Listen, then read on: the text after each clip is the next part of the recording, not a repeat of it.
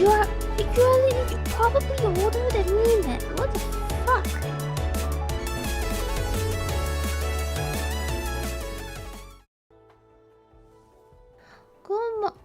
Where's my... Oh right, I'm a VTuber. Whoa, hold on. I forgot my stuff again. Wait.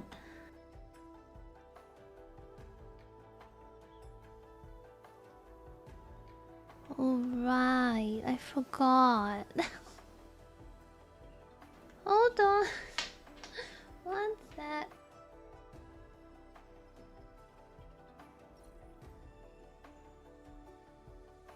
I'm a frog tuber.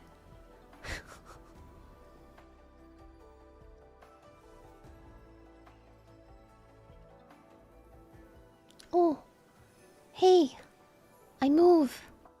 Good morning. Wait, where's my game? Where's everything? Everything's gone. Am I supposed to be here? Is this supposed to be there? Are we supposed to be here? Where am I? No, I'm here. Yeah. There we go. What do you mean dementia? Oh my god. You know, good morning first and foremost. Happy New Year, Chinese or Lunar New Year. Whichever one you celebrate. Good morning, I am not confused. Dude, I am more traumatized than confused. What hair do we want to do today? Do we want to do a ponytail? Do we wanna... do we want to do a normal ponytail or do we want to do a side ponytail? Which one are we vibing with? The side one's kind of cute, but I'm always like turning this way. Side, we could do side. Let's see, what else do you want? Do we want a side bang or nah? I'm okay. I'm not feeling the side bang today. Maybe I'll do something like this, like longer side. Okay, maybe like that, longer hair. Yeah, maybe like this. I think this looks cute. And then I'll take the flip-flops out, cause fuck you guys.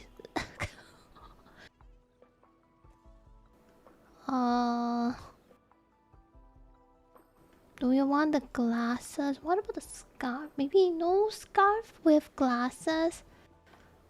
Fuck you guys.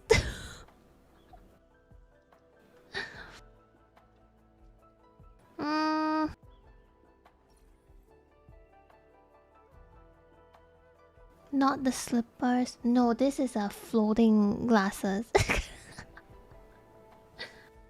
Good morning. Good morning, everyone. Also, thank you for the hype train. Thank you so much. That's crazy. I don't think we can even... I'm not sure if we can even finish the hype train. Because it's like 30 seconds to get to the next level. But thank you so much for the gift sub, Val. Thank you. And thank you, Zaki, for the 6-month tier... Wait, no. 9-month tier 3 resub. Thank you so much. But thank you, everyone. This is like ang pao money for me. This is like hong bao. Oh, it counts as completed. Oh, sick. Thank you so much, guys. I thought this was the beginning one. Thank you.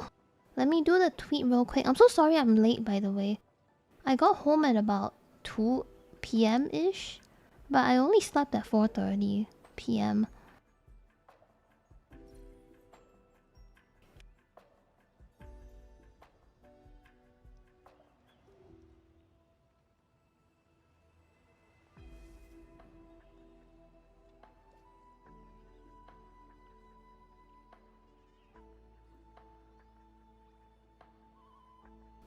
Oh, that was going into level 2.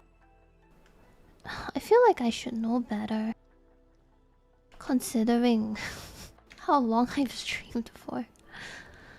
Let's do a quick Twitter poll and then we can sit here and chat while I do Enfield dailies. I'm a little bit tired today, so don't mind me.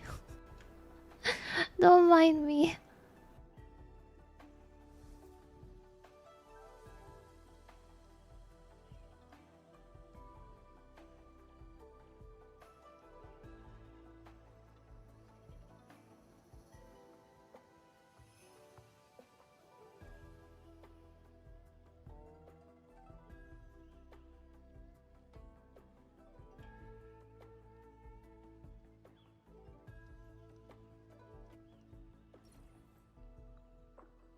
Okay.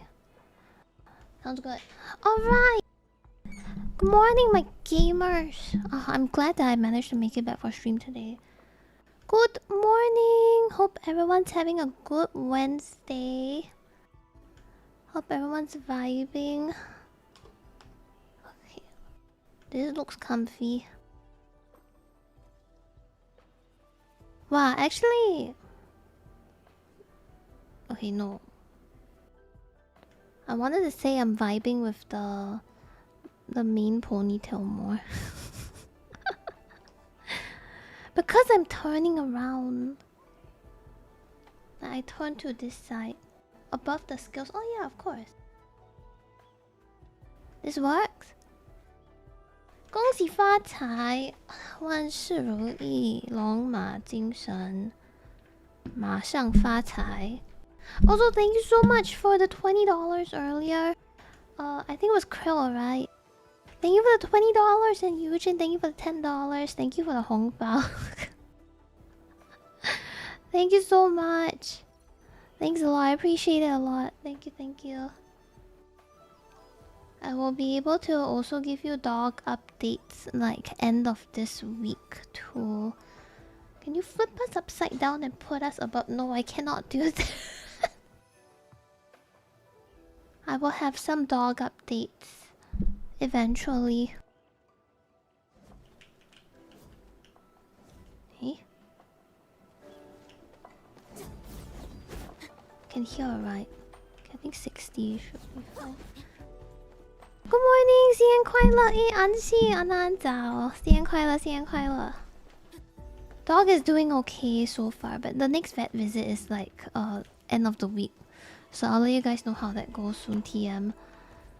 But yeah, thank you so much for dropping by today. I'm so sorry yesterday I didn't have time to... Yesterday I didn't have time to stream, unfortunately. Holy stonks. I need more credits though, damn. And boys, thank you so much for the Prime sub. Where are my alerts? Again. Where are they? Replay? Ah, there we go.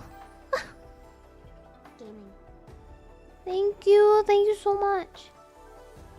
Yeah, it was nice. This year I got to see most of my relatives. This year I actually ended up going to both of my... Cause last year I didn't go to my dad's side. But this year I managed to go to my dad's side, so that was really cool. Normally I only visit my mom's side, cause my dad's side they don't really plan too much stuff. But this year I think everyone gathered, which was so noisy.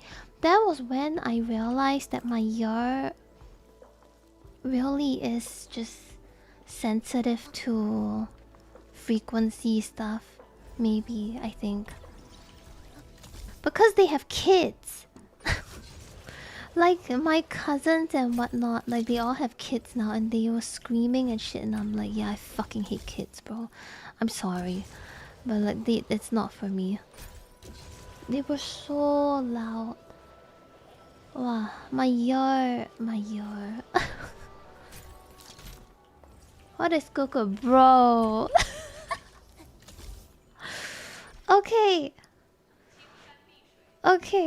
So when I went to visit today, I was like visiting for Chinese New Year or Lunar New Year. I think they call it Lunar New Year in the West, right? When I was visiting them and then I realized they had kids because I haven't talked to them. I haven't talked to my dad's side for a really long time. It's been very, very long since I talked to them. Hey, Asa! 新年快乐!恭喜发财. It's been very long since I talked to them. So I didn't know they had kids. And their kids are about, I want to say, like 9 or 10. Some of them is 9 or 10. Some of them is like 7 or 6. 6, 7. 6, 7. And they are kind of still really young.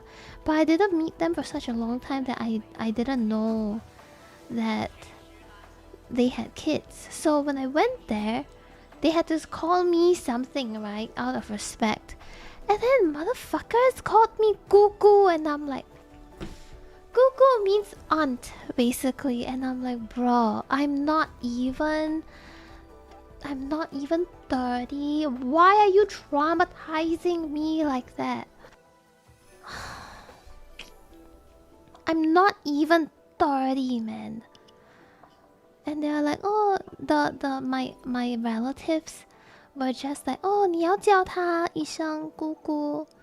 And I'm like, bro, 可以不要叫我姑姑吗？我现在还没30岁，听起来很老。That's what I told them. Like, can you not call me aunt? I'm not even 30 yet. You stop making me feel like I aged. 10 billion years. It's either 阿姨 or 姑姑. It's one of the two. Like, it kind of depends on which side. I think that side is cool. Actually, I'm not that sure. But I was traumatized today. Damn, this sucks. I've never had anybody call me aunt until I visited.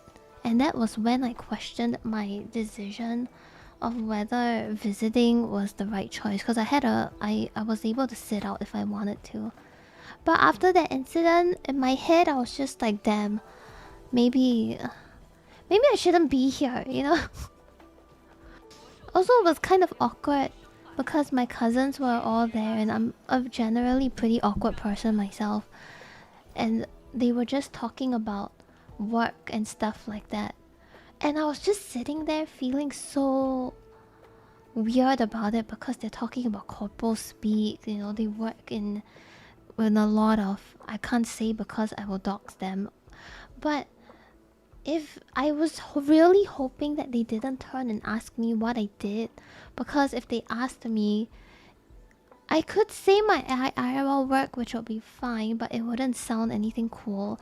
Or I could say I'm a 2D anime girl on the internet playing video games, and that probably also doesn't sound that cool to them. But it was a struggle. I didn't really know. I was already imagining the scenario in my head in case they asked me, but I was too awkward, so people didn't talk to me as much, thankfully. It sounds like Giga Chat energy, right? Like, oh yeah, I'm 2D anime girl. I play games for a living. But you have to realize that when you're talking to the normies, you sound like a loser sometimes. You would sound like a loser to them if you told them that you're doing anime girl shit.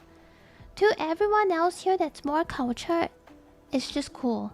But to regular, ordinary people who are doing corporal stuff, you just sound... Yeah, you sound like the weird aunt. Basically. It's like basement dwelling. You don't sound cool at all. They probably think you're ill. So... this was a struggle. This was like one of the biggest struggles I've had, but good thing I was just so awkward. All I did was like smile and wave, that kind of literal literal smile and wave is what I did. It was a problem. But overall the visit was really nice. I haven't seen them in a long time. The Asian jeans, man, they all look the same to me. They didn't change one bit.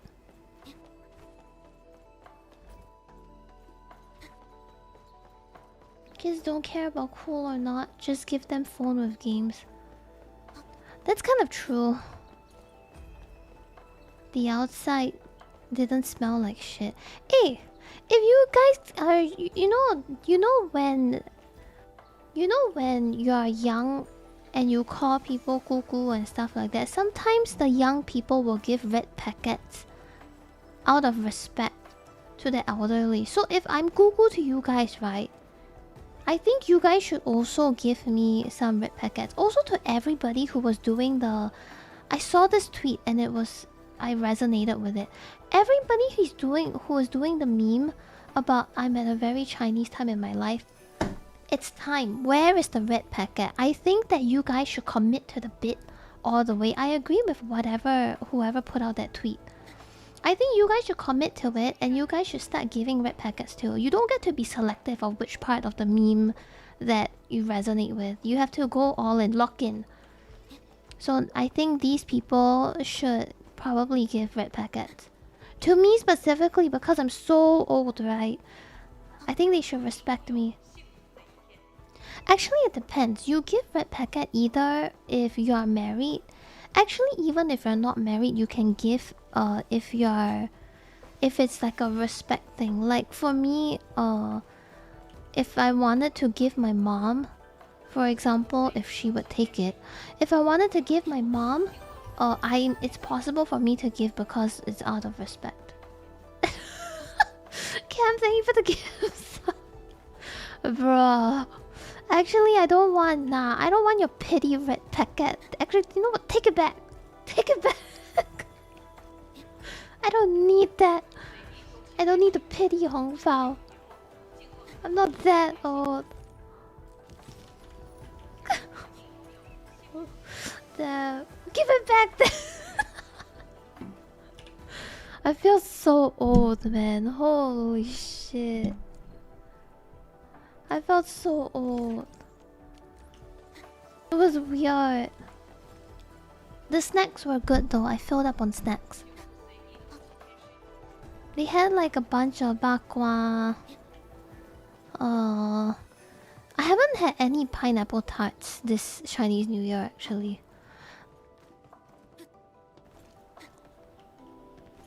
Actually, that's what they did. That's what they did in school, by the way. So in Chinese New Year, during Chinese New Year season, schools usually give red packets to every single student, but they don't put money inside. They put chocolate coins. They put gold chocolate coins inside, like 2 of them, because in Chinese New Year you have to give even number. It's like really cheap chocolate tasting, but it's pretty good. I'm pretty sure they still do it now. Yeah. Yeah, this is the year of the horse. That's why 马上发财, you know. Oh, I had arrowroot chips as well. Oh, that was so good. But I didn't have too much of it because I ate before going out. I got to drink Pepsi today though. Dude. Fair enough. Here's your red packet. I don't want your pity red packet. And Blake, thank you for the $5 super chat. Dude, thank you so much. Thank you guys. Thanks a lot, man. Thank you. And then thank you so much for $20. Thanks a lot. Oh my god, the alerts were so loud for some reason. Thank you, and Dante, thank you so much for the 2-month resub. Thank you so much. Thank you guys, I appreciate it. Fucking pity Hong Bao. Oh yeah, 恭喜发财. Usually 恭喜发财, you know 恭喜发财 is not Happy New Year. 恭喜发财 is I hope you get rich. 新年快乐 is Happy New Year. But the normal greeting is 恭喜发财. You say 恭喜发财, 新年快乐, and then you say the rest like 万事如意. 红包拿来, 红包拿来 means give me the red packet. So I hope you get rich, give me the red packet. 恭喜发财, 红包拿来. 没有红包不要进来. If you don't have red packet, don't come into my house. That's what people say. Yeah, congrats for getting rich. Basically, you prep a bunch of like Chinese what they call in English, idioms, idioms. So you will say like, and you try to find the ones related to whichever year it is. So it's the year of the horse now. So we would say like 龙马精神, which is directly translated as dragon horse health. But it basically means like wishing you good health.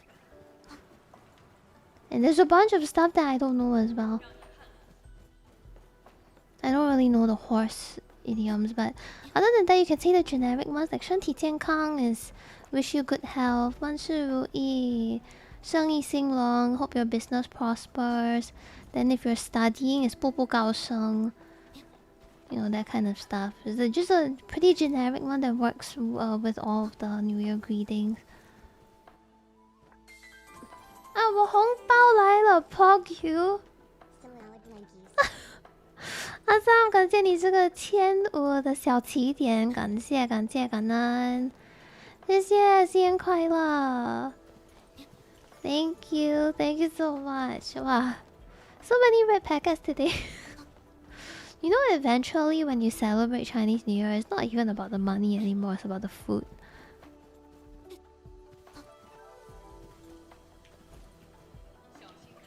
Decorate the paper lantern for Lunar New Year. Oh yeah. Sometimes they have all these like lantern things for kids to play. 我们红包都包双数，然后避开4这个数字。哦，我们也是一样，我们也是包双 even number avoid 4， 我们也是没包4。我们好像是差不多一样的。Ooh, I'm making that recipe today, by the way. Actually, I have leftover KFC, and I'm making that recipe right now. It's in the rice cooker. This one. I'm getting it in about. Well, I think someone is coming up. I think someone's coming to my room later. Maybe they'll bring it for me. Yeah, 对，我们这边也是，他们给。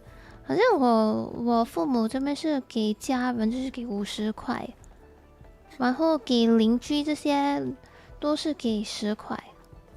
My mom gives 50 to relatives, like family members and relatives, and then she gives 10 to the neighbors for red packets. 10 is like her standard.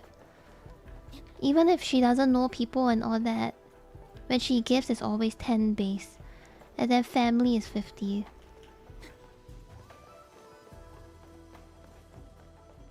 It's funny, speaking of hongbao, I talked about this before in the previous stream, but there's a strat to this. Cause you know whenever you're married... So how it works in Chinese New Year or Lunar New Year is if you are a married couple, you have to give red packets, right? So it's a sign of respect and all that kind of stuff. It's just part of tradition. And whenever you put red packet and you're giving it to people, it's always in even numbers and you avoid the number 4 because it's unlucky in Chinese culture. So normally with these things, the kids always get the red packet, right? Because you know, you're married, you give the kids and whatever. And then your parents have to give everyone who visits your family and gives them Chinese New Year greetings, along with like mandarin oranges. Basically, it's like Halloween, but instead of getting candy, you get money. That's the simplest way to explain it. And what people usually say is that it's good to have kids, more kids, because your kids now turn into a return on investment for Chinese New Year. Because now you can ask them to go to neighbor's house and go and 拜年, or just do Chinese greetings and stuff like that. Say Happy New Year, hope you get rich, hope your health is good, blah blah blah. And they are now obligated to give your kids the red packet because they are married. So you tell your kids to go to like 10 houses or something, go there, say Happy New Year, get the red packet, sit in their house and steal their food a little bit. and then go back, and because your kids are young, you will tell them, hey, give me your red packets. I want to help you safeguard the red packet so that it doesn't get lost. But realistically, they're going to take out all the money and they're going to keep it for themselves. You don't actually get to keep it when you're young. They're just taking it from you. So that's why as a kid, what I would usually do is I'll take 30% of the red packet, I'll keep it with me, and then I'll give my mom the remaining 70%. And you must be wondering, like, why do I know about this trend and everything? Well, it's because I was part of the return on investment. I was no longer a plan B or anything. I was basically the one going to my neighbor's place helping my mom get back her money. And you know what? It was great because with me and my siblings combined, it's like 3 kids, right? And they have to give three red packets every single time we visit a neighbor's house. Also, the food was pretty good. Mafia. You know, my mom once told me I was an accident, but ever since I found out about the Chinese New Year stuff, the kit tech, I like to think that this is not an accident, but I'm just another investment for her. Maybe it wasn't that bad after all. Mafia is crazy. And the best part about this strat is you have kids, but they are so single. They don't get married, so even till now, as they're an adult, they still get red packets. Never get married, guys. Dude, I'm still getting red packets at my age. I'm an adult and everything, and it feels weird. Min-maxing. That's my strat. Never get married. Only get red packets. I think I've gotten about, I want to say it's 8 red packets so far. Or if you're married and have a kid, then it's time to get your kid to be the ROI. Just send them to neighbor's house, man. It's literally like Halloween because when people knock on your door and say, "Hey, 恭喜发财," you cannot say no. You cannot close the door in front of them. It's rude. You have to actually give them the red packet because they already sent you the New Year greetings. That's why the strat for a lot of young people these days is they just travel overseas. They just go overseas during Chinese New Year because if they're gonna spend money anyway, right, might as well spend on themselves. So they just book a flight ticket and then they just go overseas. They skip the entire Chinese New Year phase, so they don't have to give money to people. Although I think it's a bit difficult to avoid these days because with digital stuff, like in Singapore we use PayNow. I don't really know how you can avoid the Chinese New Year money. I feel like people would just message you like, "Yo, what's up? Happy Chinese New Year, bro. You can just pay me the difference, like, or you can just pay me the money. I'll go send it through my bank." You don't even need to bao hong bao anymore. You don't even need to put money in the red packet. You just fucking send it through, you know, digitally. That happened to me. My sister is overseas. My sister is not in the country right now, and she just messaged my mom like, "Oh, you can send this money, Chinese New Year money, to my bank."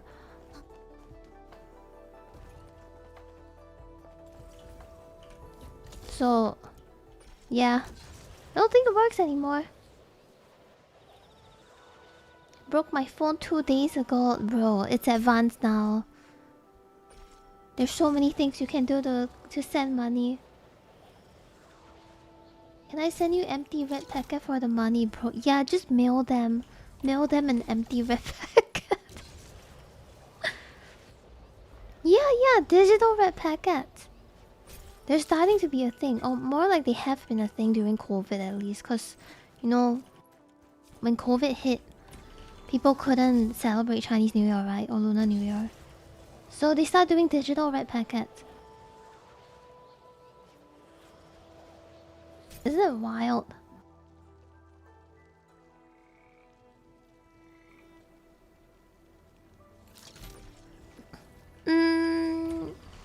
Minimum $2. Alright, so for red packet money, it's minimum $2. It always has to be even numbers, but you avoid the number 4 because number 4 means death in Chinese.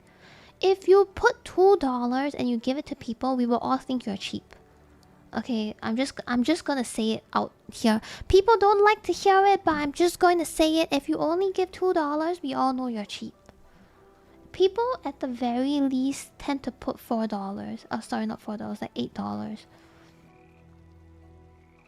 I have received $2 red packet, but that was like really long ago. Like back in my day, when my instant noodles in the school cafeteria cost 50 cents, kind of day. Nowadays, people don't put $2 anymore. They put like 6 or 8. Yeah, 8 means prosper. It's like fa, you know, fada. That's why. Okay. Here is the red packet lore. Basically, red packet, you always put an even number because odd number is considered not great. And you avoid the number 4 because 4 translates to death. It doesn't matter if it's multiples of 4, it's fine as long as you avoid the number 4. So no 4, 44, 24. Like basically just don't have 4 in your number thingy and you're okay. For 8, it's a lucky number because 8 means fa. Fa means prosper. And the pronunciation is very close to 8 in Chinese, which is ba. So a lot of people like to put either round numbers, so 10, 20, 30, 40, 50, or they like to put auspicious numbers, so 8, 18, 28, 38, that kind of stuff. Multiples of 4 is totally fine. Just don't use odd number and don't use 4 and you're okay. Normally that's the tradition for red packets. And every time you visit... No, you cannot do 48. 48 is not good. Because there's 4. Yeah, cannot do that. Either lucky number, round number, or you just give whatever that is even number. A lot of people like to just give 50 because it's just one note in. Yeah, because in Chinese, 4 is pronounced as 死, and death in Chinese is 死. It's the same spelling, different intonation, 死 and 死.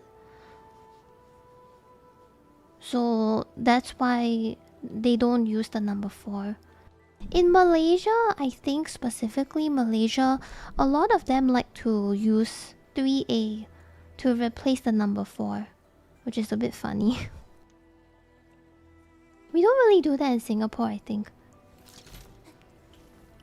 I only receive 50 from family members that I'm very close with. So normally it's my mom's side. My mom's side is really close to my family, so 50 tends to come from there. 就像国外是啥3跟6是好像是13，好像西方人的他们不好像不一样，他们就是不喜欢的号码都是13。因为13跟星期五，就是如果有一天刚刚好是13号，也是在星期五的时候，他们就是算这天是不幸运的。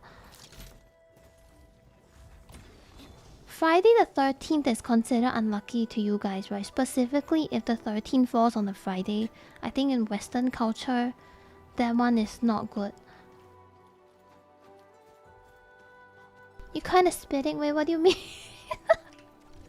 Hey, good morning! 早安安，新年快乐 I don't know where it comes from. 他不懂为什么13是不幸运，可能是一个魔术的什么东西啊，我也不太清楚。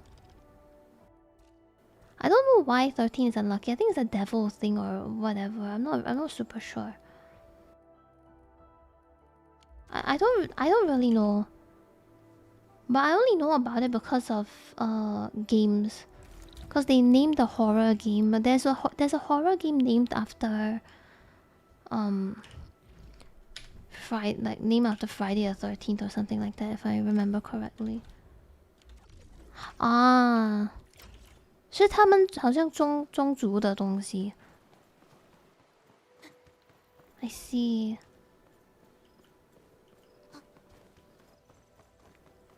对对对。Yeah, if you hear me speaking Chinese, it's just cause sometimes I have Chinese audience in the chat. So I just swap between the two basically. Good morning. They don't take it seriously. Yeah, it's just a bit of a culture thing, right? I never realized how Chinese speaking. Okay, alright. You know, normally I always tell you guys that my family is Chinese speaking. So when I say that, I was only really thinking about my family. But when I went to visit my relatives, that was when I realized. For some reason, it never hit me because it was so normal. But that was when I realized, quite literally, my whole life growing up, even speaking to my relatives on both sides, we just use Chinese. We use Chinese to talk all the way. I didn't talk to my relatives in English at all. I don't know why, but I just found that a bit fascinating. I just never thought about it for some reason. No, we use all Chinese. My aunt, my uncle on both sides are both not great at English. They are all Chinese educated. So I only respond and talk in Chinese. That means my English is purely just from education and unfortunately Twitch.tv. God damn it. The amount of times that I accidentally say stuff like poggers or Monka W back in the day when I first picked up the Twitch slang is crazy, man. You know, because I also work IRL. And sometimes we have meetings and stuff like that, right? And back then, I was still learning, like I was using Twitch slang a lot and stuff. Because a lot of my English, outside of education, Singapore education, I learned from Twitch. The problem with the education in Singapore is... Okay, it's not the Singapore's education fault. It's my fault. It's a skill issue. Is that I don't really talk that much. So my English communication skills are not as good. It's not as smooth. So I talked more when I started streaming. The problem with that is that when I learn English from Twitch and you guys say shit like cat W and GG's and Monka W and poggers, I tend to see that and it goes into my brain. So there were a number of times in a corporate meeting, professional setting and whatever, and they come with a good news like, hey guys, we met our sales quota. You know, we're doing great. Keep up the good work, everyone. Things are going good. And my brain doesn't connect very well, and I immediately... The first thing that came out of my mouth was, wow, Pog. And I'm like, okay, this has to stop. At some point, it will be too much and it will cross the line, and that day is today. I cannot say Pog in a professional setting. Nobody understands what it is, and they already think I'm weird enough because I work with boomers and they don't understand this anime girl Twitch logic, okay? Or Twitch. And this has to stop right now. It has not stopped. I still think about it, and I still said... The other day I almost said Monka W. It's a problem. It's so bad. I'm fucking brain rotted by Twitch, man. I have said... These are the words that I have said so far in professional settings. Pog, Satch, Match. What have I said? Pog, Satch, Match, Monka W, YOLO, and I think that's about it. You guys think YOLO is not bad. Just imagine. Okay, you think that YOLO is not bad. Just imagine you're in a meeting with people who are 50 years old. It's bad. Okay, if my team was in their 30s at least, I think it's fine. But they're like 50, man. They already think I'm weird because I'm a very awkward person in general. They already think I'm a fucking weirdo, guys. I'm not helping. Mine did not know what YOLO is. They don't use social media. How did I even get to this? But how did I fall so far? I don't even use TikTok. I don't even use Instagram. I don't use TikTok. Literally, the only thing I use is Twitter and Discord. How did I fall so far? God damn it. They think I'm weird. I'm weird. Maybe I am weird. I don't know. Affectionate. God damn. They use Facebook, but Facebook, they don't have the YOLO stuff in there anymore, I think.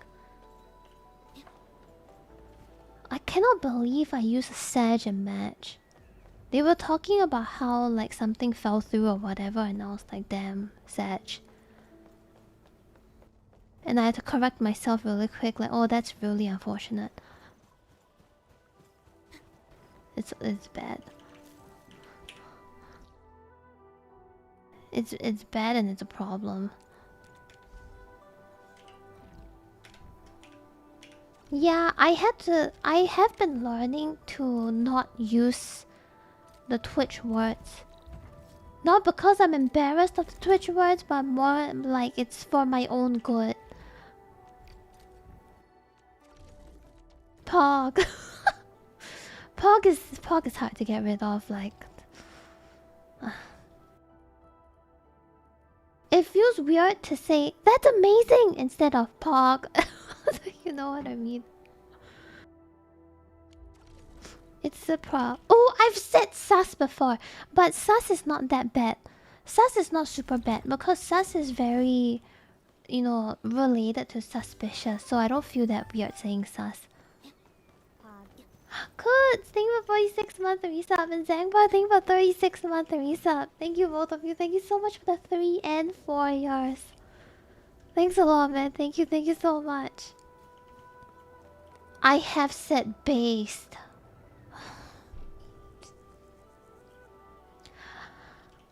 I remember saying that's so based, and they asked me based on what, and I'm like, oh, don't. It's nothing, guys. Thank you for listening. Never mind. God damn it. I was just like, no, it's fine. Oh, it's terrible. Yeah. When they said that, I was like, okay, never mind. That's a problem. Don't watch too much Twitch, guys. I know it's not a good thing for me as a streamer to say that, but don't watch too much Twitch. Thankfully, I don't say stuff like chat, are we this and that. I don't really say stuff like that because I don't really say chat very often. I just say you guys. I don't really say chat. So that one I'm good. Based on what was crazy. That's when I knew. That was when I knew I am in too deep. I fucked up. I've never said, are we cooked? I think it's because I don't really say that. So I don't, but based, I've said it. What is it based on this? Oh my god. It's like, oh, it's nothing, thank you. I did. I saw that. That video. There was this video of a guy giving a speech in Gen Z, Gen Alpha terms, and he was basically explaining how when we use terms like these, Was it? Is it? I was watching another one, but he was explaining where he was. If we are using terms like these, you are also shaping the form of linguistics, like English language and linguistics in the future. Because all these words that we're using right now is also part of a language that will be passed on to future generations, and we're basically creating, you know, a new form of language. And to that, I say, please stop. Please stop, man. Cause some of the shit you guys say is crazy, bro. What the fuck is 6-7? Who started it? What is 6-7? Some things I think they're fine. Cooked, slay, based, you know, all these I think that's fine. 6-7? Enough, man. It stops somewhere. It should stop somewhere. When are we going to be done with 6-7? We need some move on, boys. 7-8, no, please don't do that. How did 6-7 even is? It's all just cause of a kid saying 6-7 and it got popular. Okay, to be fair, in the other generations they had what is 9 plus 10, 21. So that didn't really make sense too. And people found it funny. Oh my god, this is why they call me Gugu. Bruh. This is why I got called Gugu today. It all goes back to Gugu. God fucking damn it. It all fucking goes back, man. I'm old as shit. Oh, I didn't say aware, but I said life. Thankfully, life is a general term and people kind of understood when I said life. But I have said life in my corporal meetings. At least that one's universal. Yeah, like the emote. This life. I've said that, but they understood, so that's fine. We have a lot of number jokes as well. Oh, god damn it. It's true, we do. I hate it. I'm going to destroy these zip lines, Barney, just so you will shut your bitch ass up.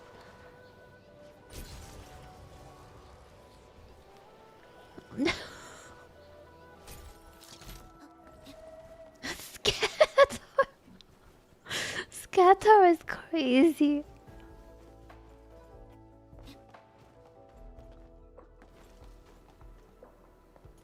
Yeah, I think 6-7 was kind of weird.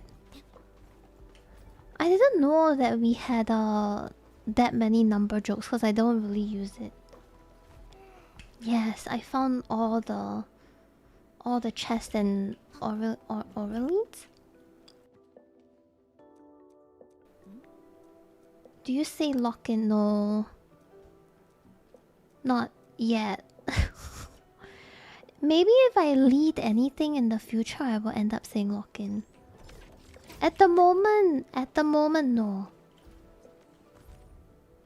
Alright, I don't. At the moment, I have not. I can totally see that being a thing though.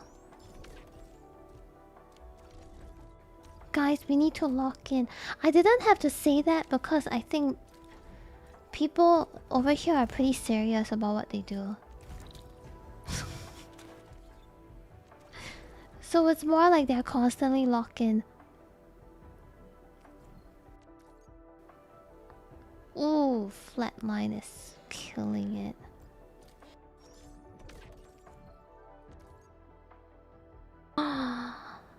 Solid 400%. I bought this at 775. That was 174.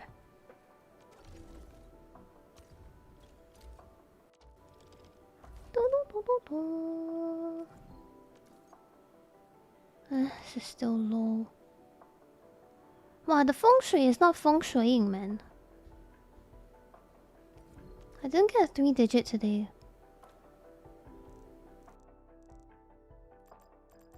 I will hoard until someone gets 4K. Oh, yeah, okay, I did not know that one. Oh, I should not transfer this. I don't transfer all these out anymore because people are not doing it. Unfortunately. Hey Ari, good morning. Happy New Year. People are complaining that Endfield doesn't have enough content or whatever, I think, right now. The end game and all that. I honestly am fine with it. Like, I don't mind that the pacing is a bit slower. I'm just vibing, you know. Aw, shit. How do I even get there? I think I have to run one round like that and then... I have no... Can I just teleport? I'm really lazy. How do I even... Do I climb up from down there?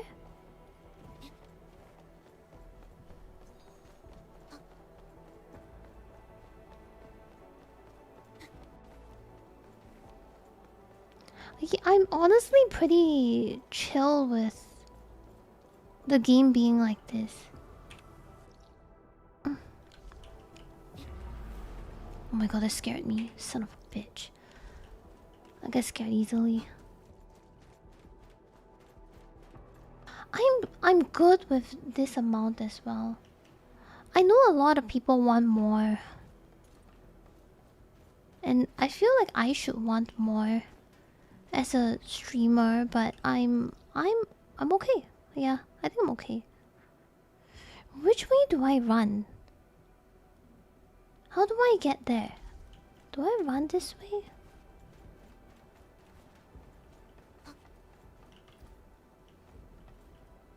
Nah, I'm not gonna play Yeast.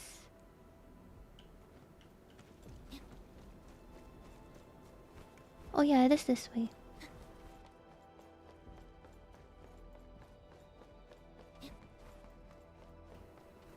I am the same. I have the same thoughts as well, that I'm okay. I'm totally okay with the game having not that much content. I do think it would be nice to have a little bit of an end game thing going on for the people who want it. But personally for me, I'm not super fussed about it. I would love to stream this game more often, but there's not a lot of things to stream unless I have days like this where I've neglected the game for a few days. So now I have quite a lot of things to do and I can sit here and chat. It's like a really nice game to vibe and just talk and whatever, you know. But I'm okay with how it is right now.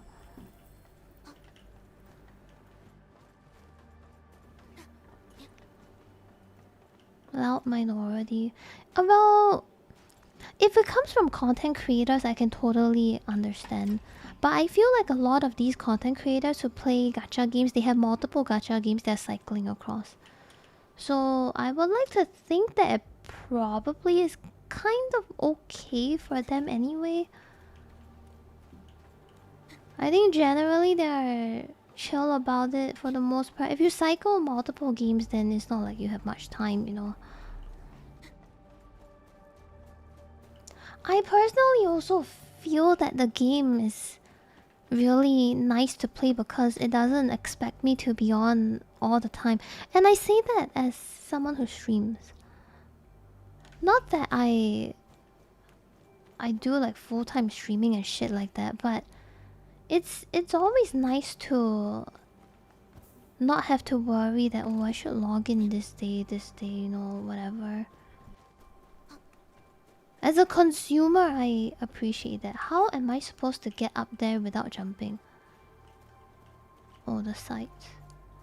Well, hopefully this doesn't aggro me.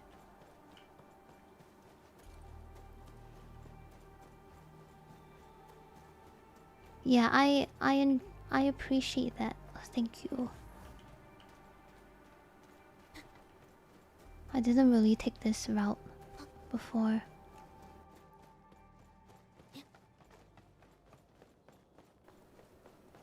I still try to do all my dailies every day because the dailies are quite fast in this game, so I still do it. Zip lines for losers. I'm a cardio enjoyer. I love running around. I love running around and inconveniencing myself because I'm a lazy bitch. My man. Running around, taking in the scenery, doing a bit of a yap, you know. Legs. Precisely. See, they get it.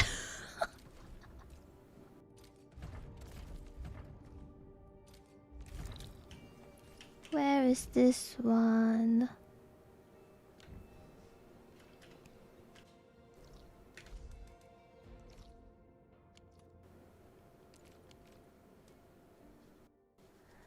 That's what people tell me too. They think that I will like Death Stranding, and I'm just like, see, I think I would like Death Stranding if it wasn't horror. Like, if I could mod out the horror and turn, you know, the mobs to Teletubbies. Okay, maybe not that. That's also terrifying.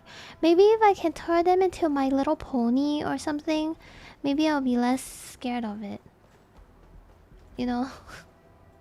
Hey Yuri, good morning. Oh shit, this one's good. Isn't it horror? Isn't it like the weirdos will chase after you or some shit? I don't know. I thought it was something along those lines. Suggestively surprising is crazy, bro. It's horror.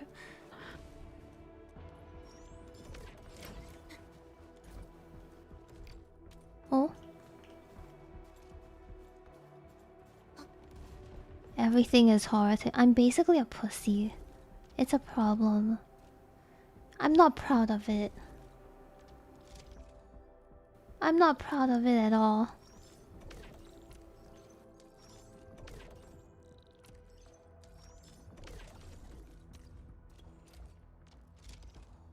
I really want to try, I really want to try, what's that called? Death Stranding though. Just cause I think I would like the Amazon portion of it. Also, remember to do your daily check-in, by the way. Resets in like an hour 20 or something.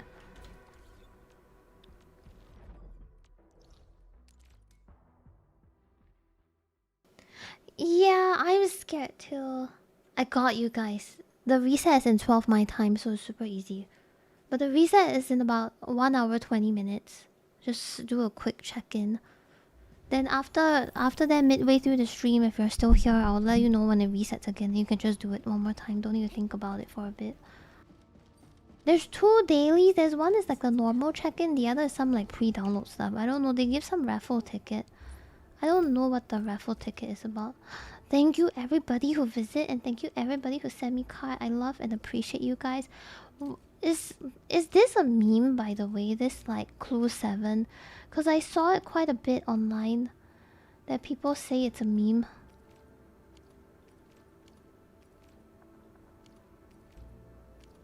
I don't know why. I have no idea.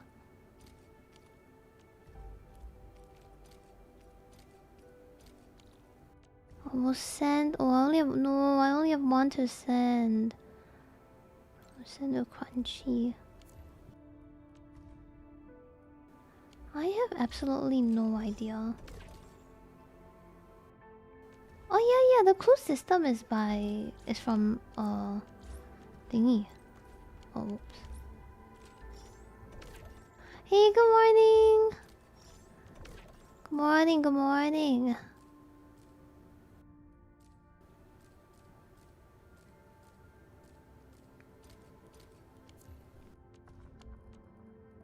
Okay, we're good.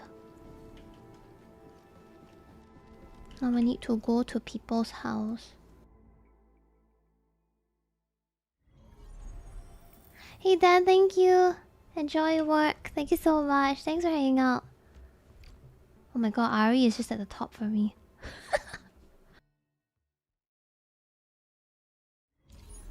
Exposure therapy? Fuck you. I don't want to go for exposure therapy. I'm not about that.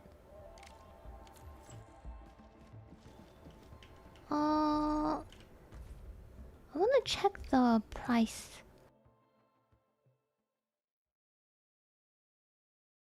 Wanna be option 5. Oh yeah, Bunny is coming over to Singapore next week. I'll probably pick him up after stream or something like that. So, my schedules for next week. He's staying here for. Okay, this is his fault. So if you don't see me live on days that I should be live, basically you just blame him. It's basically all his fault because I have to bring him around Singapore because I'm a good host, right?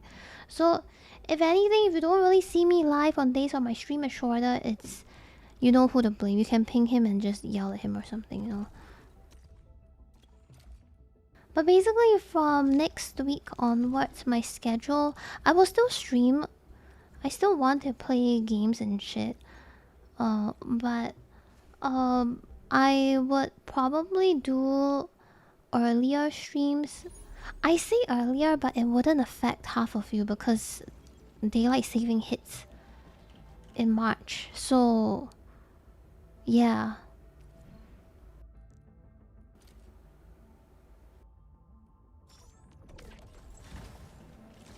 So the time difference is nothing. It only affects EU people, but the good thing about EU is that I already stream at a... I don't want to say normal time, but I stream in the afternoon, so you guys are chill. Even if I do 1 hour earlier. It's still... It's like 12 GMT early. There's not that much of a difference.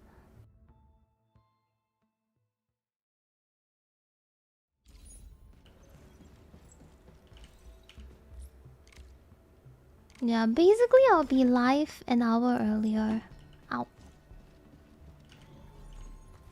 Maybe. I'm gonna test it out first and see how that goes. I was also actually thinking of testing out streaming in the mornings for me, which is good night time for you and evenings for NA. I was actually thinking about that. I was talking to Yuki about it. You have Gilberta Pima, whoever Nexus 3587. Congrats, but fuck you, man. What the? Bro has a P1. I think that was P1. Oh, actually, I take it back. You're based. I like this guy a lot too. And this girl's also really cute. Fuck you! Holy shit! I want this art. God damn it. No, no, no! I cannot. I cannot. I will wait for Zhuangfang Yi. Hey, I'm back just to say frick you took that guy. Precisely, Law gets it. No gamble. I gotta save for my Zhuangfang Yi. We go for the wives here. What am I missing? I'm missing one... garden.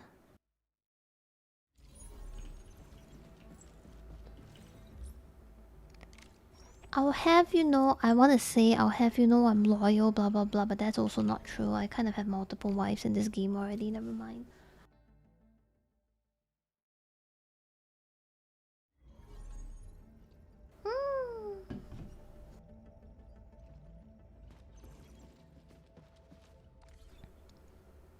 It's not my fault that girls are cute.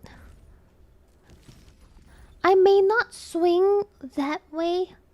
However, I appreciate that girls are cute. Hey Zeeks, good morning. Hope you're doing well. Ooh. Damn, I have something to buy like every time I refresh. Oh my god. Okay, I'm good. Damn.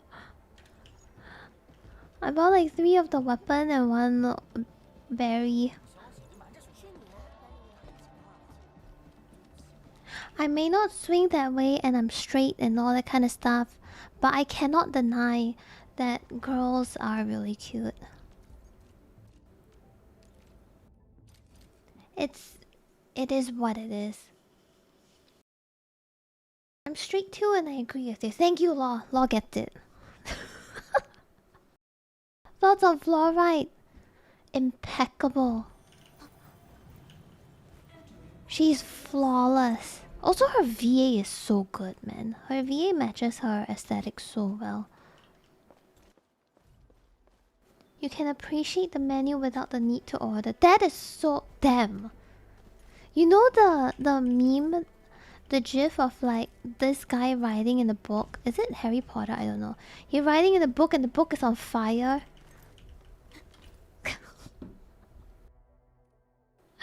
That's what it feels like. Damn. I think AV is cute, but not comparable to fluorite. But every time I hear the word fluorite, I don't know why I think of toothpaste.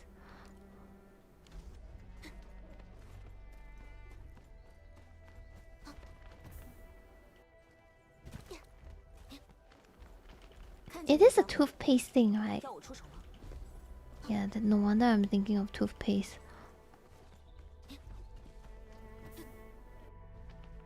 Snowshine is so cute.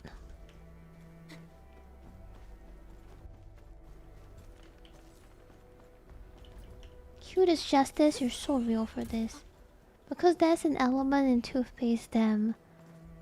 Maybe dropping out of uni, you know, wasn't that bad after all.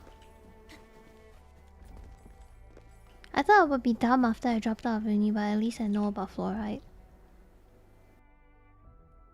Oh, there's one down there.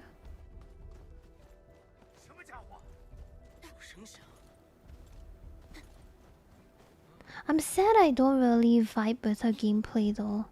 Snowshine. I think it's alright.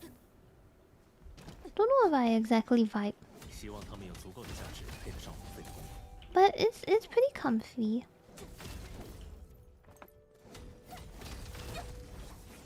Ooh. I still need to think about what I want to farm today. Yeah, sometimes I feel like dropping out of uni might be the play. Maybe not in Singapore. Singapore you cannot drop out of uni though. I say that, but I dropped out. But I'm just saying that it's not a great idea.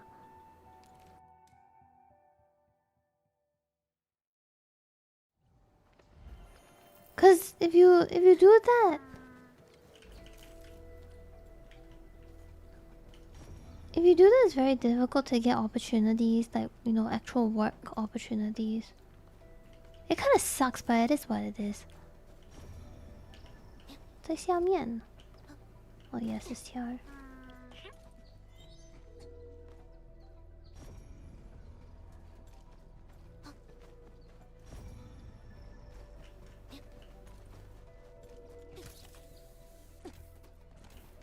Yeah. I talked about this a lot of times as well with like Singapore stuff, because I think people don't really understand when not that people don't really understand, but people think that it's similar to Western market where it's like, oh, you know, as long as you have experience, you will be fine and stuff. No, it's not fine. It's not fine, guys. It's not. It's really not. The experience is cool, but you will always be stuck at base, like certain base pay kind of deal. It's not great.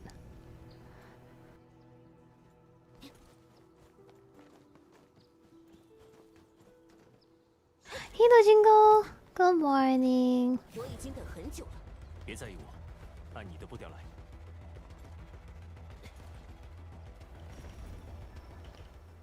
Well, yeah, and it's also because we kind of have nothing but people in this country, so having highly educated people is always appreciated, you know.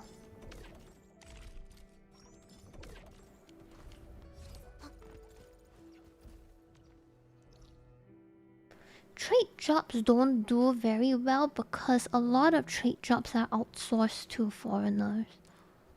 Because, well, to be fair, Singaporeans don't really want to do it, so...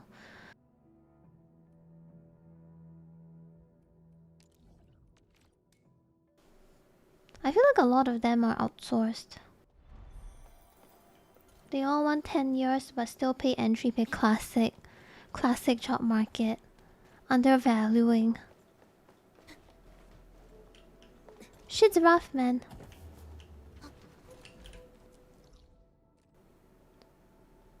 But what do... Oh, over here. It's because nobody wants to do the tough stuff. A lot of people don't want to do the hands-on stuff. They want to just sit and be comfy in office and in aircon, you know. Air conditioning. And nothing wrong with that, like I'm the same too.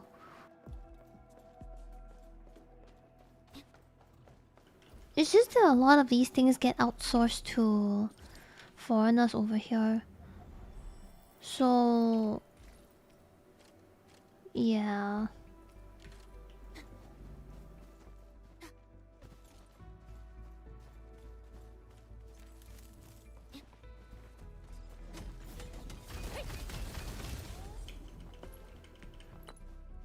Yeah, fuck Barney, dude.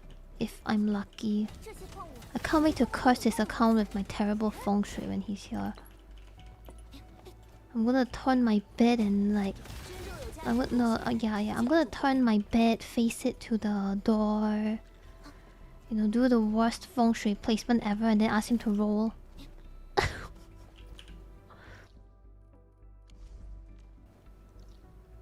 No, I don't!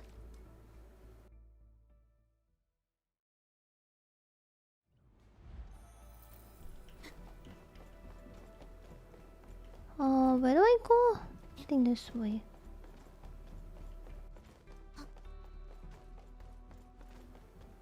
Dude, it was one pity, man. One of them was because I hit pity already. The lucky one was the second one. The first one I had to roll so much I hit pity. This patch. 3 weapon... 2? I think 2. Eh.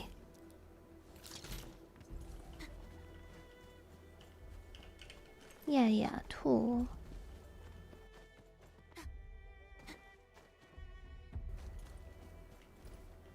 Where's the... oh, here. Weapons are great though in this game. 4% is so generous. Congrats! Good morning! No. We're just vibing today. We're just yapping. We're doing the yapperings and vibings. Just getting my stuff done. Cause I neglected this game for quite a while. I just logged in to do the fast dailies, but I neglected it because of Chinese New Year things. Oh, here.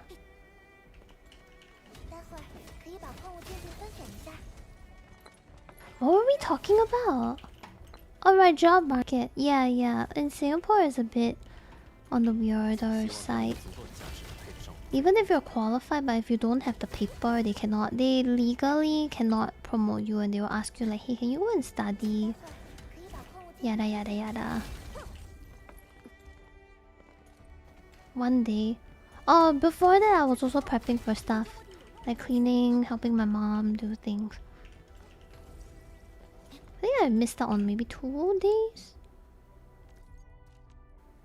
It's not that long.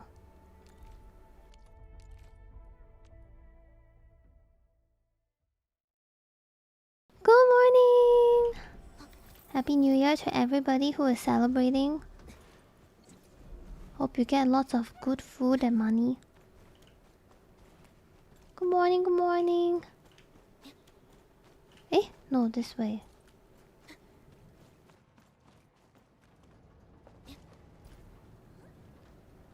Well, what is happening to my Twitter, man? Holy shit. You know, for the past couple of days, I don't know why, but I'm getting a lot of traction on Twitter. Ever since the Singapore tweet. Ever since the Singapore tweet, I've just been getting so many people. I'm just like, damn. What is happening? I feel kind of bad because it's 11 p.m. in Singapore right now, and high chance that a lot of people probably don't even get to watch me. A lot of people probably don't even get to watch me anyway. God damn it. It's kind of crazy, man. I'm not really sure what's happening.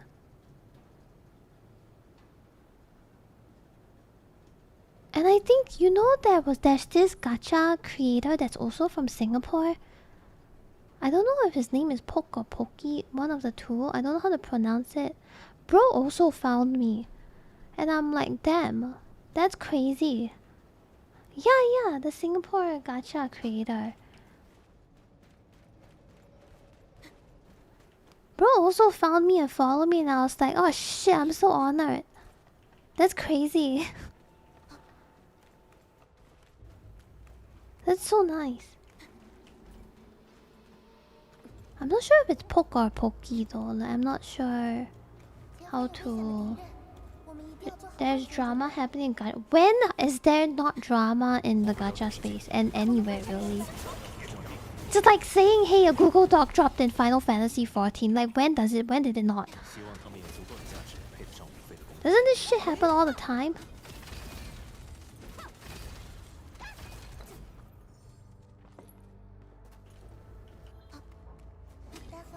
I feel like no matter where you go, there's always something happening. I don't know about drama or whatever, like how serious it is. And frankly, I also don't really care, cause I am. Maybe if I don't know. I don't even keep up with these things. To me, it's just a waste of energy.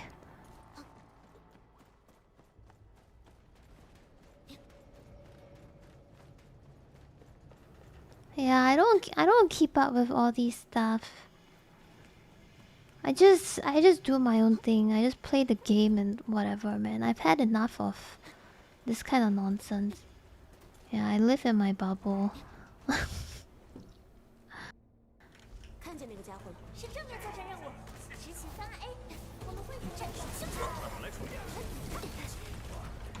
Yeah.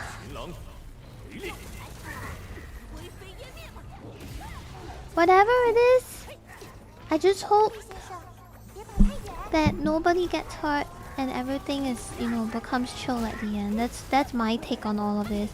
The most important thing is I just hope nobody gets hurt. Everything ends up being fine.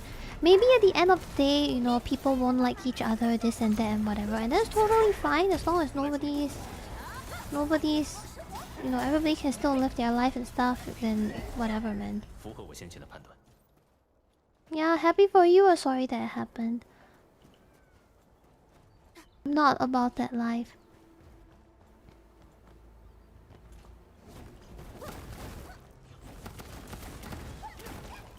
Yeah, but I mean, these things happen all the time within the content creation space anyway. I don't really have much opinions on it. I just don't want people to...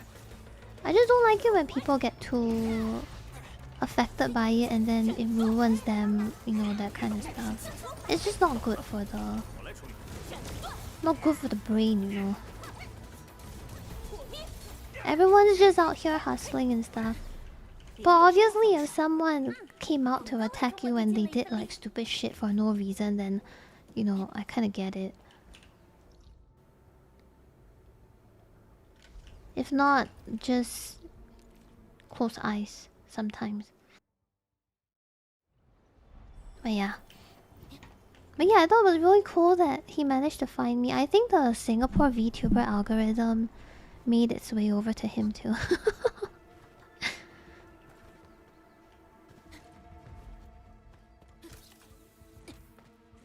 It was kind of cool.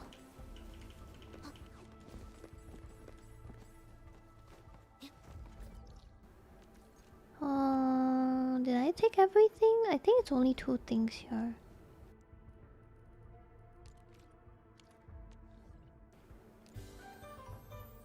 Anubis, thank you for the 9-month resub. Thank you, welcome back. Thank you so much. Happy New Year.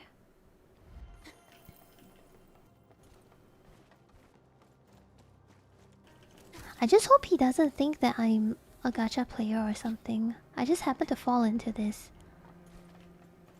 Have fun with re-clears.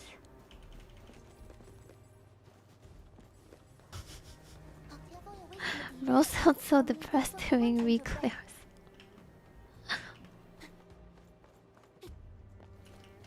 Do you enjoy it so far? Endfield? Oh, yes, it's so good. I really like to just run around like that and chat, you know. It's really comfy.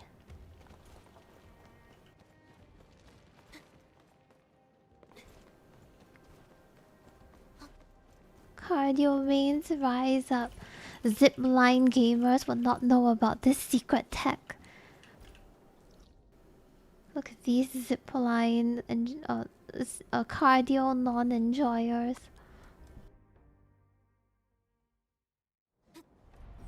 Oh yeah, it's been so good recently because I got to see all of my relatives again. But it's a bit weird because I'm a very awkward person in real life. It's kind of like they will come to me and they will say, "Oh my god, Stal! Haven't seen you in such a long time. You lost so much weight." Because I lost about 18 kilograms recently.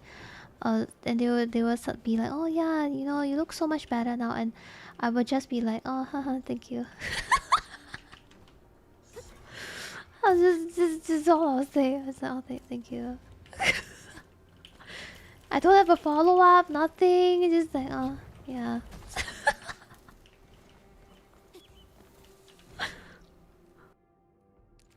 Oh my god. Yeah, then they sometimes they will be like, "Oh my gosh, she's so fair. She doesn't go out." Cause I'm very pale for an Asian, so I don't really go out or anything. And generally, I do have more pale skin. And they would be like, "Oh, wow, you're so pale," and I'm just like, smile. I don't have anything to add, man. Like, what the fuck you want me to say? Oh, they don't care about my parents as well. Like they all don't care about when we get married and this shit like that. Nobody cares. Everyone's a lot more open-minded in my family.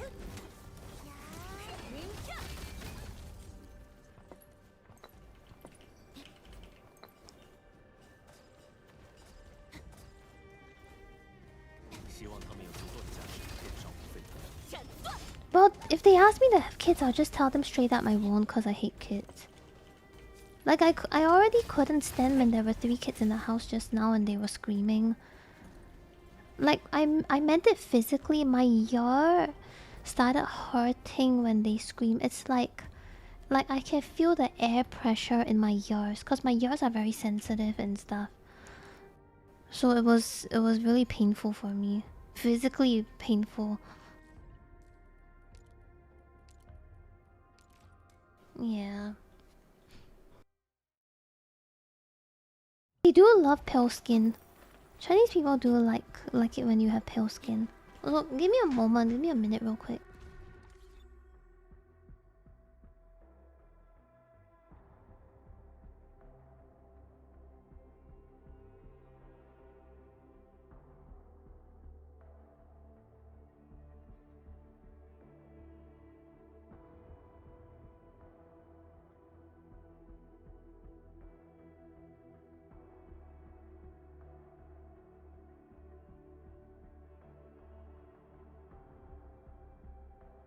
Sorry, I had to check on the rice. I have stuff going on in the rice cooker right now.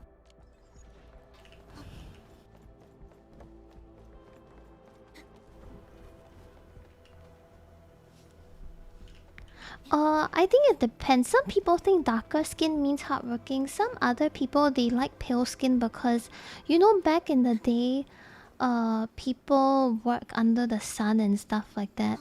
So if you have pale skin, it means you are rich, or you're like, you don't have to go out and work basically.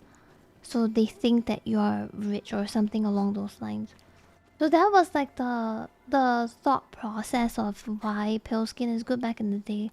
Now it's just probably more of an aesthetic thing. Like some people like more pale skin, some people like darker skin, that kind of thing. Like some people want to be tan, some people don't, you know, yeah, that kind of stuff. Yeah, now it's more of a preference thing.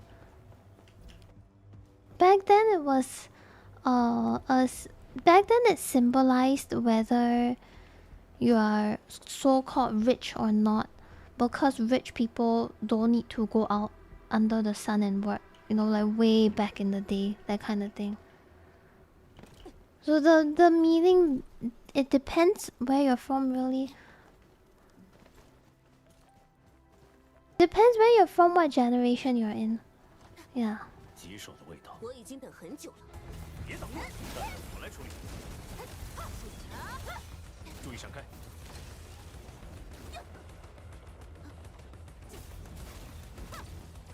Surely it will be fine.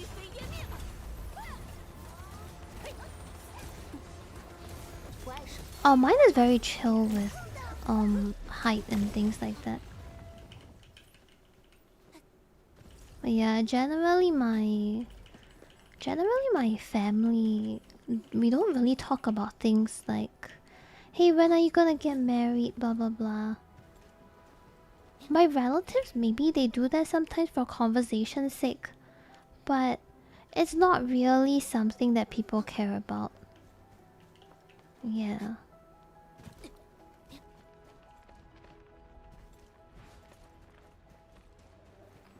My parents also don't really care whether we have kids or not anyway. All I know is that I'm not going to date someone who doesn't play video games. Because I cannot imagine that life. That would be so weird. I cannot imagine dating people who don't play video games or don't really understand what I'm doing. Streaming, you know. Precisely, like I don't think it will work.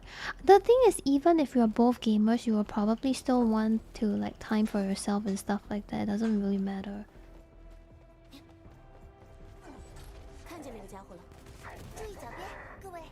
别在意我，按你的步调来。 I would pause the video game for my partner, and I wouldn't mind if I died or anything, unless it's like a super serious run. I'm not gonna lie.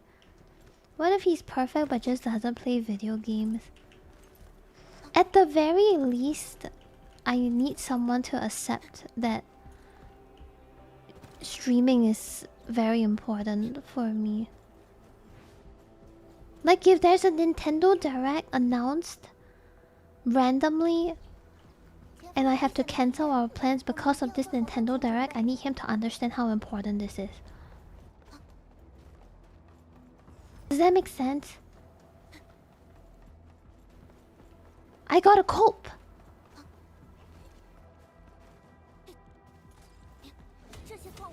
And just like when some things happen, you know, I might have to stay late. I might have to do stuff. Like streaming is a very big. It's not that streaming is my priority over, you know, my relationships and stuff like that, but I'm not going to let a relationship ruin anything that I've done with streaming, basically. Nintendo Direct. Yeah, who the fuck cares about anniversaries, man? They're cool and everything, but like, we can celebrate this shit anytime, you know? Nintendo Direct is one day. I am of the opinion that anniversaries and Valentine's and shit like that, they don't really matter that much. I don't really care about these things. Also, I don't even remember the date anyway, so... I mean... Oh, my rice is here. Holy shit, it smells good. The new banner came out. I think birthdays matter.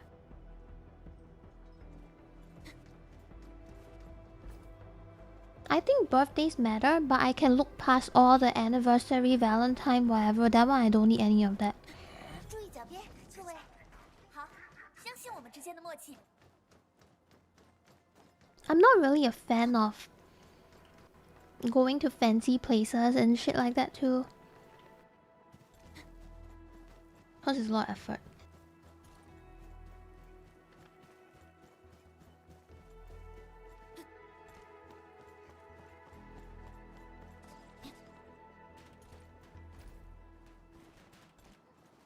My ideal anniversary is we go to like some drive-through and just get fast food or whatever. And we play something or we watch anime or something. I think that's good enough. But this is such a normal thing that you can do on quite literally any day, and that's why I say I don't need to celebrate the day. You know what I mean? I don't really need all these kinds of stuff. Because this is probably something that you'll do with your partner normally regardless. You don't really need a day for that. That's why it doesn't feel very important.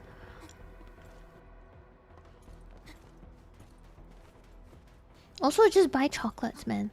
I feel like these anniversaries and Valentine's things, it's nice to celebrate because it shows, you know, like whether your partner, you know, prep stuff for you and everything. But I feel a lot of these things can be done outside of those days, and it probably means even more if they do these things outside of those days, in my opinion.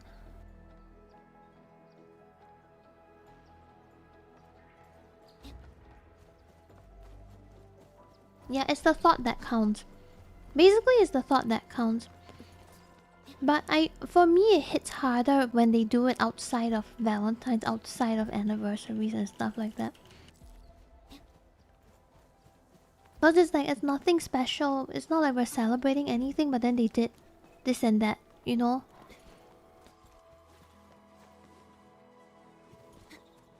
But yeah, for me, it's just buy food for me, man. I just want food. I don't really care about the gifts and whatever. I'm happy when there's food.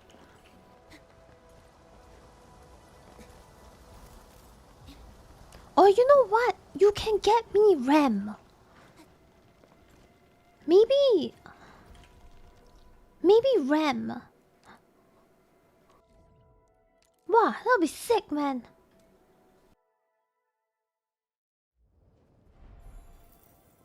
A GPU.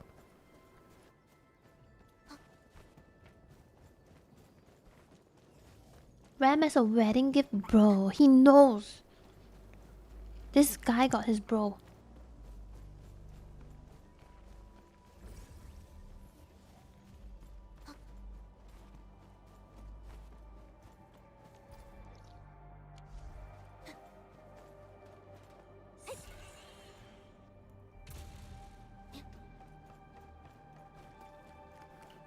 I think my priorities are just a bit different. It makes me sound like a bit of a pick-me girl. But I really don't care about this kind of stuff. Because I feel a lot of people, they put a lot of emphasis on the anniversaries and stuff, right? But in daily life, they don't show the same kind of concern and affection. And to that, I always wonder, what's the point? You only do it because of the day itself. It just feels like an obligation rather than you doing it because you want to, that kind of thing, you know. That's what it feels like to me, at least. Good night, sweet dreams.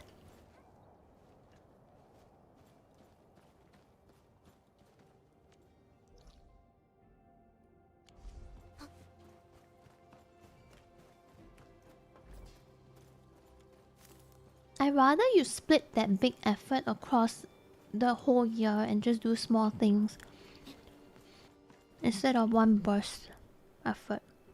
That's how I see it, at least. I do think it's cute that people celebrate their anniversaries and Valentine's and stuff like that, though. It's really cute. It's really cute and it says a lot because it's still a nice gesture regardless. Not saying that I don't want to celebrate it all, but I do think it's cute. It's just not a necessity for me.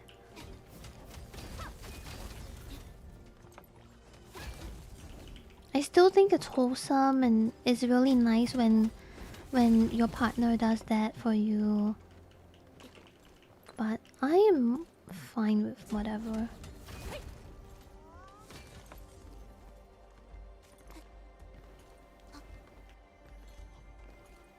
Hannah, your birthday is in my calendar. 25th February. And I will message you every year.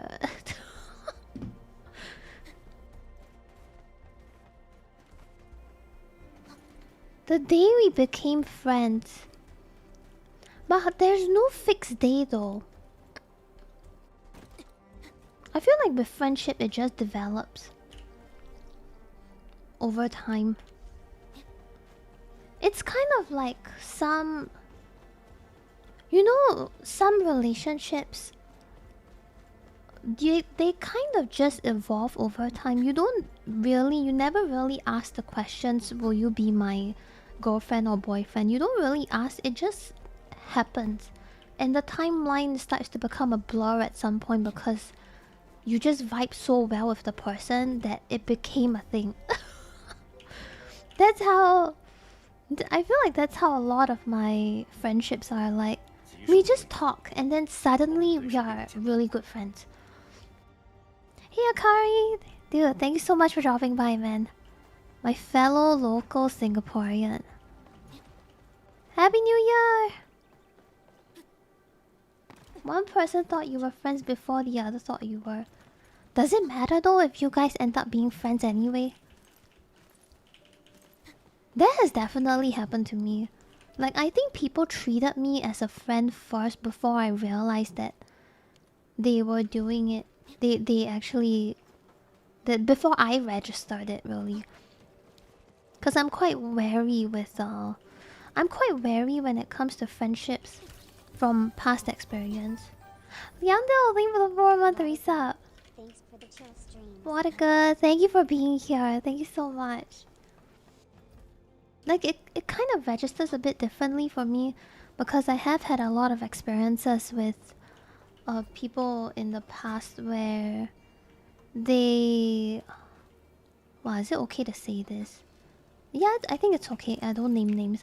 I have a lot of experiences with people in the past when I was playing 14 where they would try to get close to me and to my chat, like my community, you guys. Because they want me to rate them, they want me to you know, send you guys over to them. And it's basically a transactional friendship. I have a lot of experiences like that. Yeah. So I'm very wary about who I talk to, and that's why, you know, maybe you don't see me collab a lot and everything. That's why I'm very scared of going too close to people. Yeah, it's just a streamer thing, and like this shit happens every now and then. It's your birthday! Happy birthday! Wow. You get double the... Do you get presents and hongbao, or do they do this weird shit where they mash both together? Because my sister has a birthday near Christmas and they just put both together, so she only receives one set of presents. Which is kind of fucked up if you think about it. Yeah, there are some things it's very transactional. I have the screenshot. The worst part is that I have the receipts of the person saying that they want to get close to you guys and me because they want me to rate them. Ugh, so annoying. I don't dodge you, man. I just don't look at DMs often. Just doing other stuff.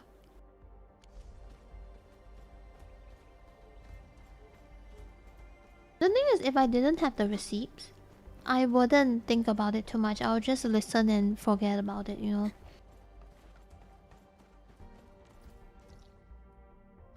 Because when you don't have hard evidence, it's also very difficult to say who is saying it right and who is saying it wrong or whatever, right?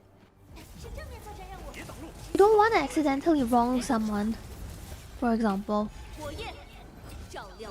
And I wasn't close to them, I didn't know who they were really.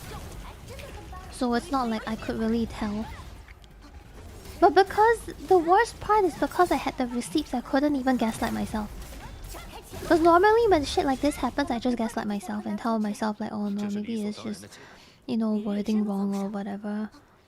Apparently I can gaslight myself very well. I don't know why. Yeah, this time I couldn't and it sucked. I remember I was lashing out during a Tales of Arise stream because I was so flabbergasted at it.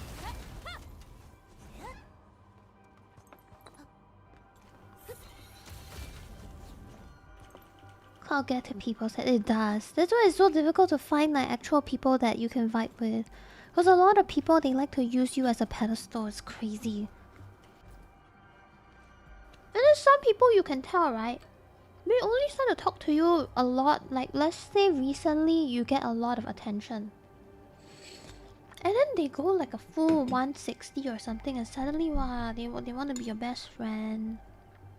Blah blah blah, they message you a lot. And I'm like, bro.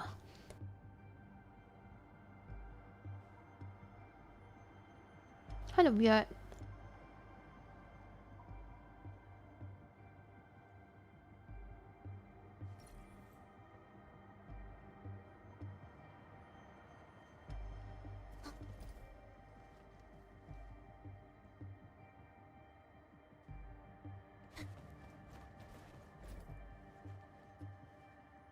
I didn't realize my head was down so often. I'm so sorry.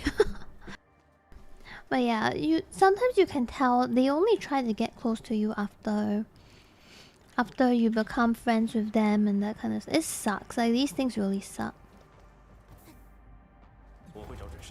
But what do? The thing is, you don't want to offend them either because it's not great. You may not like them, but it's still better to not, you know. It's still better to not do this kind of thing. So you just tolerate. You just tolerate, but it's very annoying. It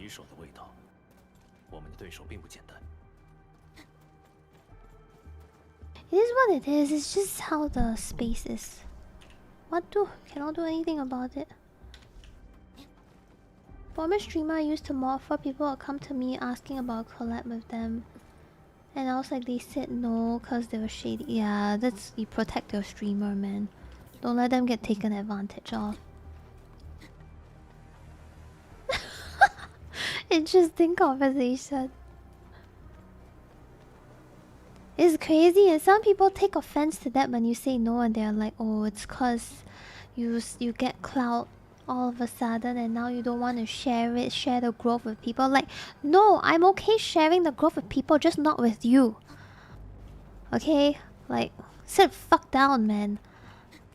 Who the fuck are you? You're not even my friend and you just come here all of a sudden. Like, bro, be so for real. I'm just selective. My name's Jim. People, terrible people, you know, like, they're seriously so shameless. How can you be so shameless, brother? Crazy if people think like that.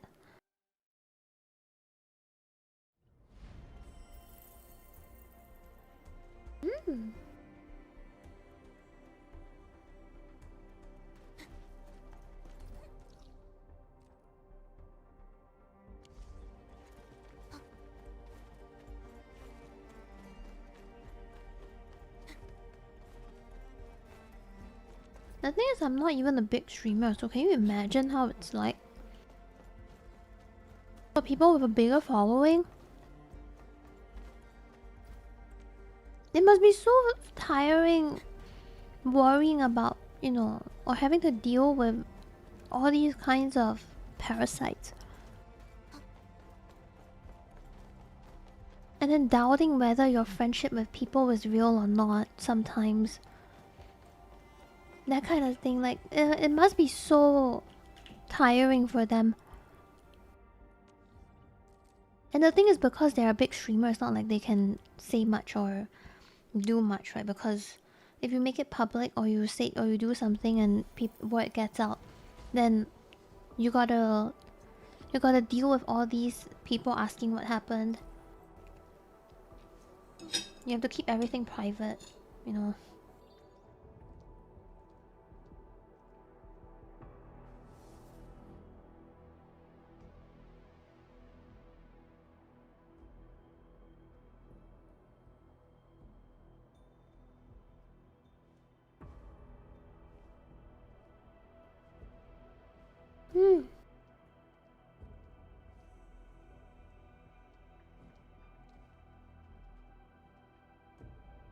Yeah, they do. They have their own circle of friends.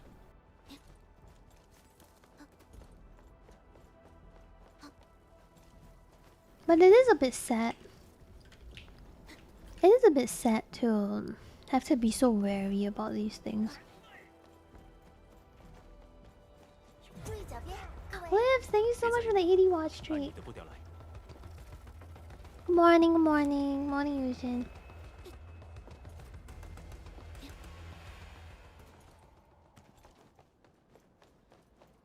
It was nice knowing you, Jim. But yeah, you know, it is what it is. Sometimes you can't really help it. That's why you'll only be friends with people who either have an IRL job or they used to work like proper, not proper, sorry, like actual IRL jobs. You know what I mean? Like a whole schedule and everything. I always joke to people about this, that you only be friends with people who have a job.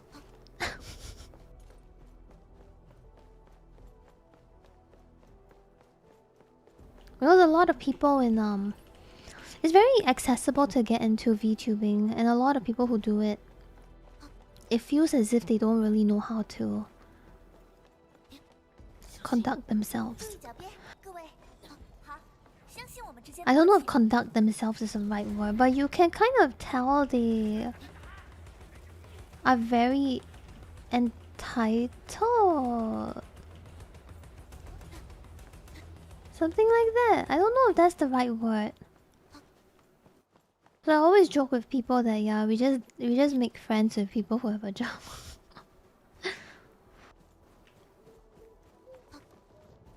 It's like a lot of the people who wants that all follow for follow. That kind of nonsense.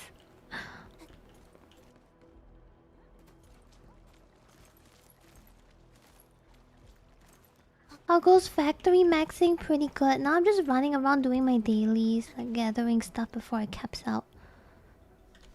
And I don't know how to... Oh no, I think it's here. But good morning and Happy New Year if you celebrate.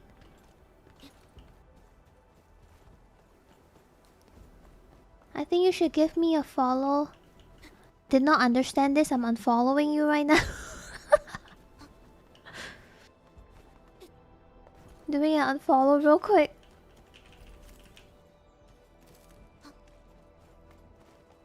I haven't even gotten to Essence Grind yet. I'm still very behind on all these things. Instructions unclear. Unfollowed and reported. I think people also don't understand that it takes time for a friendship to build. Like a lot of people think that just because we are from, let's just say for example, we are from the same country, or we happen to stream at the same time, that kind of thing, like just because we have one common thing means that we will be friends immediately.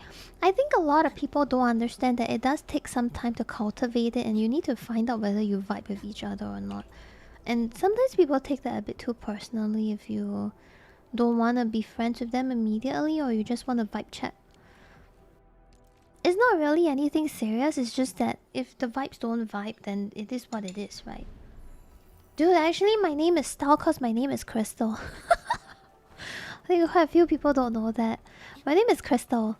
But if you remove the first 3 letters of the name is Stal.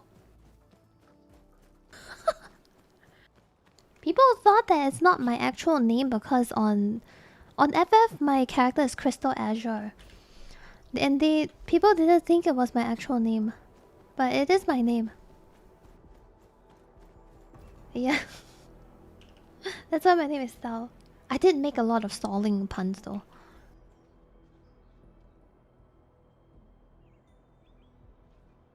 That's why it's lowercase.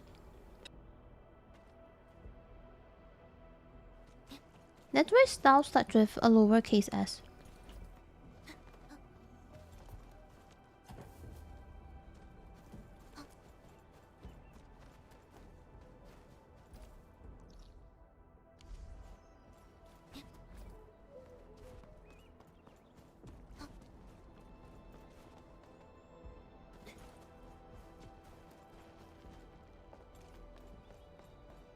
I mean, it's fine. It's not like I'm in Western countries.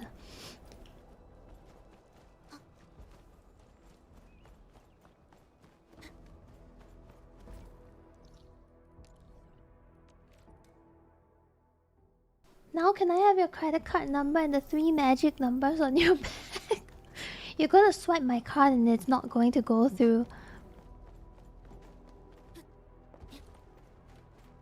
The reason I removed the cry is because in MapleStory, when you type cry in all lowercase, your character starts crying. So people started calling me Stal.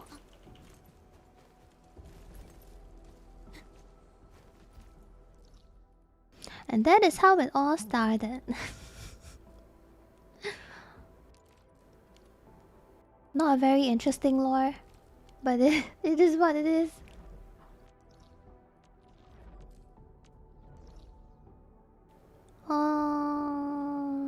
Sure. It probably will happen maybe end of the year or something. Yeah, everyone just shortens it.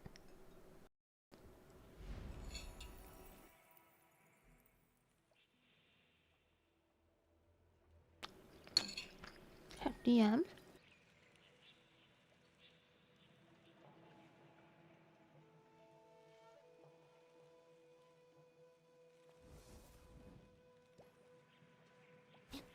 Dude, I had that problem and it was going for 700. And I'm like, fuck.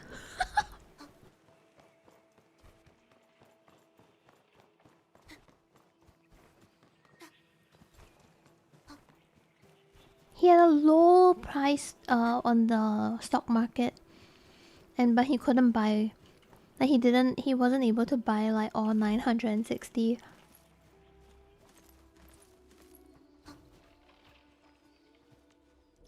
You don't want to work today? No, think about it. Every time I don't want to go to work, I just think about the paycheck and what I will do with that money, which is absolutely nothing. It will sit in my bank and hopefully generate a good amount of interest.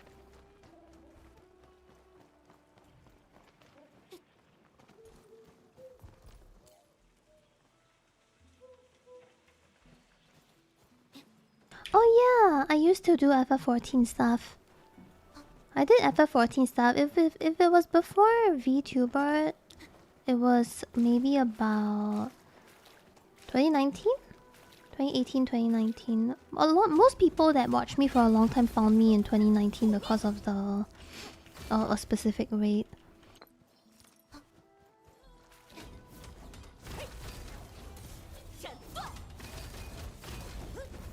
Ouch. That was probably before VTuber times, yeah. Because my VTuber was in 2020, like late 2020. But if you've seen me before that, then it was likely in 2019. Yeah.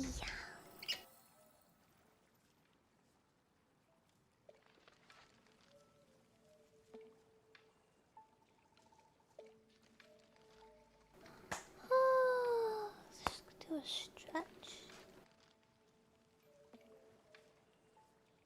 Good stretch.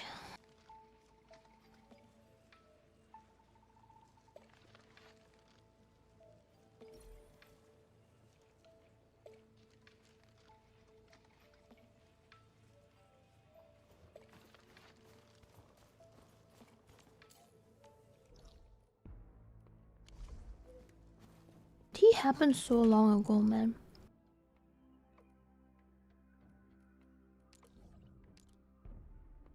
It was cool to, you know, be there and achieved all of that, but it was too long ago. Washed.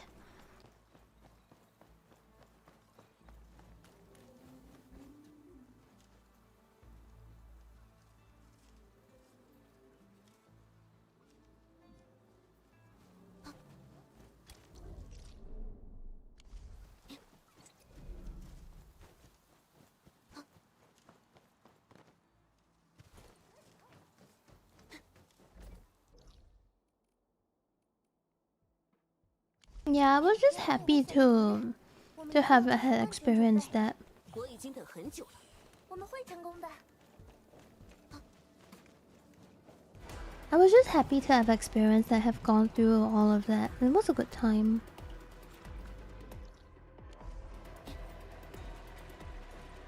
And that fight definitely was what put me on the map for a lot of people. Oh shit, fool.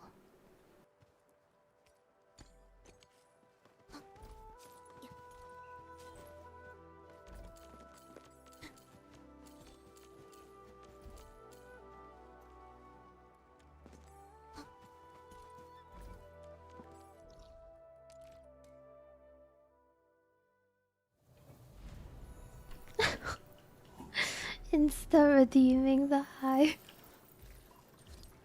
Yeah, I'm quite surprised that there are so many Singapore VTubers. I actually haven't had time to look through and find.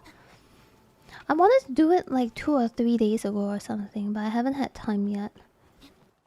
I was busy with Chinese New Year stuff and then some work things that I need to finish up before. Because at work, we have 2 days public holiday. So I was rushing to get a bunch of stuff done. Trying to get everything done before the holiday hits. I don't have to think about it. Oh, basically there was this trend on Twitter. That you would post a picture of your model and then you would say where you're from.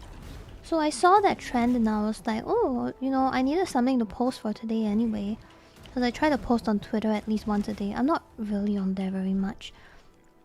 I mostly hang out on Discord with you guys. Personally for me, okay, before I continue about the Singapore thing. Personally for me, I feel that it is more important. I can only be on one social media platform at a time. I don't have the Zoomer brain to be on more than one.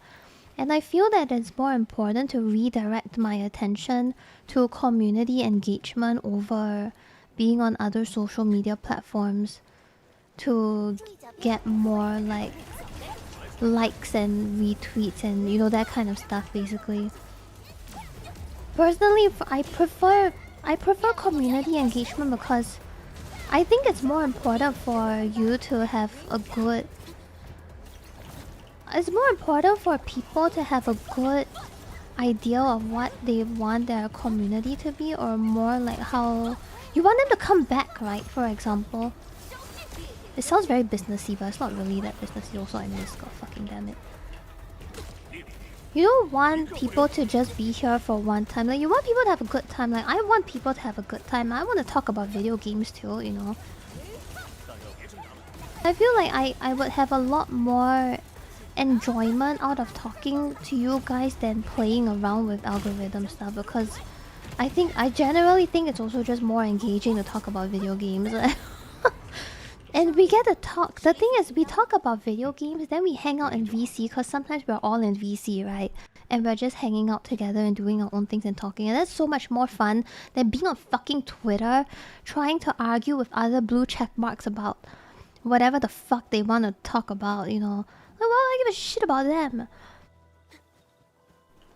It's just so nonsense. Like, I would rather spend my time and energy cultivating my community and making it like a nice and comfy place that even I want to go back to. Because I want to talk to you guys, so obviously I'm going to, you know, put in the effort to make it that way. And we've been at this for how long now? We've been streaming for like 8 years. And the community just keeps getting better, and I just want to keep that peace. So I don't wanna be on Twitter arguing with some random bozo about like whether I like pancakes or waffles. Who fucking gives a shit, bro? Yeah, and Twitter in general is not a very nice place to be in regardless. I like it a lot more hanging out with you guys on Discord.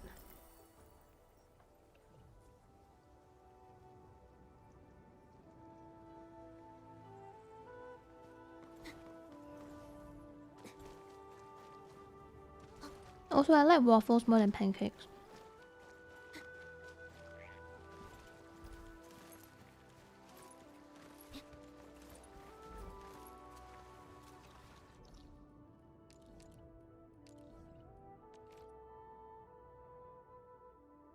For me, it's the same. For me, it's just Discord, and I don't even go on Twitch very much because I don't have time to be here.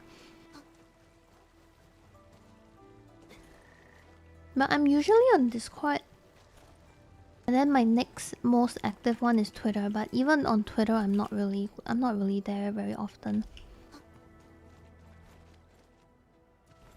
I usually just do one tweet, which is either the live tweet, and if I'm feeling like I can handle a little bit more of social media, because social media also for me on a personal level, outside of streaming and everything and the community, social media is really, really bad for me.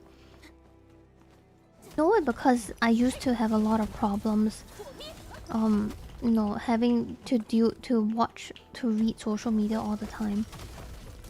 I really hated it because I had to look at all these like analytics and what's that called, like other people talking about their stuff and whatever. Like, it was just very bad for me generally. So as like a own thing, I also avoid social media. I try to not be part of it, which is a bit weird because I'm trying to start my Instagram. I'm trying to start Instagram stuff, like putting all my shorts over there. Title is so relatable, dude. I got peer pressure to play this game so hard, it's insane. I wasn't even thinking about playing this game initially, and then people are just like, oh yeah, you should play it, it's so fun. You should just give it a try, it's free anyway. Yeah, look where we are now. Addicted! God fucking damn it! Like, bro, I finished this in, what, the second week or whatever, I don't know.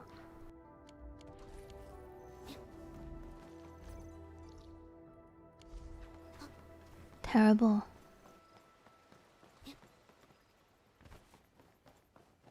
How good is your stonks? Just okay. I can't really do much with Uling though. It's cause our taste in games are the same, Misha. That's why I like talking about games to you guys, cause you guys get it. You know, you know how difficult it is for me to talk about farming games with people sometimes. Back in my day, everybody only played the pew pew game and shit like that, and the MOBA. They don't play the comfy stuff. So I always struggled to find people to talk about comfy games with. All the farming, the simulation, city builders, I always had problem finding people to talk to. that's why when this community started picking up, I started being super invested in it, because everybody, okay, not everybody, but like a good amount of people in this community like the same games as I do. And you guys understand the controversial thing about Harvest Moon being story of seasons, and I can talk to you guys about stuff like that and you get what I'm talking about. Which is crazy, because no, my whole life people only play pew pew stuff and MOBA. Nobody play the comfy stuff. Fuck you, Barney, you're a loser. Fucking grandpa. Shut your bitch ass up. Like, JRPGs also don't really click with people until I don't know when, man. I don't know. JRPGs, I found not that many people playing JRPGs at the time. Yeah, because you know, when I talk about Harvest Moon, right? Some people don't even know, they still haven't caught up that Harvest Moon has now already become Story of Seasons. And sometimes when I try to explain, people don't really get it. And the thing is, farming games only started getting popular when Stardew came out. Before the Stardew age, nobody in my circle knows shit about farming games. It was because of Stardew that people started giving a shit. But then because of Stardew, a lot of all these like wannabe Stardew games also came out at the same time, like the super low quality ones. You know what I'm talking about. Like those are really not that good, and you can tell they didn't put in effort. They just want a cash grab. And that was Stardew came out 10 years. Oh my god, Stardew came out 10 years ago, guys. In 5 years, Stardew is a retro, by the way. Anyway, then after that, Animal Crossing happened in 2020, and that's when the comfy genre in general blew up. And that was when the whole conversation started, where people were like, wait, actually, these kinds of games are kind of nice. And that's basically how the community got started, I feel. Before that, it was very FF14, but I feel like once it hit COVID and Animal Crossing just wee, then we all started being like, hey, wanna do this and that, blah blah blah. You know what I mean? I feel like it was only during 2020 then it started. My first farming sim was Harvest Moon 3 on the Game Boy. Happy New Year! Happy Lunar New Year! Eh, is it this way? Yes, this is this way. Happy Chinese New Year, Happy Lunar New Year, whichever you celebrate.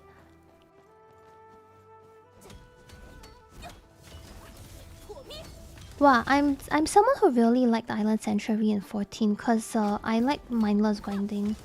So I was done with the content in a day, I think. Like a day and a half. Because I can just do the same thing over and over and over again, and I don't feel bored. I don't know why though. For me, I just wished it was more multiplayer in some sense, like the things that we get could be sold on the market board at the very least. Either that or the, you know, the stock market thing or whatever that thing is, that I wish it wasn't. It was more team effort to get the thing, but it ended up being a spreadsheet thing anyway. I just wanted it to be more MMO-y. Yeah. I didn't play Back to Nature, but I played Friends of Mineral Town because I didn't have a... you know... I caught all the rare animals and I had 1 million blue calories or something like that. What is it called? You know all the old Nintendo consoles, the purple one, the grey one, I didn't have all of those. So I never got to play. I think Back to Nature was on one of those. Those were like too old for me. When I was here, I was on the DS. I had the Game Boy because my sister owned the Game Boy, and then I had a Game Boy Advance. But that was during the time my DS already came out. Yeah, GameCube, SNES. I didn't have a PS1. I didn't have a PS1 as well. My first PlayStation... Okay, I know this is gonna sound crazy. My first PlayStation console is the PS5. Like the home console. We had a PS4, but it was my brother, so I never really saw it. So the only one that I own right now, or the first one, is the PS5. The handheld one, I own PSP and Vita. And then for Nintendo, it was Game Boy Advance, but when Game Boy Advance came out, but when I had it, it was during the DS era, so DS was already a thing at the time. So I was a bit late to the party, really. And then for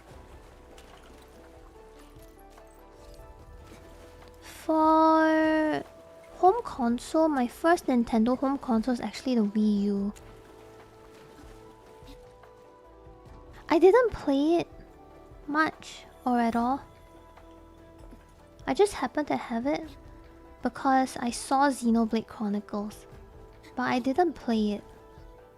It's funny, I actually have the Wii U for Xenoblade Chronicles X, and I have the game on the Wii U, but I never played it. I ended up not being able to play it because my mom was like, no video game, only study, so I just studied. So I actually still have... My Wii U is beside me in the cabinet, and my copy of Xenoblade X on the Wii U is also just in my cabinet. Yeah. I have a lot of 3DSs though. I have like 10 3DSs. I was a big fan.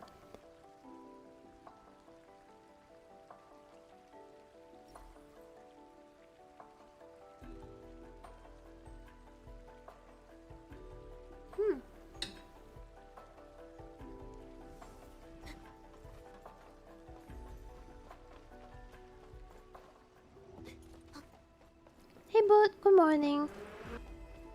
Oh shit.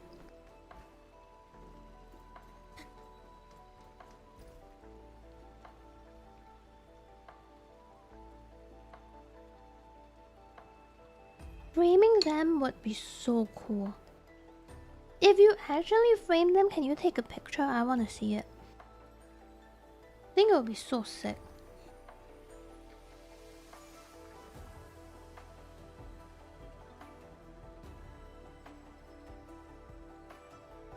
I saw like there's a service to get one of those framed thingy, and it looks so cool. I wanted one, but I don't have space.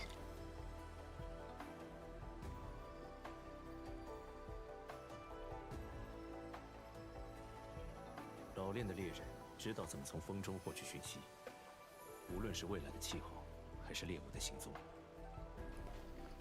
Shiny asked me about Rune Factory just now, right? I just remembered. Oh my god, Rune Factory 4 is so peak. I really hope we're getting a Rune Factory 6 this year, and a new Story of Seasons game. Might be too greedy, but I'm hoping. At least an announcement would be good.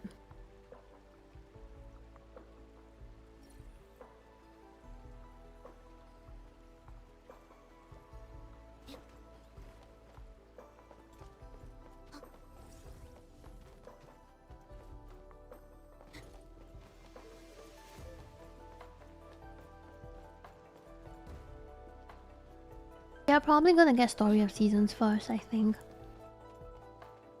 Fuck you, man. I'm not that old.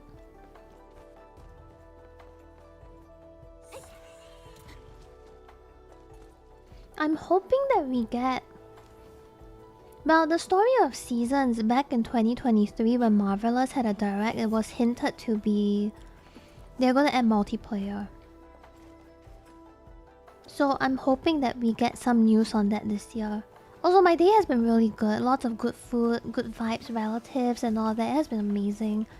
Today has been really nice for me. I also slept like a solid... I managed to sleep in today, so I slept a solid 5 hours, which was nice. We have not heard about the next Fire Emblem game yet. But we are kind of coping because there is a rumor that there might be a Nintendo Direct first party thing at the end of February. So kind of coping a little bit to see if there's actually going to be one next week. 5 hours. I had a solid 5 hours. I got home at 2 p.m. ish. And then I was in bed at like 2:30 or whatever. But then I remember I had stuff to do. So I went to do the stuff. Then I slept at about 4:30. I woke up at 9. I woke up at like 8:30 actually, so 4 hours, and then I slept in for another half hour. So about like 4.5 to 5 hours. Today was a bit of a rush because I was out visiting, but it's fine.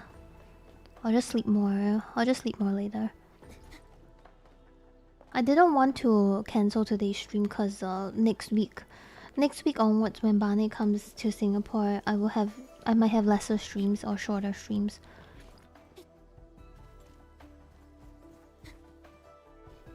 I would love a remaster of either the old Rune Factory games or some of the... I want a Story of Season Tale of Two Towns remake, man. Ah, that would be so nice. Yeah, he was around here during October, and then he's coming back again next week, like end of February, basically. Yeah, normally when I wake up, I get really tired, then I yap and I do stuff and I wake up. The easiest way to wake me up, weirdly, is to raid in FF. You can give me 2 hours of sleep and then you put me in the FF raid and I'll wake up instantly. I don't know why.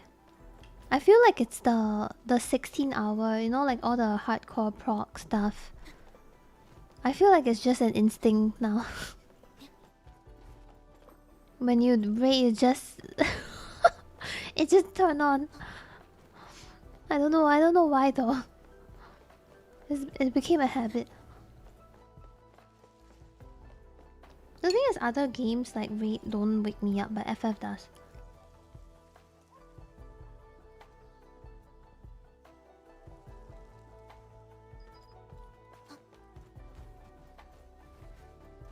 Just habits from the past.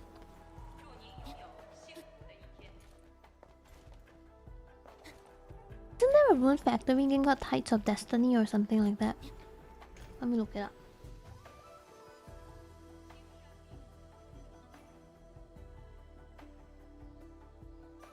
Oh yeah, there is Tides of Destiny.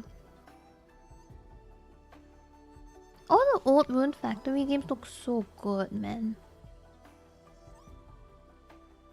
My first Rune Factory was 4, and unfortunately for me, I started with the best one, and damn, that shit hit hard. It's not that the other games are bad though, it's just that 4 is too good. That's the problem.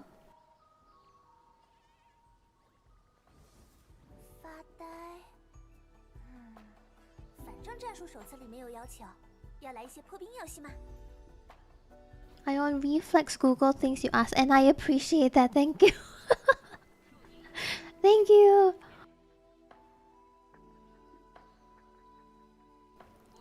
Wow, I kind of want to try that. I really like Tales of Two Towns though. Sorry, we're just suddenly talking about farming games. I hope you guys don't mind. I'm very passionate about my farming games. I love it so much. I really hope we're getting a Story of Seasons, like a new game. Don't get me wrong, cause the remake is great for Grand Bazaar and stuff like that. I love that shit. But I would be so down for a new Story of Seasons game. Oh, so Rune Factory? Thank you for asking. Rune Factory is basically like your comfy farming sim game, but with combat. It's like a RPG kind of farming game. And like, if you don't really like the farming game thing, you don't really need to be super involved in that. You can just do the bare minimum and you can do your stuff. And then Rune Factory, right? Everything you do has an XP thing. Like when you walk, you run, you sleep, you eat, all that kind of stuff, they actually give you XP. You can level these skills. It's super cool. And then the RPG thing, you can craft your own weapons. You can put in like stats and shit like that. And then make your own armor. There's like, I think there's like quite a number of different weapons and magic Then you can do all that kind of stuff. It's like a mini RPG. Yeah, there's a skill for taking a bath. You can level up. It's amazing. And I would highly recommend Rune Factory 4. This one's the best one in my opinion. And if you have a different opinion, first off, you're wrong. Second of all, Rune Factory 4 is 70% off right now. And you can get it for like... Oh, wait. You can get it for maybe like 10 USD or something. Yeah. It's great. It's really fun, trust.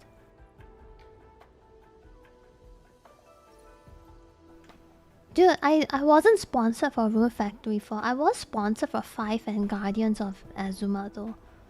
But I will still say, even though I was sponsored with those two, I will still say 4 is the best one. If you're okay with the graphics, I would say 4 is the best one. I highly recommend 4 a lot. If you're someone who likes combat with your farming stuff, it's really good. The marriage. Well, they are older characters. Let me see. Let me just. 5 is definitely all younger. 4 has older ones. So okay. I'm gonna throw up a picture, Cal, of the bachelors, okay? And then you tell me whether you're chill with it. So yes, Rune Factory 4 special. See, I like the knight. I like the knight girl a lot, and the girl to the left of her. And the one playing the music thing, and the girl on the far right. Like, I really like that. Yeah, because this is a 3DS. Like, it was a 3DS game as well, so they do look a bit more. They definitely are the youngest. There's no mommy. There's no mommy character, but they don't look as young as what's that, 5? Rune Factory 5's one, those look really... Those I cannot get by. Yeah. Personally, for me, I really like the knight. She's a bit of a tune. Green hair girl is... I cannot spoil. She's story related, let's just put it that way. But it's like very early on. It's not like an endgame thing. Green hair girl is very cute. She's very, very cute. Yeah. The night girl is cool. I personally am a fan of Night Girl and Sleepy Girl on the far right. Far right is she's just very sleepy. She sleeps all the time.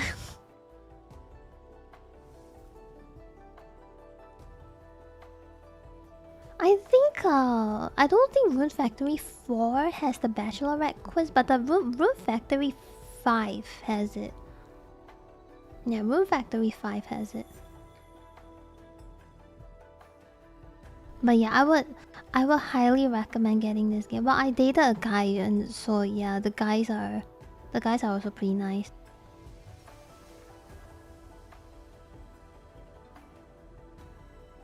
Also, there are, like, if you've played the older Rune Factory games, they also make an appearance in this game. I think for the Rune Factory 4 guys, I ended up dating the fishing. It's a guy who fishes. He's a bit of a furry.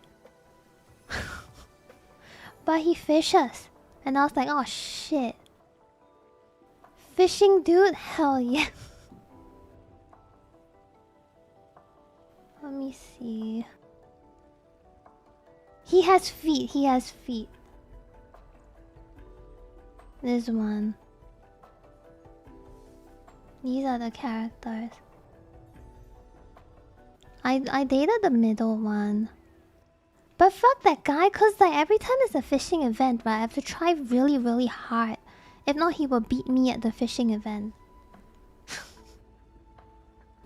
Piece of shit.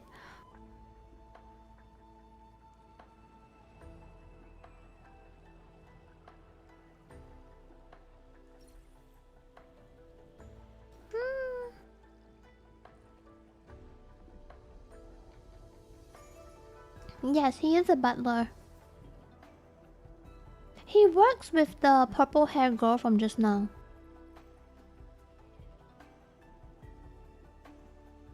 Just buy count. Don't think about it. Unicorn Overlord, just get it.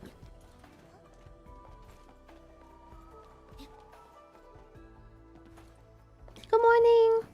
I didn't finish Rune Factory 4 either because when Rune Factory 4 came out, I played on 3DS first. I was studying, so yeah. No game, only study.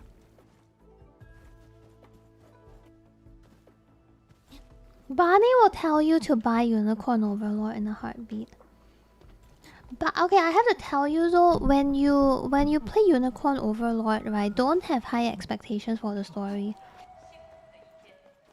If you want to get into Unicorn Overlord, you play for the gameplay. You don't play for the story, because I think the story will be very generic.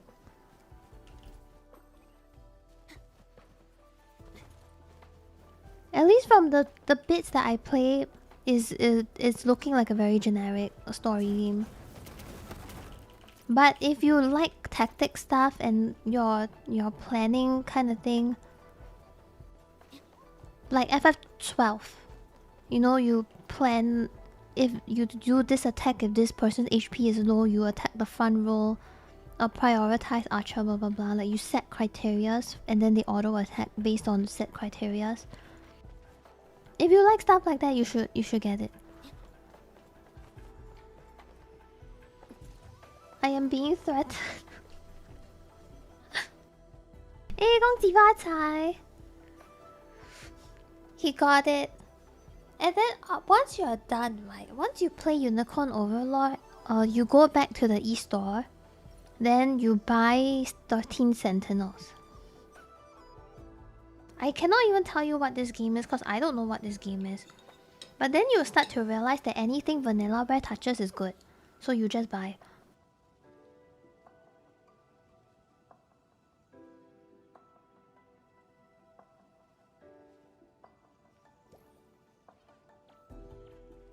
Hmm. 老练的猎人知道怎么从风中获取讯息，无论是未来的气候。Yes, yes. Yes, it is, Hannah.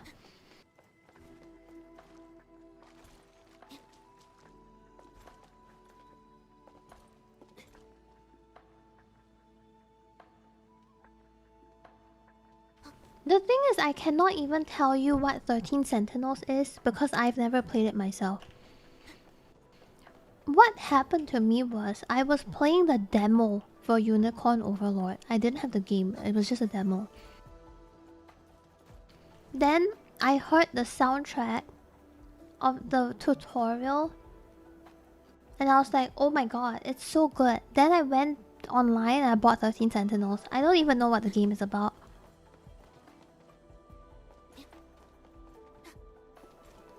And everyone started saying like, oh, that game's very, very good. And I'm like, oh shit. It's just sad that they don't bring the games to PC. I don't know why. They leave it on console only.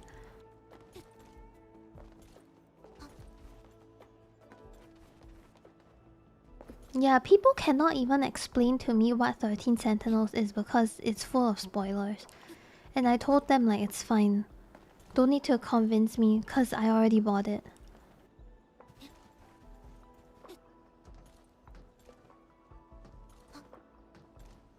Apparently whatever Vanillaware touches is just really, really good.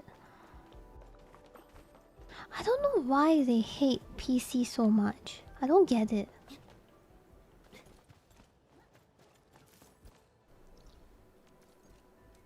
Oh, I forgot about this.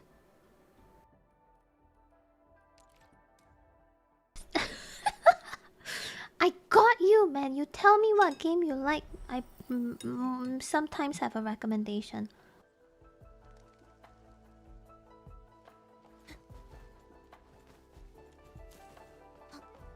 I don't have very good things to say about a lot of games.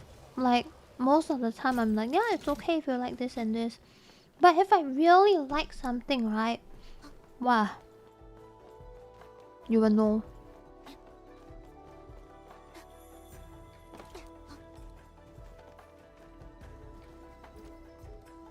You will see me buy the game on multiple, like every single. Okay, not every single. You'll see me buy it on Steam. I'll buy it on Switch. I'll buy the collectors. I'll buy the physical. Like you would know. And if you see me play the game off stream, you also know that I really, really, really like it. Normally, I don't play games off stream.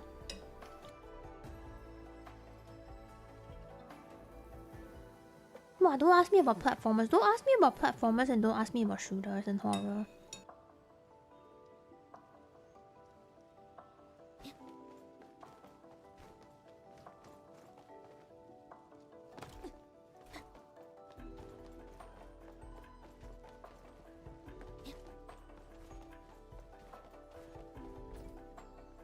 That would be signed meme, but with games.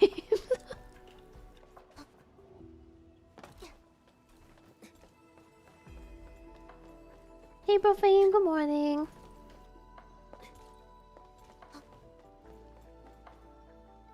No, I don't play games off stream. I only play games on stream. Because usually I stream until... Now it's 12 AM for me, right? I usually stream until, let's say... 3 AM? 4 AM. Then I will do my post-stream stuff like, oh, I'll go download my VOD, upload some shorts, talk to video editors, talk to manager, talk to like download VOD, make thumbnail, blah blah blah, whatever, upload stuff. I'll just do all the post-stream things afterwards, and that's usually about an hour to 2 hours depending on how much I have to do.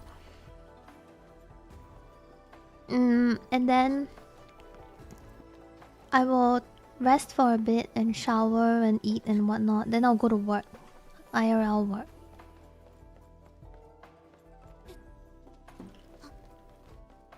Then when I come home I sleep. So stream is the only time that I play games most of the time, yeah. What game were you the most hyped for that ended up failing you the most? Harvestella. Definitely Harvestella. I was very upset about that one. I still hope that they come out with a Harvestella too, because I think the concept of the game and the art is very good. It's just that it's also very clunky at the same time. The combat didn't really feel great, and then the farming felt like an afterthought. So I do want to see a Harvestella too, just to see if it gets better. Because I do quite like the game. It's just that everything else made me not want to play it. Yeah, like it looked pretty and everything, but I also didn't feel very good. But the thing about Square Enix is usually their story is quite on point, and I heard the Harvestella's story was actually pretty good. It's just I can't really get by everything else. So that sucks.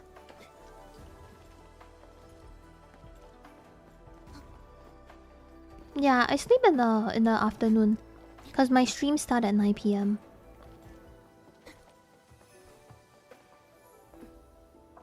Yeah, I would say Harvestella. Is there any other game that was super hyped for and it was meh?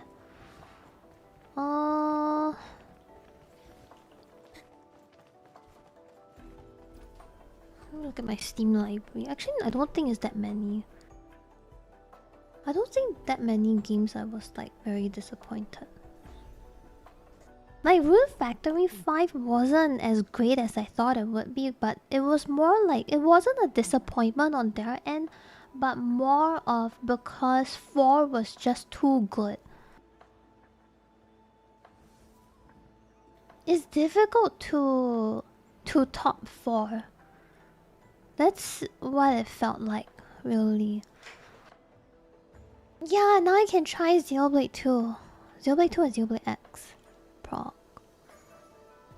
Let me see. Wow, Chained Echo was also good. I need to finish Chained Echoes. But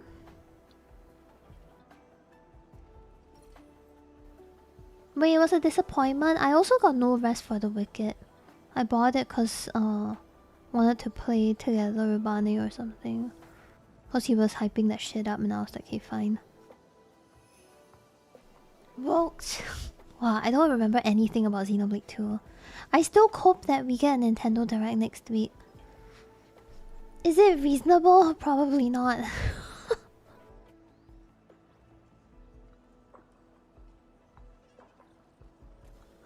Let's see.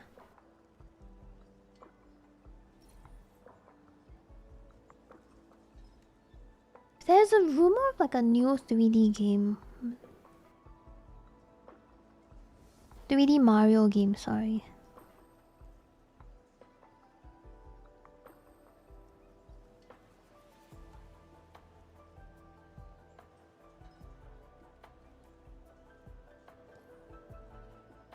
Multiplayer is clunky.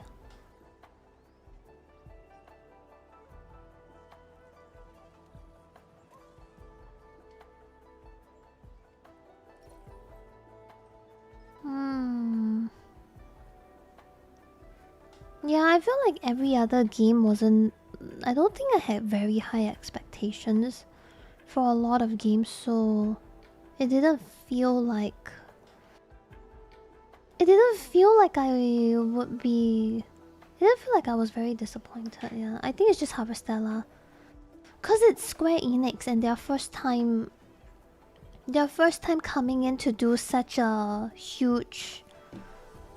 You know, new genre and all that. They don't do farming games, you know what I mean? And then they're jumping on the hype and it's like, shit, potential!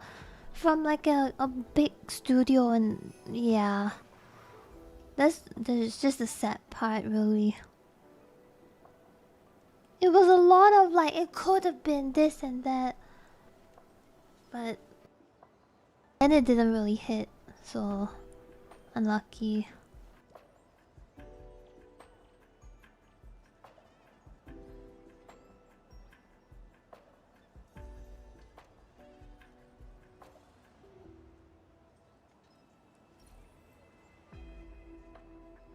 Okay, I'll fill up this form later.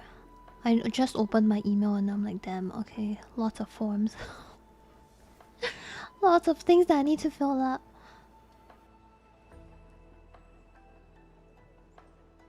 I do want to play Xenoblade. I'm just waiting to see if that Nintendo rumor is true. The February rumor. No, this is the only gacha I play. I'm not a gacha person. That's why I said I'm like peer pressured to play this game. Cause I played it and then now I got addicted to it. But normally I don't play this game. I accidentally hit F.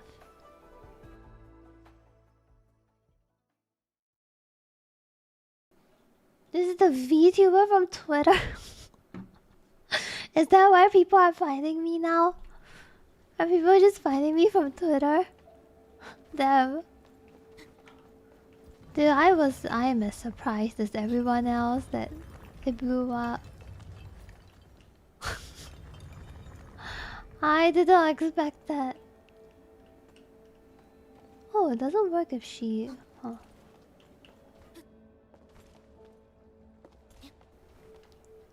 I got addicted initially because of the factory, and then afterwards I got addicted for the exploration. Then I neglected the factory because I really liked exploring. Yeah, I wasn't expecting it. Like, 'cause I just saw the trend from a friend called Nani. Nani is she's a VTuber as well from Germany. I saw her tweet, and then I was like, oh, this trend is starting again because I've done it. I think I've done it once. I think. Giving me a bit of a deja vu vibes. I feel like I did it a few years ago. So I did it again. I was like, oh yeah, you know, it's been a while. Sure, why not? And then all of a sudden, it just went off. And I'm like, what just happened? I woke up the next day with like 50 notifications, like 50 plus. Because I'm not usually on Twitter, so I just see Twitter like once or twice or 3 times a day. I just go and post that leave. Then I woke up and I woke up earlier than expected because my phone kept going off. It wasn't going off all the time, but it was one of those every 5 minutes or something, something happens, you know. So it's a mixture of Twitter, Discord messages, and whatever. I woke up earlier than expected. Bro, I thought something happened. I saw 50 notifications. I forgot what I tweeted the day, you know, like before I slept. And I was so the question mark, what's happening? Then I opened it and it was just like a bunch of people either quote retweeting my tweet, and they were mostly Singaporeans, and I was like, damn. And then people following and people going like, oh my god, Singapore VTuber, and I'm like, oh shit, I did not think that it would blow up that big. I didn't think it was like a really big thing when at the time when I put it out. I just thought it was like, oh, pretty cute, pretty fun. I don't know about Pillar. I don't know about that one. I don't think I have that much of a presence within, you know, VTuber, doing VTuber stuff. I think. I have no idea. At least I don't believe so. I'm not very... like a lot of people initially didn't know I was from Singapore as well. And then there was also just... I mean, look at the stupid ass times that I stream at. I don't really have that many people from my own time zone watching anyway.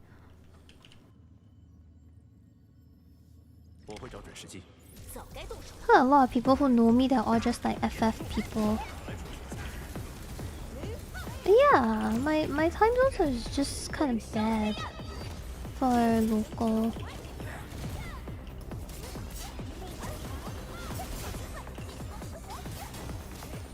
So I didn't really think that a lot of people would react to that. A lot of Singaporeans specifically. I was a bit surprised. Oh, thank you. Thank you so much for watching me, man. That's crazy. I'm always very grateful that people watch me. Thanks, Hannah. I read it. Thank you. I'm really grateful, especially when there are locals watching me, because it's not very often that you get people from Singapore or GMT +8 to watch, I feel. Just because of time zone reasons. It's a bit difficult. Ugh.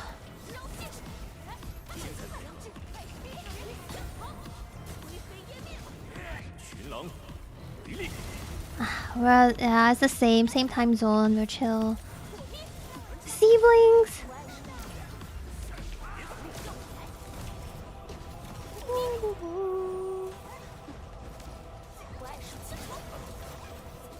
Change my life. Oh! Dude, why? You guys are so nice today. Not that you're not nice on the other days, but like you're extra nice today.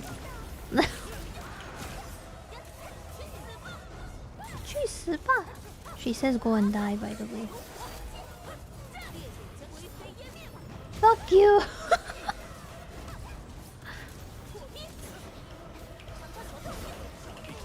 You guys also changed my life for the better, because I used to be so, like, my mental used to be so trash.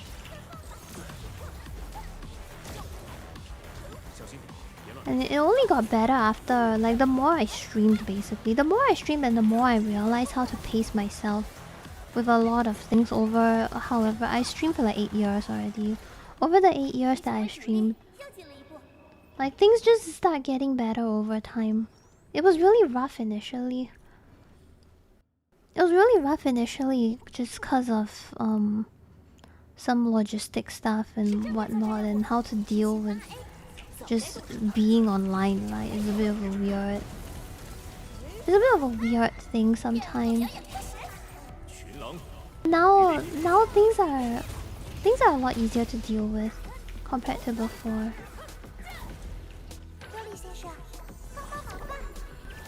8 years, bro. Come on, man.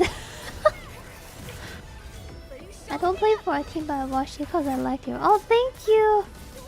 Thank you so much. I appreciate it. I appreciate a lot. I heard from a lot of people that they watch me to sleep. Apparently, my voice puts people to sleep, like in a good way. And that's kind of nice because I have a lot of trouble sleeping.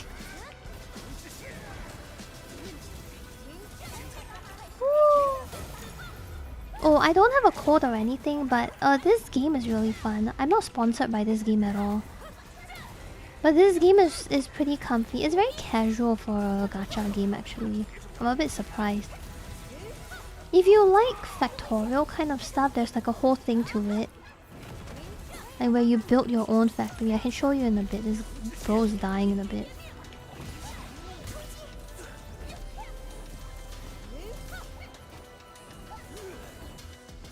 I should just... Yeah, like I totally get it because I have a lot of problems sleeping as well. And I would play streams in the background just to go to bed. So when people tell me that, I'm pretty happy about it because I understand how it feels like.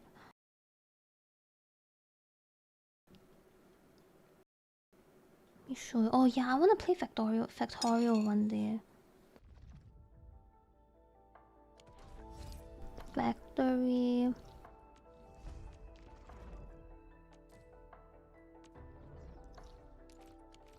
There is this whole factory mechanic in this game if you're into simulation.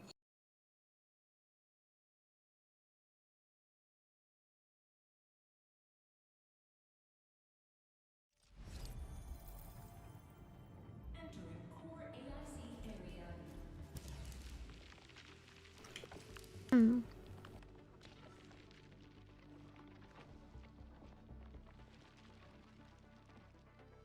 If you're into stuff like that, you're gonna be here for a while.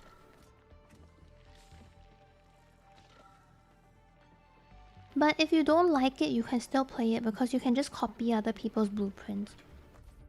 Like all these. You can just copy other people if you don't really care, yeah. It's totally fine.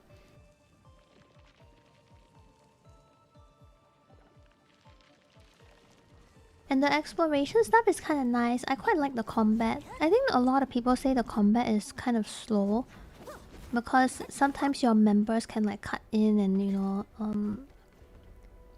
is there a mob nearby?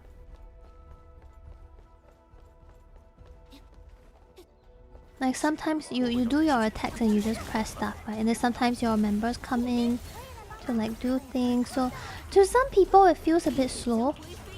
To me it's perfect because I'm not very big on action games in general.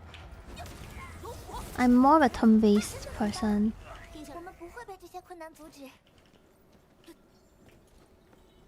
Yeah. Now it feels nice because afterwards you get bosses and then you can like actual mechanics and all that kind of stuff. It's pretty fun. And there's a whole like way to like how to open the skills, you know, your opener, your rotation and stuff like that. I really like that. Yeah, I also would prefer it to have more color difference because sometimes especially when I'm using fire team, because everything is red, the AoE is also red, so it's sometimes a bit difficult to see. I'm honestly a casual. I'm a casual at these things because I don't read the tooltip because many words it doesn't register. So I usually ask someone like to just explain it to me in easier terms. And then I will understand. I just need to know why, like roughly first off, what is the rotation and opener, and then why you do this and that, then I will understand. But I'm not very good with reading tooltips and going from there. It's the same with FF as well. I don't know if it's because English is not really my first language. But maybe, I don't know. I don't think it helps even if I read it in Chinese anyway. Yeah, you're doing good. I understand why you write law. It's just that I need the explanation and why we do certain things this way. Then I'll go into the fight and replicate and see how it works. Then I will understand. But yeah, in FF it's the same thing for me as well. My brain just kind of operates this way. I will get more rice later after stream. I still have some in the rice cooker.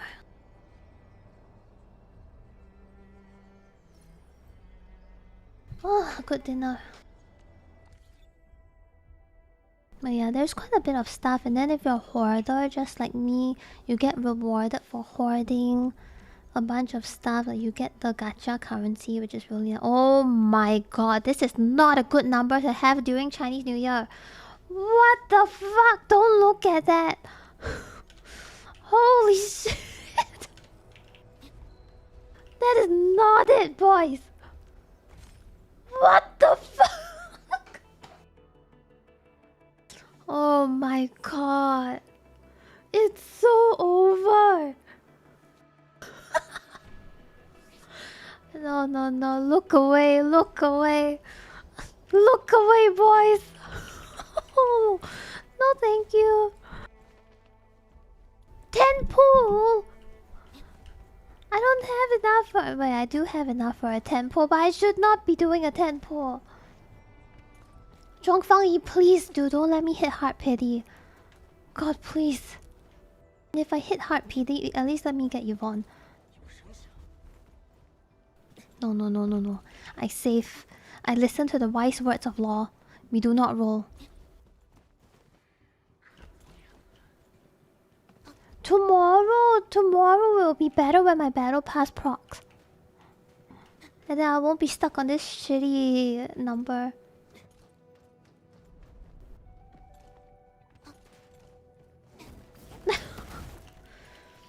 Take a look at a picture of your wife. Is she on my baker? Here? No, here.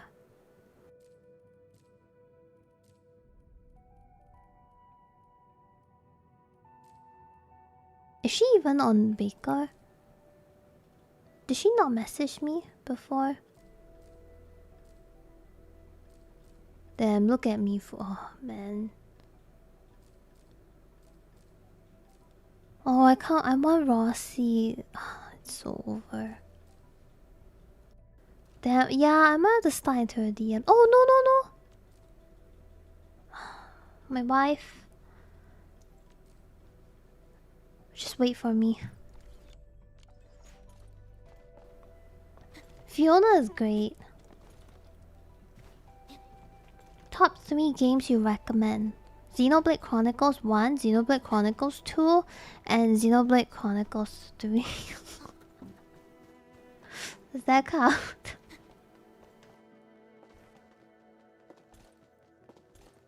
She's not at your house. She would be at my house. Wow. I would recommend Xenoblade Chronicles. Let me think, yeah. What 2 other games I recommend?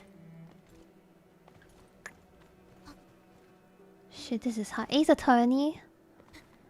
Xenoblade Chronicles and Ace Attorney are the 2 games that I really like. Last one. I'm looking at my games. Wow.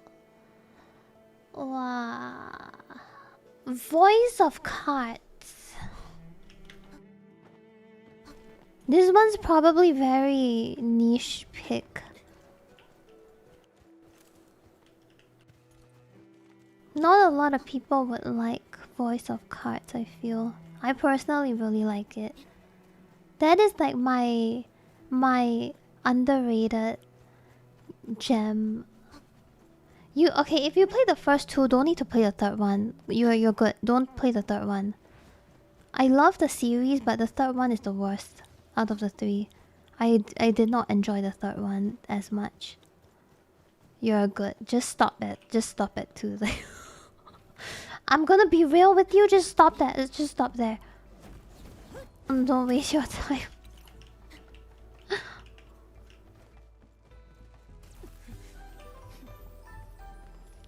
Ninja, thank you for 55 months. Bro, I'm broke, man. Credits. I only have... I'm broke, man. Don't try to take credits from me. Don't don't worry about it. 待会儿可以把矿物鉴定分享一下。 I wanted to do Limbus, but it's like gacha, right? Limbus. Thank you, welcome back.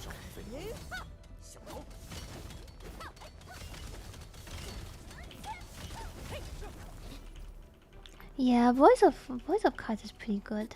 Fake gacha, yeah, it's one of those fake gachas. It's not an actual gacha thing all that much. I should put everything in.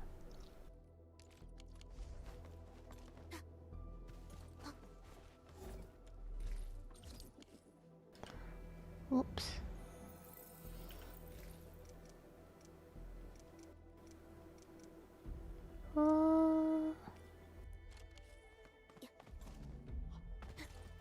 Oh, wait, they collabed with Arknights.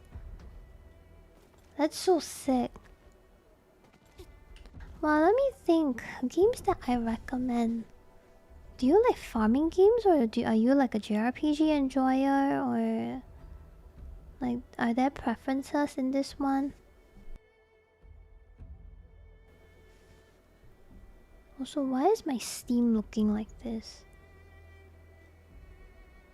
Why is there a black border? This is weird.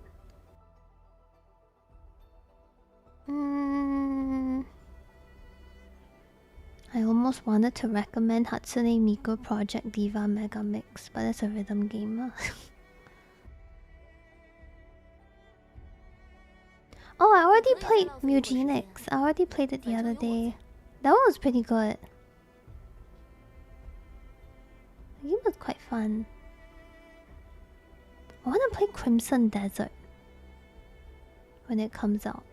Just curious.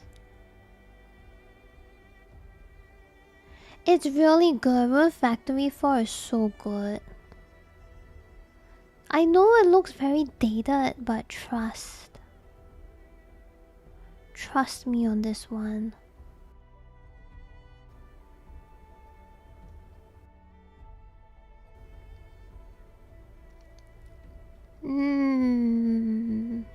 Octopath is also really fun. I had a lot of fun with Octopath 1 and 2. Zero, weirdly not so much. I didn't vibe with Zero that much. But I liked 1 and 2 a lot. Exceed, I'm just saying, if you want to sponsor me again, right, for the next Story of Seasons or Rune Factory, you don't need to ask me, Mela, I'm super down. If you like pure farming game and a little bit of like selling stuff, Grand Bazaar is really good, by the way. Story of Seasons Grand Bazaar. I'm shitting you not. I play like all the Story of Seasons. Okay, not all of them, but like no, I have played all of them. I play all the Story of Seasons games, and Grand Bazaar is the best one. That one's really, really good. I was very surprised. Also, they keep updating the game, which is amazing. Starsen Island, that one I can't recommend yet because it's early access. We'll wait till after early access. Same with Fields of Mistria.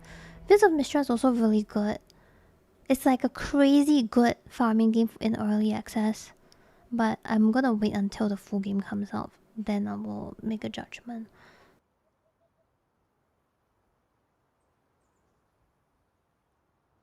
I don't like Zero because it's very it's like, how to explain? Well, it came from a gacha game, right? So they have a lot of characters, and then you can only have 8 in combat at one time. I don't really like the combat that much, where you swap back and forth between the two roles. I don't like that they have so many characters. Like, I prefer something more streamlined, like normal Octopath games where you just have 8 characters and you go for 4 instead of having 30, 50 characters or whatever.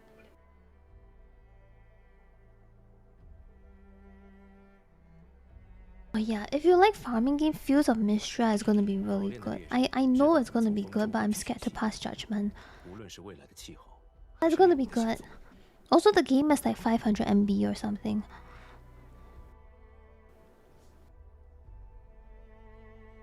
This was my game of the year in 2024. Fields of Mistria. Last year was Fantasy Life.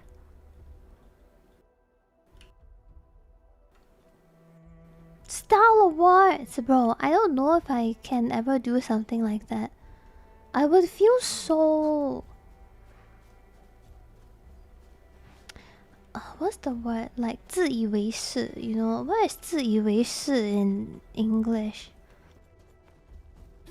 Like making a thing like that and calling it after myself feels so big ego. You know what I mean? Something like that. Like, wow, it's as if I'm so important. I don't know how to word it in English. Narcissist? Yeah. I think something like that. Narcissist?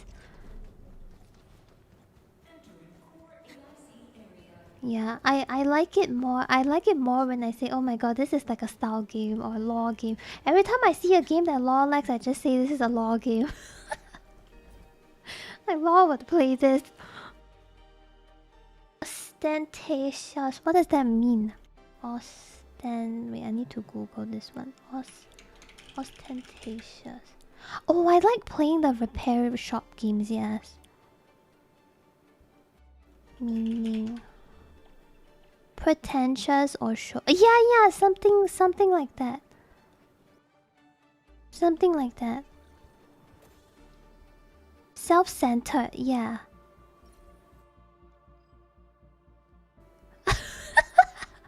Yeah, every time I see a game and I'm like, wow, this is such a law game, and then the next thing Law comes in, it's like, did you see this?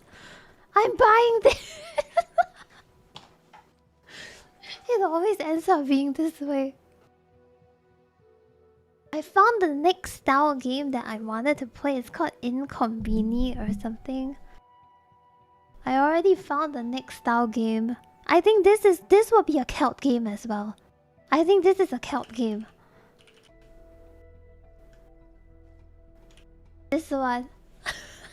This is definitely something that Celt will play.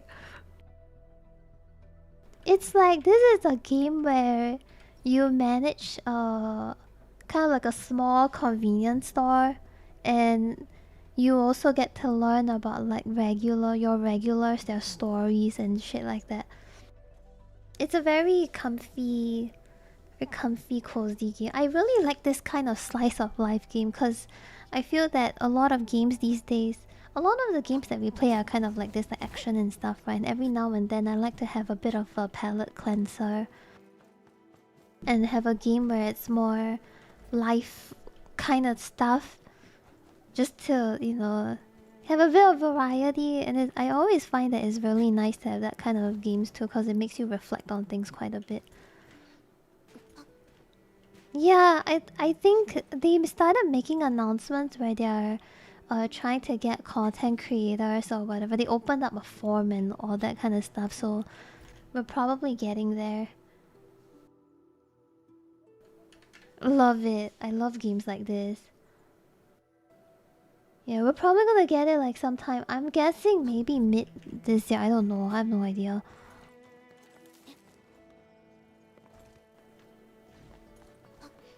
Oh shit, we 500, really? I usually have viewer count off because I just run around and talk.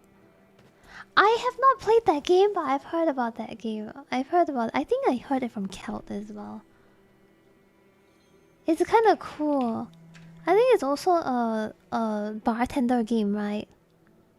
Yes. I heard about it from Celt. I realized that I'm not really a fan of the bartender setting though. Like the coffee shop bartender setting, like where I'm just giving them drinks. I realized I need more moving. I need to move more. like different background or scenario or stock stuff, you know, some more moving things. Yeah, it cannot be full VN. Lawyer and detective, okay, because I get to inspect the crime scene and whatnot. That one's okay. Bartender, if I stand one spot, I don't do anything. Not really okay. Oh, it's fine, Brandon. I got it. I see it. Oh, dialogue. Oh shit! Wait, this one got good reviews, man. What the fuck? Kelt, this is your next one on the list. Oh my god! Wait, it launched so recent. Bro, there's a puzzle thing going on. We're fucked.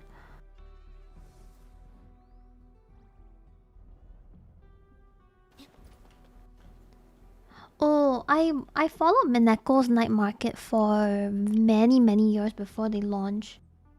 But it kept getting delayed, and then after a while I was looking at it and it didn't really feel like it lived quite up to the standards of what they were initially promoting back in the day.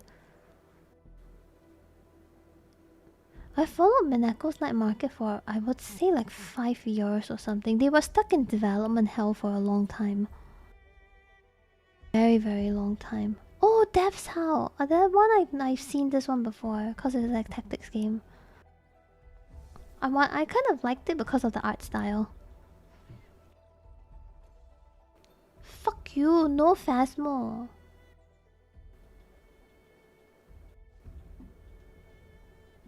Fuck Phasmo. Vivi! Thank you for the advance.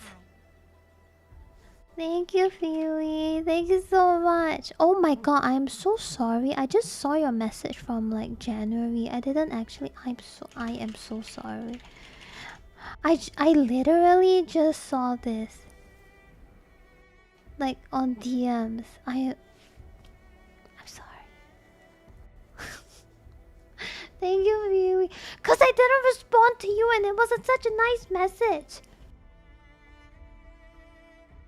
She's okay though, she's fine now. My sister is she's actually overseas. She was too stressed out from work, so she just like wee, and then she went overseas. Wait, did I not? Is this a new one? Vivi and I have just been exchanging the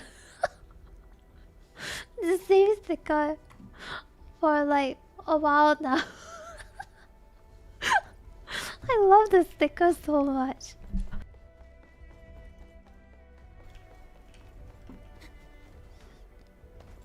It's a 0.1 brain time. Oh, I need to show you, Vivi. Wait. Hold. This one's important, but you guys cannot see, sorry. I need to show you the 3.0 progress. Sorry, this is not for chat's eyes. You guys are not allowed to see this one. No leaks. 30k!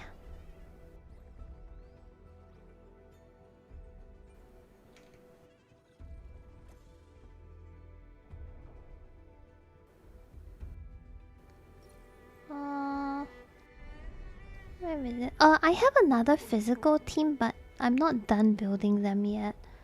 I ran out of mats. So I gotta grind it out.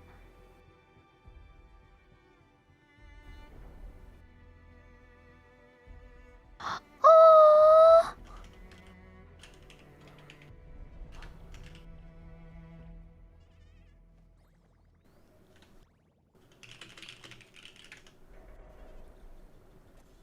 That's so nice.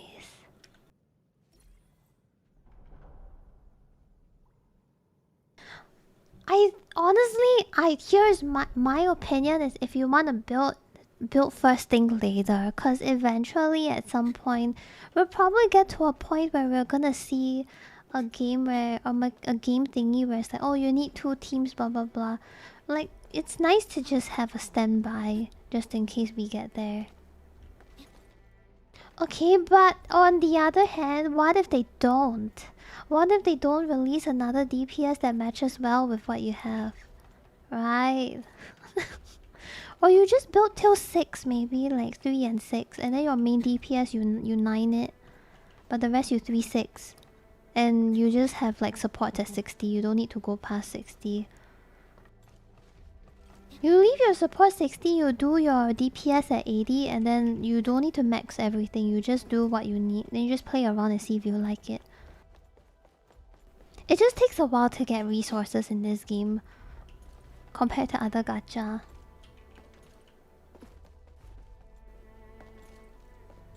I would say you probably want to do a full build for one team just to get past like content stuff. And then after that you can just half-ass the rest and go and have fun. Then if you really like it, then you just build more. Like honestly I don't even have her at 90 right now. I have everyone just at 80, 60 or 80.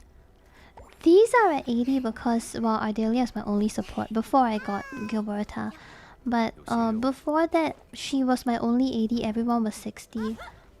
Then I have another team. This is my other team, the physical one that I'm building right now. Before that, I was using Last Fight. But my Last Fight team is not very geared as well. It's just like DPS at 80, support at 60. Well, with the exception of Adelia. And then their skills are also not very maxed out. It's just enough to get past certain content, but I don't really need it to be super good or whatever. Yeah, I didn't max any of their skills, for example. Like, let's say Ember. You see, her skills is like 3-3-6-6. It's not anything crazy. It's just the beginning stuff, which is easy to get. But I haven't played this one too much. I haven't even made the gold gear for them. But once I try out this team more, and if I like it, then I'll put more stuff in. But right now I just do the bare minimum. I don't care. I also don't bother doing mastery because mastery is very expensive for now. And I want to do more teams and try out more builds rather than commit to one all the way for now. So I just do enough but not min-max. Yeah.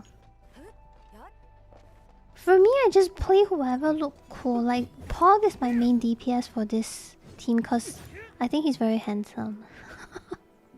I think he's very good looking, so I want to make him.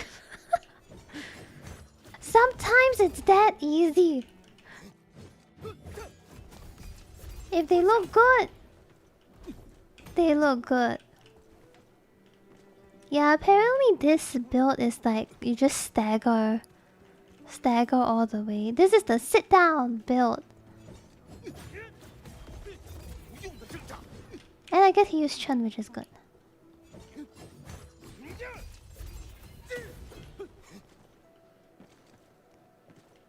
Yeah, I told you guys my Star Rail team, right? When I was trying out Star Rail back then. 4 guys, no synergy. Why? They handsome.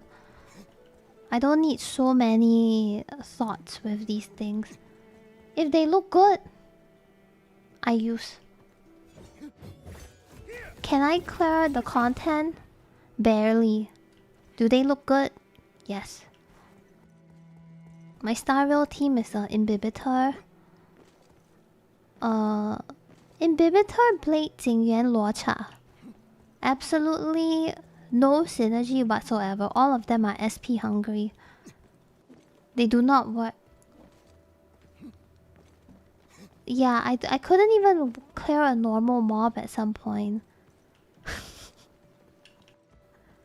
Luocha is not, but the rest are. But I didn't care, man, because they just look so good together. I didn't care. At the time, I quit after the second... I didn't even get to the third area. Like, I just finished the snow place, then I stopped playing already. But I went back afterwards because I had a sponsor. And I used my boy band to try to beat the story.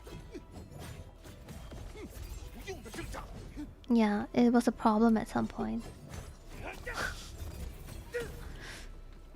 Hey, good morning. I didn't make it to the other places because by then I stopped playing because I don't really play that many gacha. I was too invested in other things.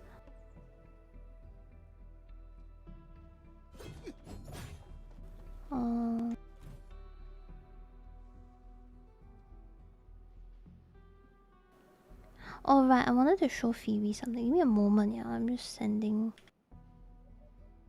I'm still here. I'm just sending stuff.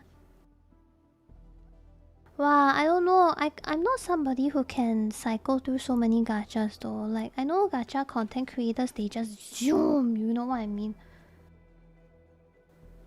They just wee crazy. I don't know how they do it.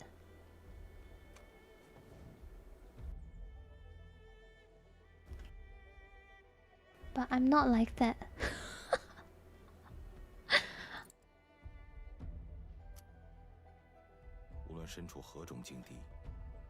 I'm too weak for this.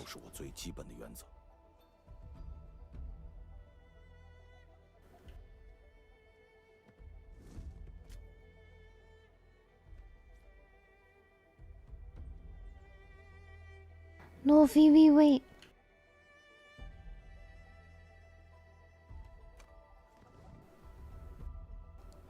Okay, okay, okay. I got it. I got it.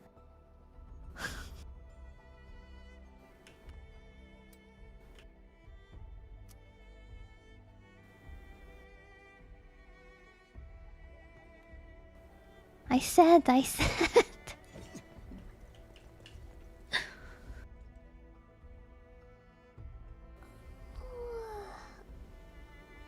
For Genshin, I stopped before I got to the Nahida place. I was like inside of the forest and then I didn't continue.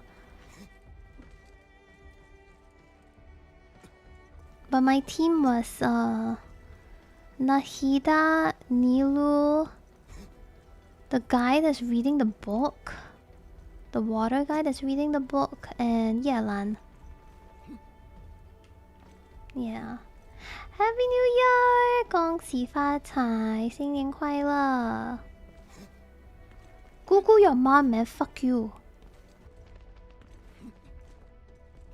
They say you have to give red packet to respect the elder. If I'm Google, then where is my red packet?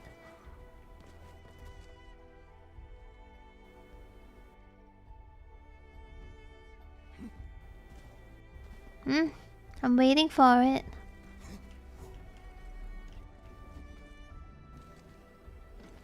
Actually, it's either if you are married or sometimes the younger people will also give the older as a sign of respect. But if you are older, you only give it. I don't owe you guys shit because I'm single as fuck, okay? I'm alone. I'm lonely. I don't need to give red packet because I have nobody in my life. God fucking damn it. Life. Basically, the strat is to not get married, yes. It's more of like a respect thing. It's actually mostly for either your relatives or your kids. So they will give out of, respect. It's not really tradition. It's more like 孝顺. What is 孝顺 in English? Like you respect your parents or your relatives because they are your elders. Filial something.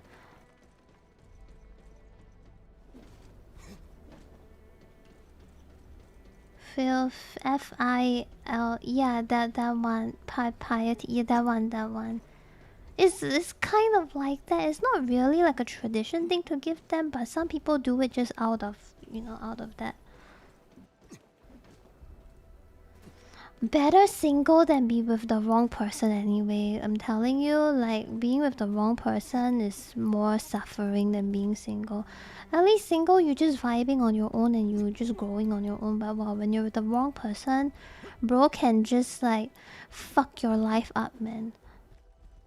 They can fuck your life up, or you know, make you drain all your energy and you ditch. The most common one is if you give only if you get married. Yeah, that's the most common one. If you're married, then you give, and then if you have kids, they are basically your return on investment, because people have to give your kids. And sometimes, rarely, is out of respect when you are younger and you want to give to your mom or whatever, you know, relatives. That one, yeah, that one just depends.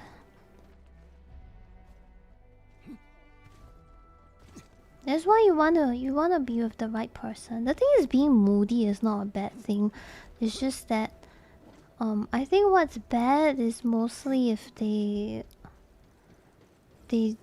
don't know what they want in life. Like they wanna sit there do nothing, you know. Good morning. If they just wanna sit there do nothing, then it's kind of a pain in the ass. My bad, bro. Yeah, like it sucks the energy out of you if they are too unstable. Cause they don't need a boyfriend, they need a therapist.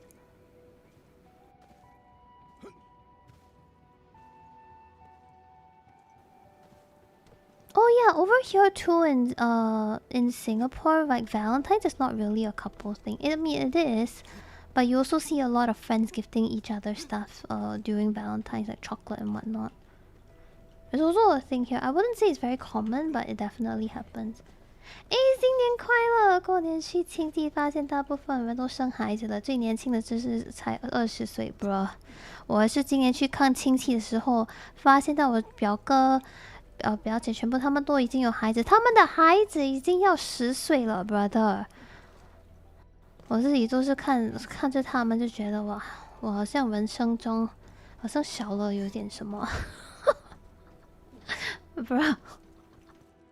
跟自己就是单身的都没，连孩子都不讲了，连一个男朋友都没有，就是觉得有一点好像生活上是少了什么。我最近在这边就是开台做一个 anime girl 可以吗？这种生活是可以过的吗？为什么突然间觉得就是好像有点怪怪的？孩子都有孩子 ，bro，没有啦。我这边的他们只是10岁，是上小学。我也，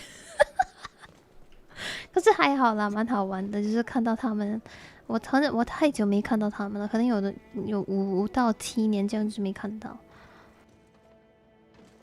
不要再说了，越来越孤单。He's saying that he went to visit his relatives and they have kids, and I'm like, bro, same. Like I went to visit my relatives and I like my cousins, right? And they have kids now and they're like in primary school, so it's about I want to say 6 to 9 years old, like 6 to 10. And there were 3 of them, and I was just thinking like, damn, you know, you watch other people in your life around you being married and having kids, and you kind of wonder, you know, some feels like there's something missing in your life. Like, is it okay to be an anime girl on the internet? Is it okay to be an anime girl on the internet playing games? It just feels a little bit weird. 5201314. Okay, you got it right. That's the right number. I do think I am very lucky though. A lot of times I feel like people are very stressed out in life and stuff like that, and I'm kind of just vibing, playing my games, and it's kind of a nice feeling. I wouldn't say it's like there's no stress or anything, but I would like to think that I'm having a really good time. Oh, he died. But he had no gear. I forgot. Like I'm generally just having a very good time, so I don't really mind it that much. Dude, I have no friends, IRL friends at all. It sounds a bit sad, but it's actually not that sad for me. I don't have any. I never made a real life friend, so my IRL is just me. It's for me. It's not a thing that happens at my age. It's just my whole life. My whole life, I've never made friends in real life. All of my friends are from the internet. And then, you know, I met up with a few. Dude, Bonnie, no matter how much you want to word it right, you're an internet friend. Because we met on the internet, you fucking dumbass. We might have met IRL now, but the basis of it, of this friendship, is on the internet. So you will always be an internet friend. Same with Jeff. No, I've met Jeff like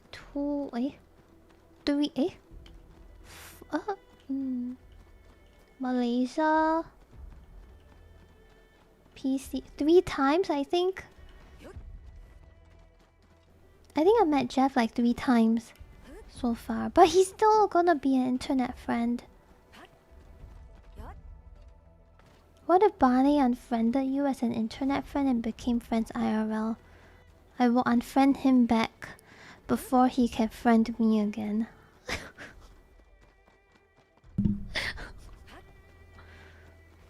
Cause like, firstly, how dare you? We met up already and you wanna unfriend me? First off, fuck you, right? Second of all, I don't need your pity friendship. Don't even unfriend me in the first place. You will always stay as the internet friend, sorry.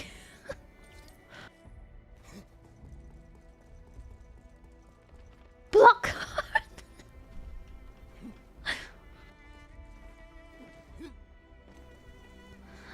I think I'm pretty sure I've never made like an IRL friend at all in my life. All of it is online, but I don't think it's that sad. I feel like people think it's really sad because the so-called normal way is if you have friends online and stuff like that, but I don't really find it that bad because I made a lot of...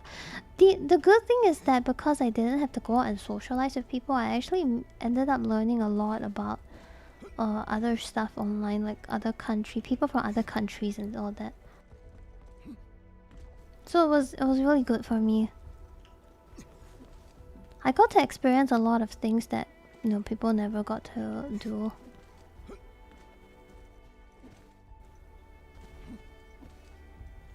I've never gone out with friends. My first time going out with friends to eat was last year, October, when Barney and Jeff were over. Then we went to a Japanese restaurant to eat. That was the very first time I hang out with people that is not my family. I was like, oh, this is kind of nice.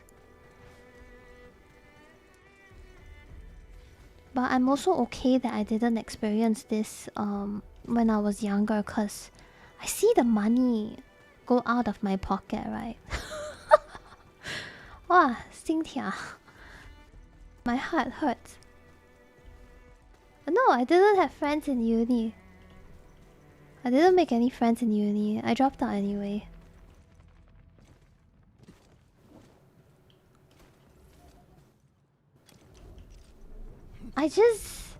Dude, I'm very particular with money, not in the cheap way or anything like that, but I'm very particular about where I spend my money.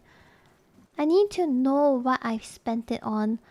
I need to keep like a whole thing because I don't like spending money unnecessarily if possible. So I have to keep like a whole list, and I need to know where it's going. Dragon Ball Fever. It's in my blood, man. I need to keep track. That's why my wardrobe only has 5 shirts and 4 shorts. I know it's New Year's, I'm supposed to buy new clothes, but It's expensive.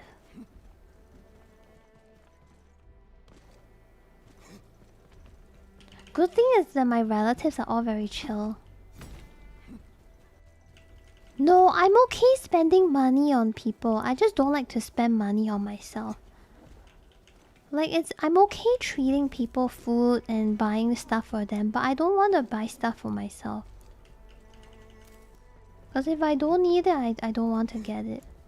Like games, right? There are games that I want to get, but then logically I will look at it like, well, even if I get these games, it's not like I will have much time to play them. I want to play it, but I probably don't have the time to do it, so I shouldn't get it. Something like that. For clothes, for me, it's like, oh, I still want to lose more weight, so...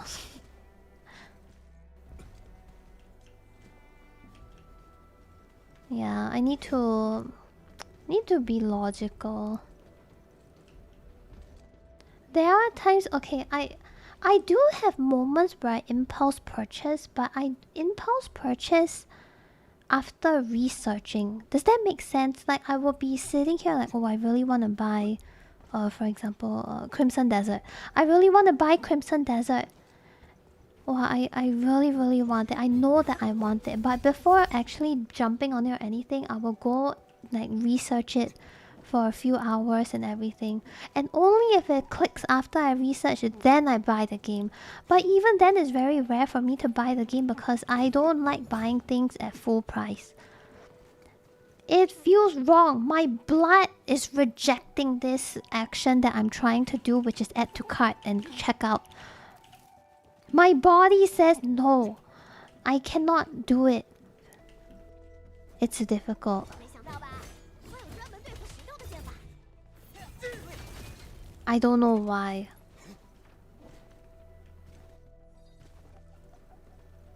Buying something that's not at the very least 50% off makes me tilt a little bit. My brain just gets very unhappy about it.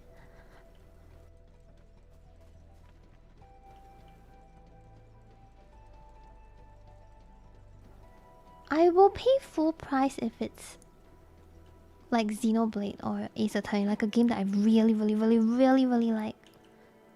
Eh? Is there even a... Wait. Is there even a deluxe edition for Crimson? I didn't know. I didn't even know that. What do you even get?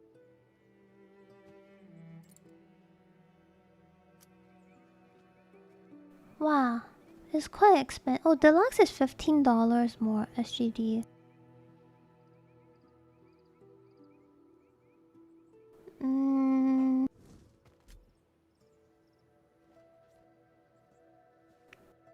Is the deluxe just cosmetics? I can't tell if this is just cosmetics or not.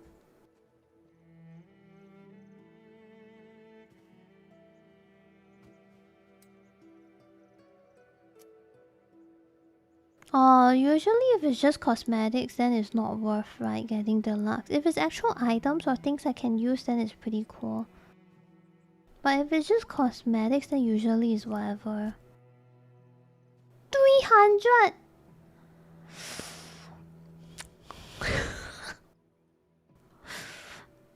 The thing about Crimson Desert is, you know, they keep showing all the trailer and the stuff, right? And they look so good. And it kind of makes you wonder at some point, what's the catch? You know? Like, everything people saying is very good. Everything you watch looks so good. You know there's some, like, flying combat shit. And I'm just like... What is... Like, it all looks good.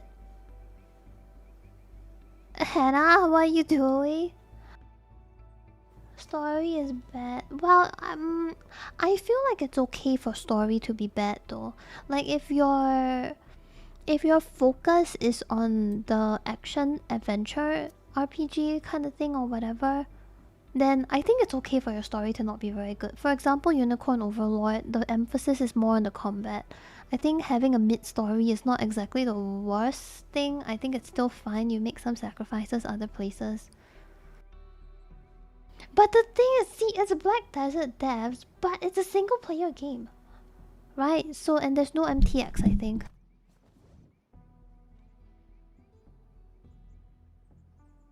So, what is it about? Lost Soul Aside. Oh. Lost Soul Aside is the one guy game, right? I think.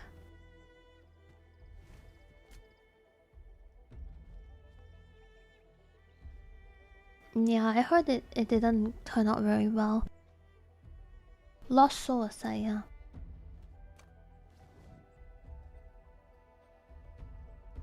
无论身处何种境地，时刻保持警惕，都是我最 I'm 基 also 本 a 的 bit 原则。 skeptical about Crimson Desert, but it looks so good and I really want to try it. I don't normally like to try this kind of game. Like AAA, you know, looking game. That kind of stuff. I'm normally not very into stuff like that, but when I saw gameplay of this, I was like, damn, that looks so cool. And someone out there is going to mod some random like multiplayer shit at some point, probably.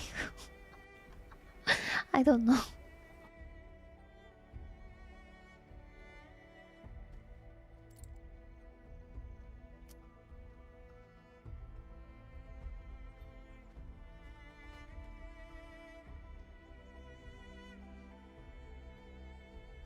No, there's no demo.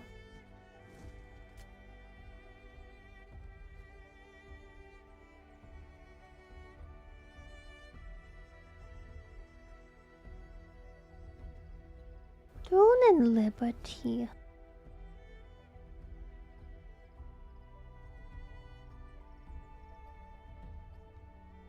Let's see. Oh shit, the new Paranormal site releases tomorrow too. Dude, I was talking to Cho about this.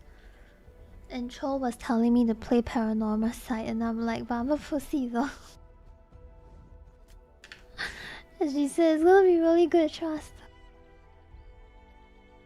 Oh, Throne and Liberty is the game that I cannot play because it's published by Amazon and they fucking hate Southeast Asia. So I cannot play that game. Classic.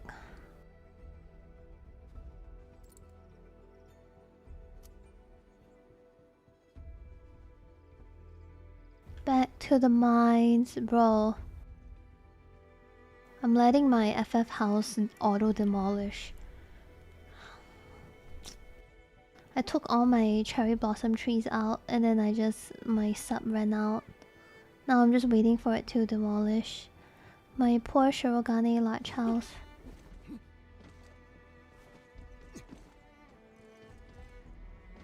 I still cope for the Riot MMO. I know it's like massive cope, but I still think about it. I still think about it every now and then. It'll be good. FC house? Nah, my individual, like my normal house. I have a Shirogane large. It's the one with the hot spring. I'm gonna just, yeah, I'm done with I'm good with FF, man. I don't need a house anymore.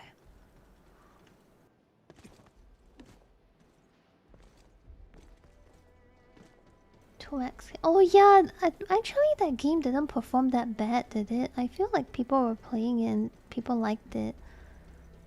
It's just that I think they had to fire a bunch of people because the reception wasn't as big as expected.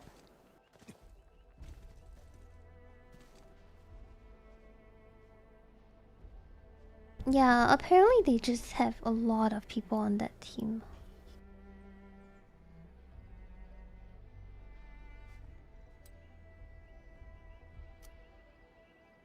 Ashes of Creation, bro. When I saw that game's death cycle... We were stuck in there for so long with like little to no progress. I was just like, yeah, this MMO is quite literally a joke. This one's definitely not making it. I just stopped caring.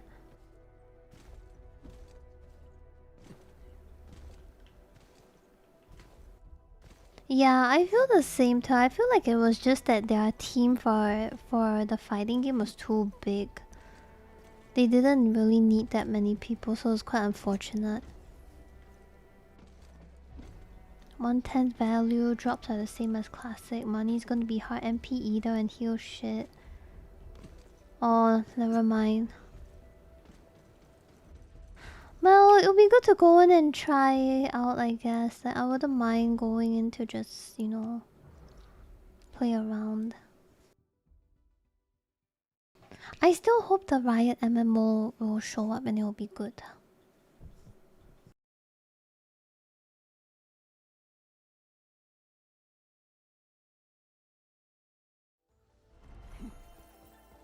I don't really know much about fighting games. Second job. Well, that's okay.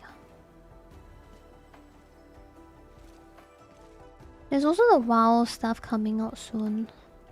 I hope I get the feeling of playing WoW when the expansion drops though, because right now I'm not really in the MMO feels. Too much MMO, I played too much MMO for the past few... what's that called? Past few months. I'm hoping I get the feel back when the patch, when the expansion drops. On the 2nd, I think? March.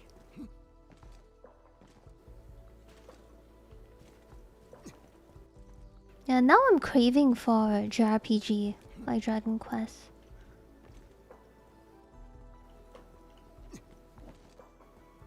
Oh, that's so nice. PQ's not being locked is really good. Okay, that's fine. I think it's one of those things that wait until they are done adjusting everything, and when it comes out, we'll just like fuck around and see how it goes. Play dot hack. I need to finish Dragon Quest, man. I want to play Dragon Quest 7. It's so good. I really like that game. Oh, Okami 2 is gonna be sick. I will probably try Okami 2. The first one I didn't really vibe with that well, but that was a long time ago. I might try it again just to see if I like it. I think the game also didn't run very well for me at the time.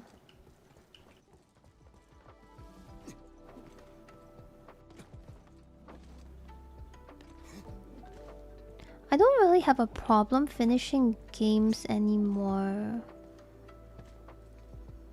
I think it's more of just that I really need to like the game. But I can't play a game. I won't power through it if I feel like I don't like it. For example. I won't force myself to finish the game.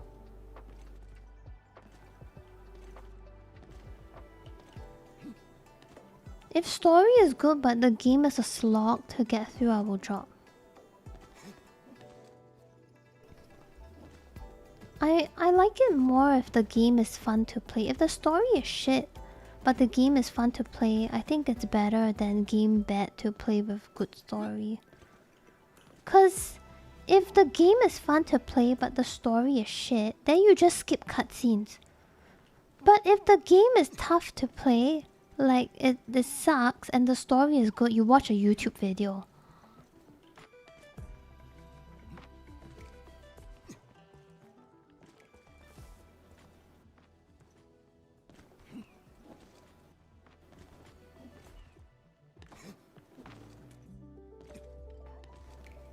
Yeah, if a story good, gameplay bad, then turn it into VN. You know what I mean? Turn it into VN or just, I don't know. You can do one of those comfy games where you're more on the storytelling side and the gameplay is a lot more chill. But I feel if the gameplay is fun, you just skip cutscene and you will play, right? You will stay.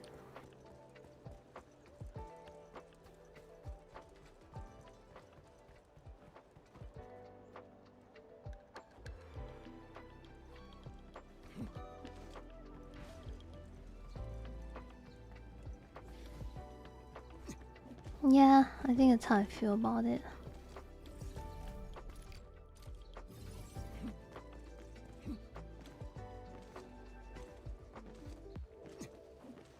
Bro, I don't even know anything about all this maple stuff. I only played a little bit of it. I'm just hoping it'll be good because I want to try old school maple again.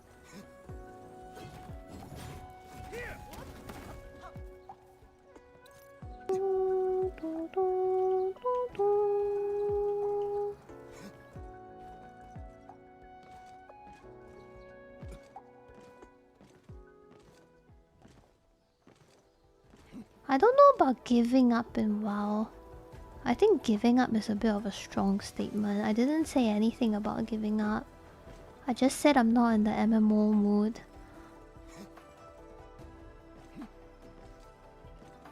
Dragon Knight. Well, if it makes it feel any better, I'm not just not playing WoW. I'm also not playing every other MMO in the market.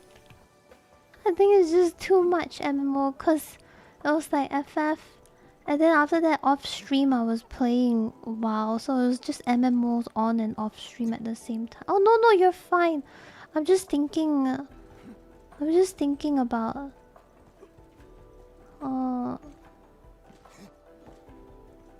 It's like 3. How long is it? I'm not sure. 3 months, I think. Now I'm an industrial engineer. Next thing you know, you see me playing Factorio.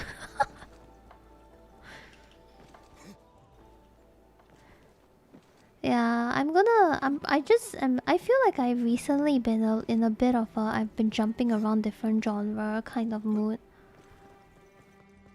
I've been playing different stuff, jumping around, trying different things. It's been kind of nice and refreshing because normally I hard stuck to one genre and I don't move for years.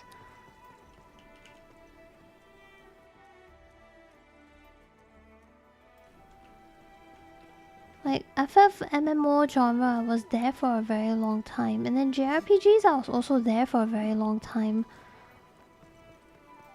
Yeah, and recently I've been I jump from one MMO to another, and then I play Endfield, then I play Dragon Quest, then I play some like farming stuff, and then I was also playing some idle game, IDLE, comfy stuff and all that. Like nowadays I think my choices are a lot more varied. I kind of like that I'm cycling between multiple games instead of just sticking to one. Well, I don't know if I want to play a mobile shooter, man. I'm too traumatized for this shit.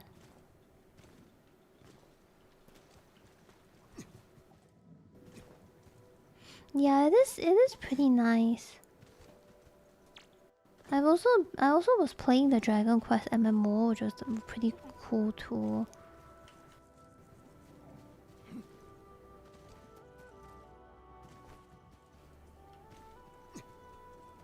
Yeah, there's a Dragon Quest MMO. Well, it's JP only, but I've been playing it for a bit. Oh, Atelier is good. Yeah, I wanted to start Atelier, but I didn't have time recently. Because I wanted to play, I mentioned this before too. I was really like locked in on it because I was looking up stuff. I wanted to play the Dusk series for Atelier because Dusk is known as one of the best Atelier series. I really like Atelier style. I love their music. I personally am not a fan of Atelier Ryza. I think Ryza is the weakest one for me. I don't really like it. I personally really like the Mysterious series, which is Sophie 2. A lot of people like the Dusk series, which is I need to look up the names. I haven't played Dusk yet, so I can't say for sure. Sophie is my favorite as well. I really like Sophie too. Also, why is my Steam like thingy so bugged out? The fuck? Can I like close Steam? The whole screen is so bugged out. Is this normal?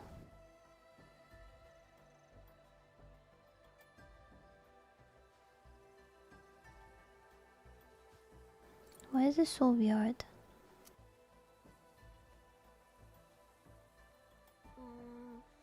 所谓奇异自现，我究竟漏了什么？ Mysterious. Sophie is mysterious. Okay, now it's fine. Atelier is also on sale right now. Sophie 2... Yeah, you can just play Sophie 2. You don't need to play Sophie 1 because there is a thing in the game that helps you recap the story if you don't want to play the first one. So you don't need to do it if you don't want to. It's fine. Dusk series on the other hand... Oh yeah, they have the... But I'm not doing any more Windows update. Fuck that shit, man. I don't trust them anymore. Fuck that. For Dusk series is Aisha... Aisha? Yeah, Estra and Logi. Logi, I have no idea how to pronounce it. And... Oh no, Ferris is not. And Shelly. But these have a slight time limit. And then Mysterious is Sophie, Ferris, and Lydia and Suel. Aisha.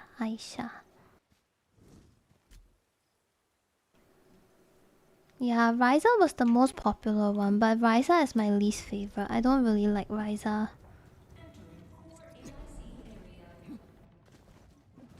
I think it's the first 2 games of Dusk that has the time limit, if I remember correctly.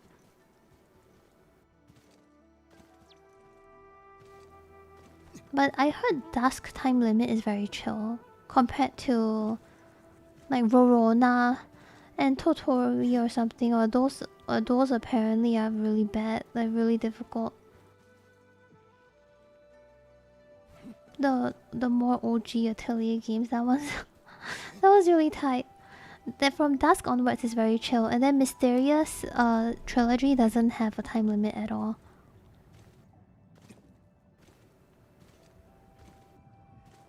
I personally was not a fan of Ryza because of the combat.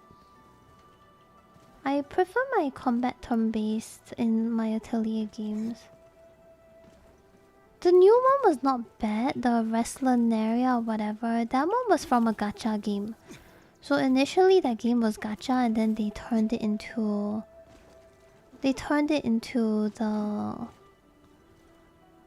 a single player game. They shut down the gacha, turned it into single player, and it was okay. Like, it was actually pretty fun.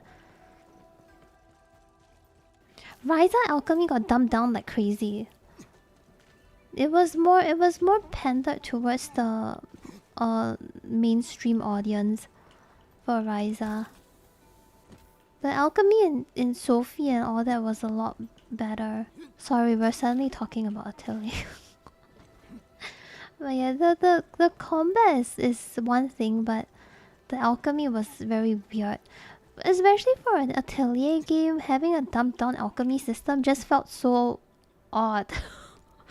I don't know why. I am also a fan of mana Chemia.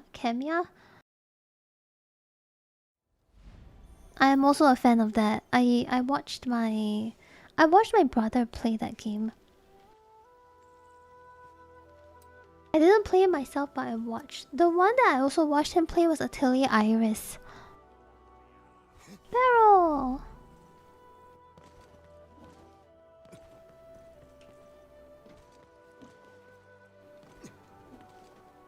Yeah, I would be so down for that. I think my brother played 1. Atelier Iris 1. I need to look at the image and then I'll get it. I remember watching him play Atelier Iris and Grandia 2.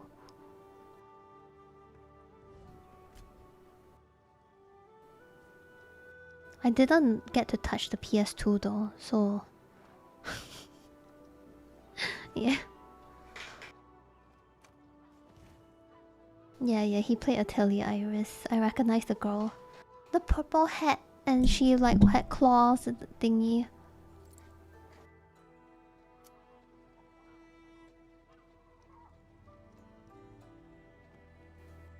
I was the victim of you know when you have siblings and you don't want them to disrupt you when you're playing games and you give them a controller that's not plugged in. I was a victim of that.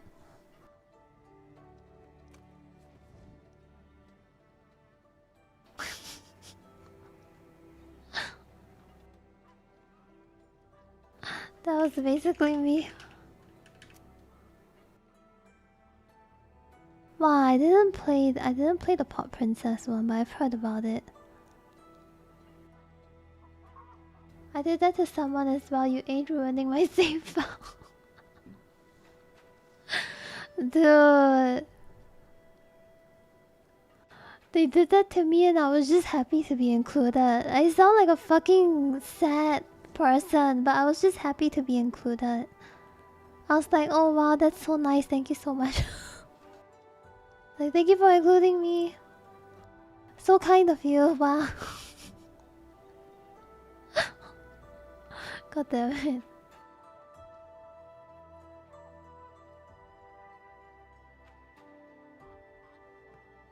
You're so mean, but I get it. I get it, but also, god damn it.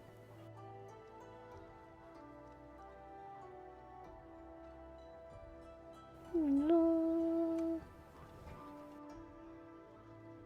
All kids are just there like them. Sure, whatever.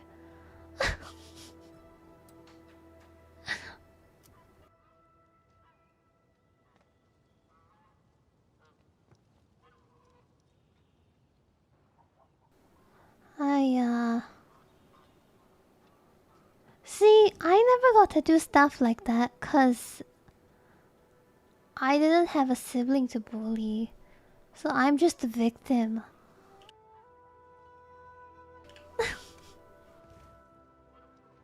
I'm just the unfortunate victim. You can bully me. I don't want to bully you. I don't want to do that.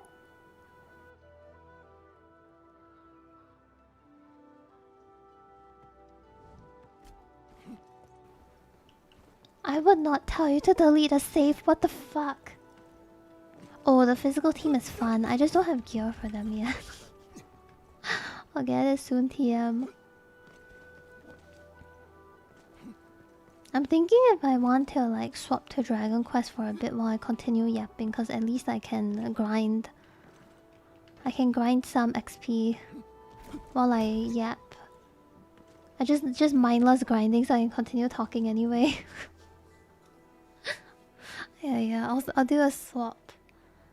Where is my control? Okay.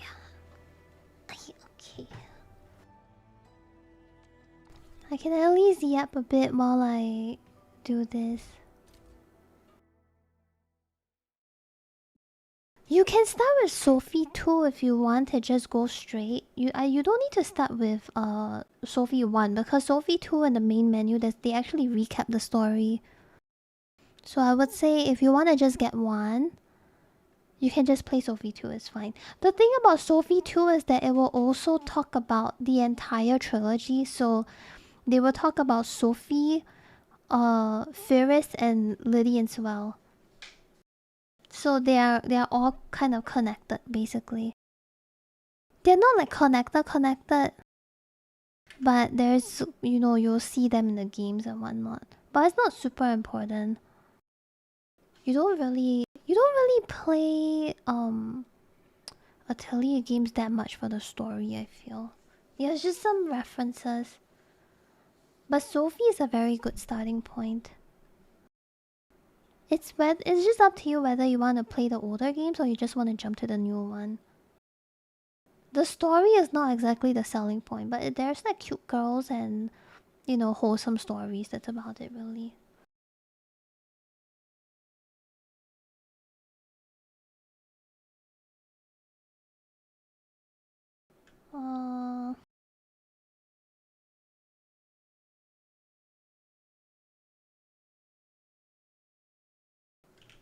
Dragon Quest. Let me put everything on.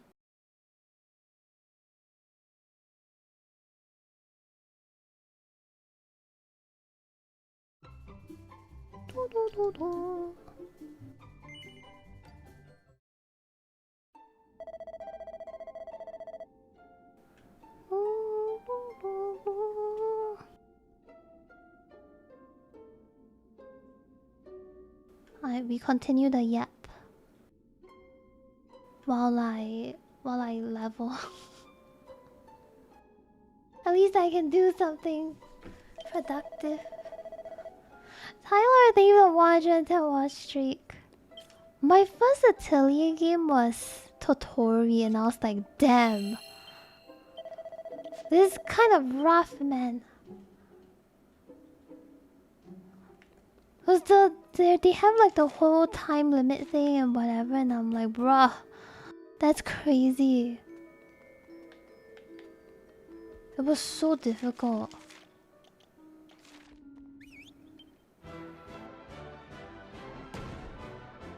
Iris 3.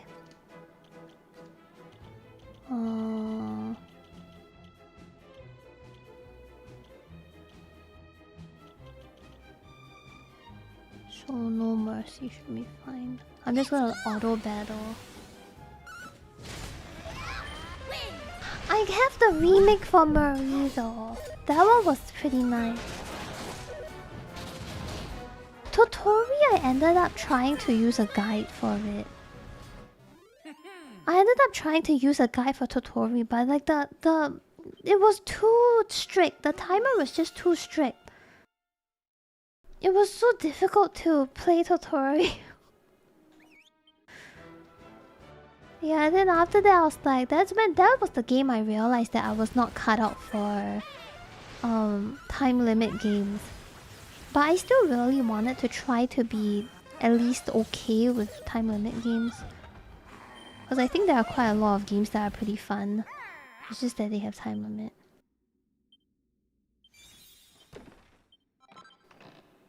Rorona was... yeah. Totori Rorona, like that trilogy, oh my god. It was so rough.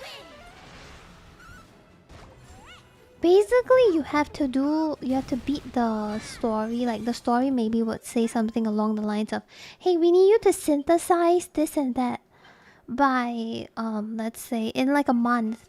And if you don't get it in a month, then they will be like, oh, you didn't make it, so... yeah, shit, tough luck. And then you would just have to reload from your whatever file and start all over again. It's so bad. It was so rough, man.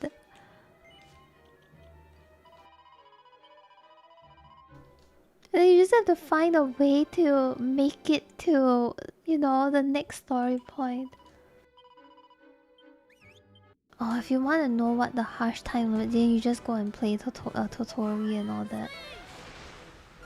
Yeah, every time you pick up an item, whenever you pick up an item or you, let's say, synthesize something, you pick up water from the well, that kind of shit, like that all takes time. So you're not only limited by time, but you're also limited by the amount of materials and mobs that you fight and pick, because every time you do that, it takes time. If you walk to a certain place, to like another forest that's beside you, that also takes time. That is a nice surprise. So it's just, it becomes like you kind of have to plan a lot of stuff. Hey Tayo, thank you so much for the sub on YouTube. Thank you. I appreciate it. Thank you so much. That's why Atelier games, initially people... I wouldn't say people were complaining. I think complaining is a bit of a strong word. I don't think they were complaining, but they were definitely unhappy about... or a good amount of people were pretty unhappy about the time limits and stuff. And eventually they removed it. But of course the hardcore fans Of course the hardcore fans are still time limit enjoyers. It is really disliked. They brought it back for Ferris, but Ferris time limit is very, very chill. So you don't even really feel like there's a time limit. Yeah, and then from Sophie onwards. Sophie onwards, with the exception of Ferris, was when they removed time limit for real for real. So the entirety of Ryza doesn't have any time limit whatsoever. And then Ryza ended up appealing to the general audience because of... Yes. Yeah, I think Esther and Logi as well. Like, it's very chill. I was about to ask, why are they not using AoE? They initially appealed to audience because of her design. And then after that, people started liking it. The game. I think they liked the combat or something. I don't know. Wait. What the fuck? The slime's fused. Oh, that's not good for... Oh, never mind. He died.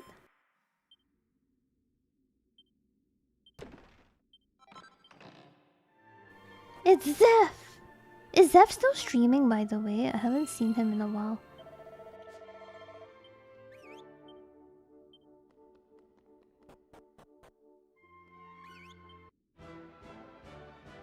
I still think Sophie is peak. I still think Sophie is my favorite one.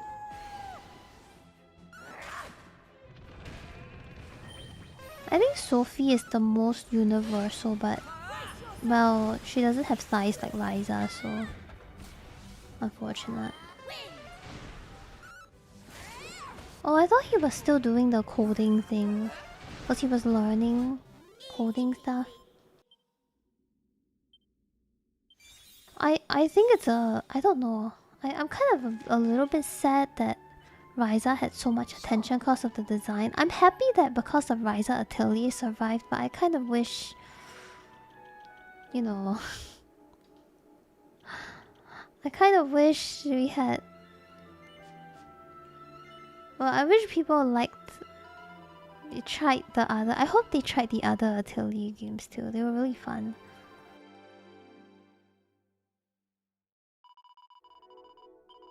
I gotta play Dust, then I will decide. Yeah, I wish it was for other reasons instead of the design. Cause it kind of makes me wonder if they were to... If they were to do something else...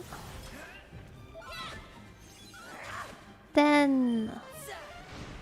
Like, will we have to keep this kind of design all the way for Atelier to survive? Or is it chill? You know what I mean?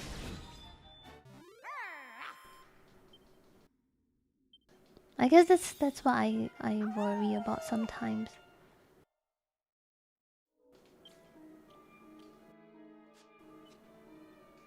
Yumiya, yeah, I mean Yumiya is nice though.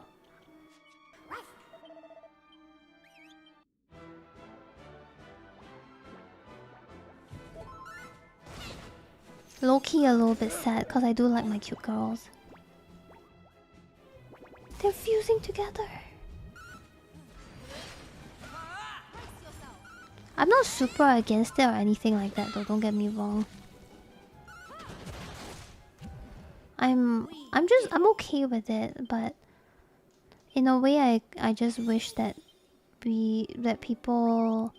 I hope that more people just play the older Atelier games because those are really good.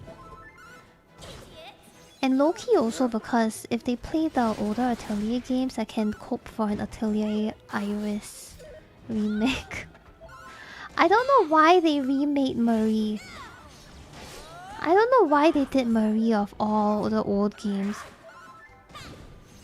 I feel like Iris would be kind of cool, but if they remake Iris, maybe they have to remake 2 and 3 as well, and Marie's a standalone. The problem with the... What the f...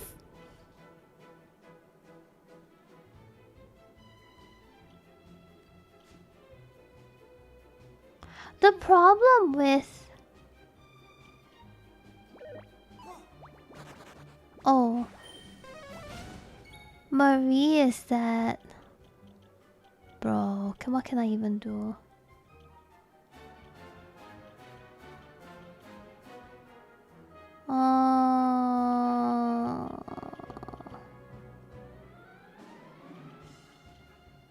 I only have single target.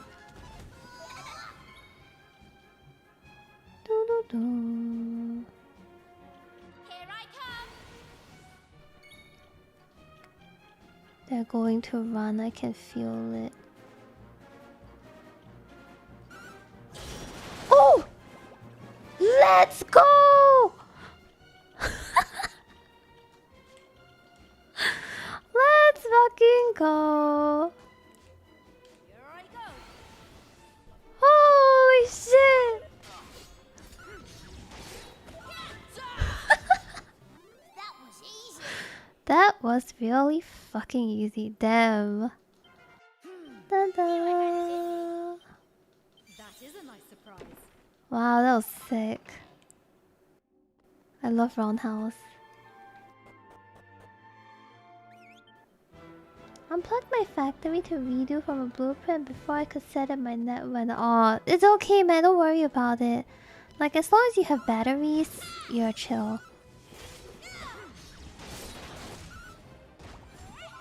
Don't worry too much about it.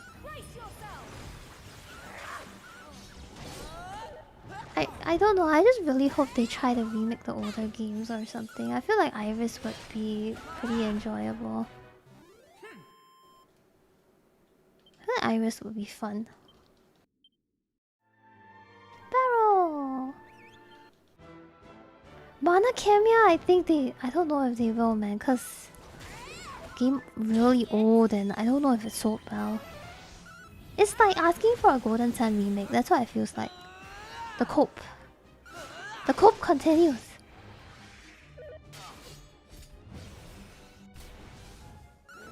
Oh yeah, they did in the gacha game. The gacha game. Damn, how are these still not dead? Holy shit!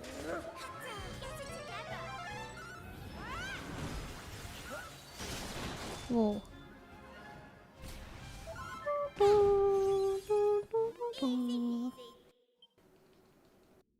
The cope never stops.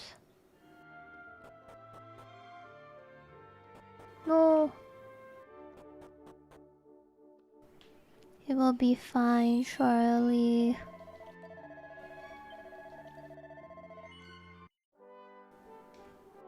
It's like how everybody is still coping for FF9 remake and Chrono Trigger. You would think that they would just... Maybe they are, maybe it's in progress, I don't know, but it just feels like money printing to me.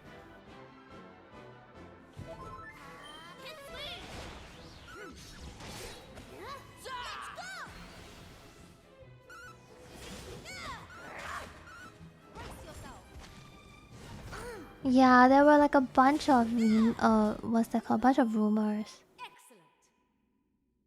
Look! Good morning! I've never played FF8. I've only played 1, 2, 3, 10. Bro, I'm missing out. I'm missing out so much, it's a problem. I was full on cope that... Okay, I don't know about cope. I think it's a reasonable guess that probably 7 Part 3 would have been announced at that Sony State of Play. But I was very surprised that Square Enix didn't say anything. Maybe they're saving for Summer Game Fest or something. Because I think it's pretty logical to assume that they're going to try to push Part 3 for all consoles at once, like global release. I don't think they want to stick to the... what's that called? That exclusive nonsense anymore. Oh, it's because I played 1, 2, 3, right? This was when I was a kid. And then between 4 to 12, FF4 to 12, I was studying, so my mom was just like, hey, no video games. 10, I only played it about... I played it about 5 years ago. Yeah. I did have 13. Oh, brother. Oh my god, why would you do this? You know what? I'm gonna see what they do if it auto battles.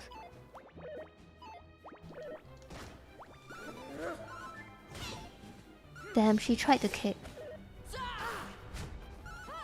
She did use a roundhouse. It just failed. Oh my god. No! Well, we got 1. It's not that bad. I don't think they give proficiency though. Yeah, they only give XP, which I'm okay with not having the XP. Special strat is you pray to RNG and you just hope for the best. You just pray, bro. You just hope you get the hit off or something.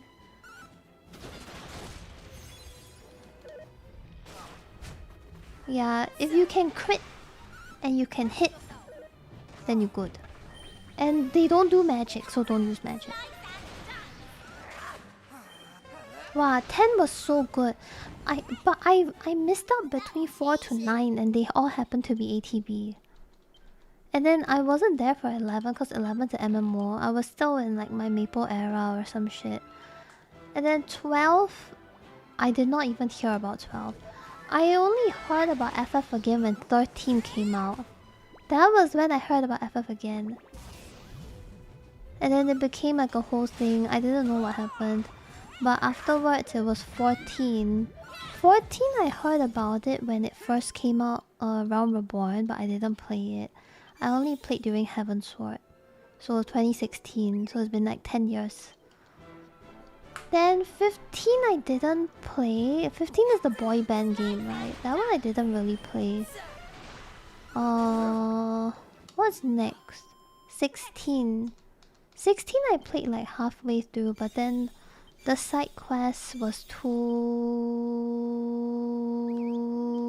14-ish? Like it felt a bit too 14. You know what I mean, right? Yeah, then I dropped. So the next FF game that I wanted to play is either 7, 9, 12. It's like between 6, 7, 8, 9, 12. Like I would say these. 6 I heard good things because of Jeff. 7 is set for me.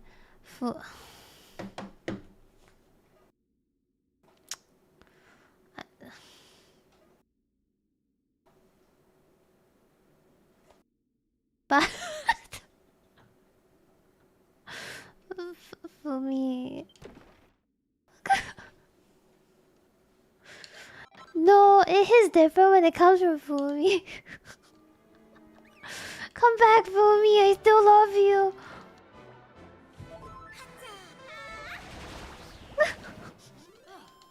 Good morning.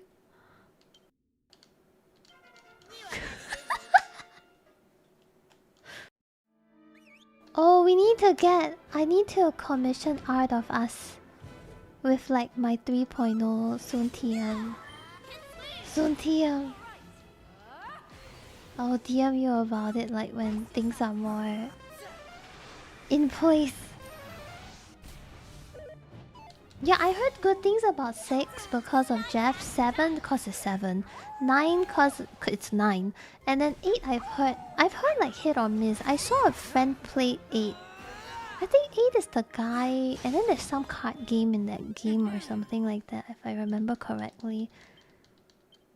Yeah, I'm just grinding right now.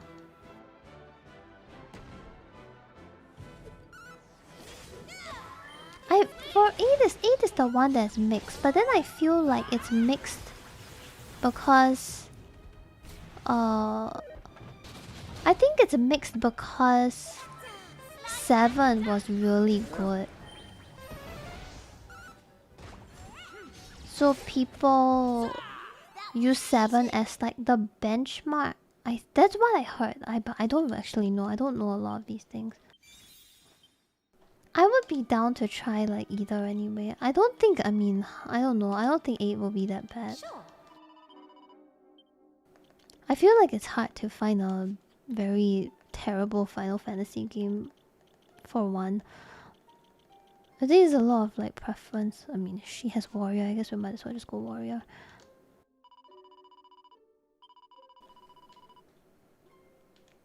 Oh, Hannah's a 10 enjoyer. I know people that like 13 though. I know people that actually like 13. I don't know much about 13. Let's just put it that way first. I don't really know much about 13. I only know it's very linear. But I heard at some point the game opens up or something like that, but I'm not sure. There's a lot of cope for a 9 remake.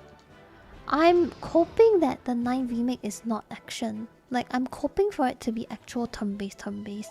Or ATB at the very least. Lightning is pretty cool though.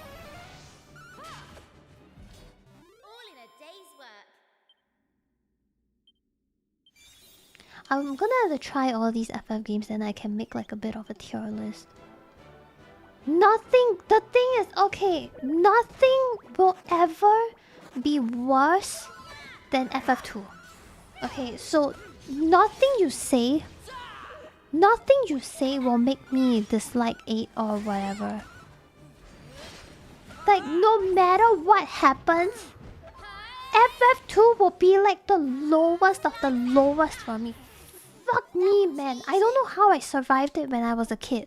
I don't understand it. I don't understand it and I don't want to understand it because I don't want to relive this shit. I would rather play FF1 than FF2. We don't even talk about 2. God damn it. I think as a kid I was just happy that it existed. Like I had games to play. But the leveling...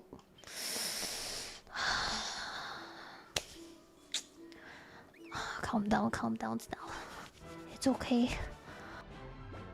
It's already over.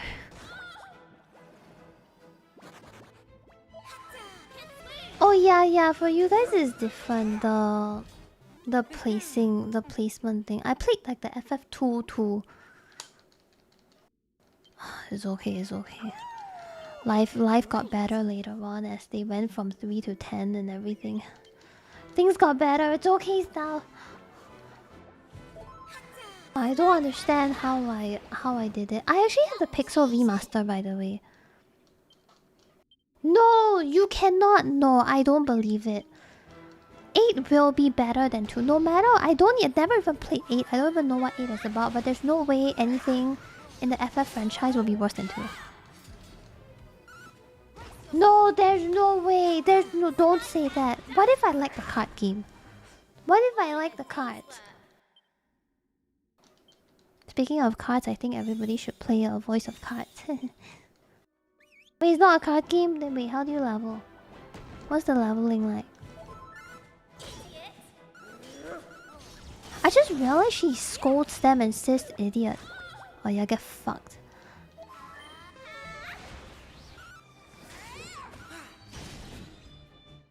But I like card games. I'm not great at it, but I like the card games. If you like the first one, you will like the second one, but you skip the third one. You just don't play the third. But if you like first, you will like second. My ranking is 213. 213 is a pretty solid. Don't play 3 like... Yeah, don't, man. I'm not trying to shit on it or anything, but I'm just saying that it could be better, I guess.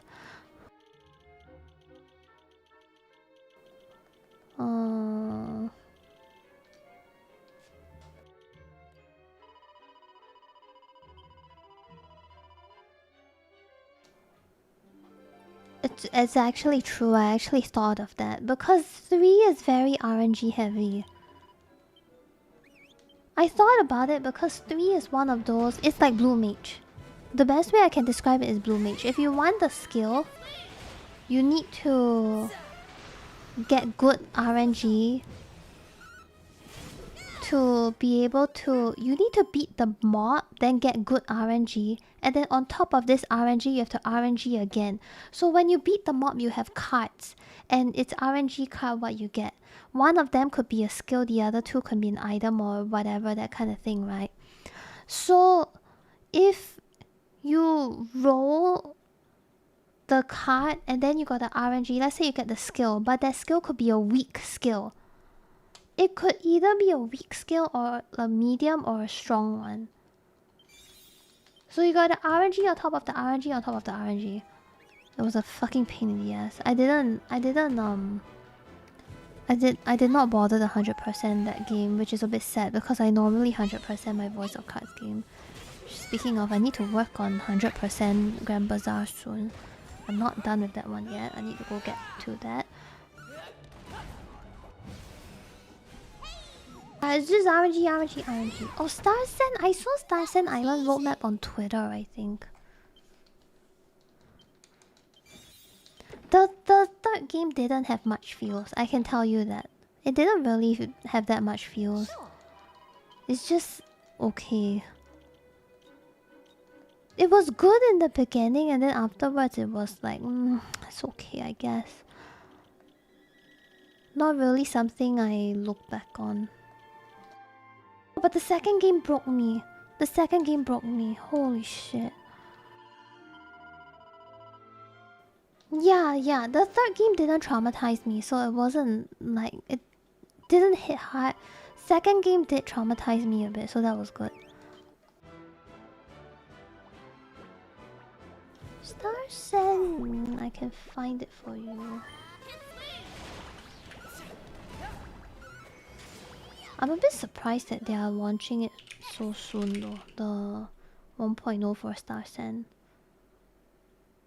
I mean, give me a moment. This one. This one?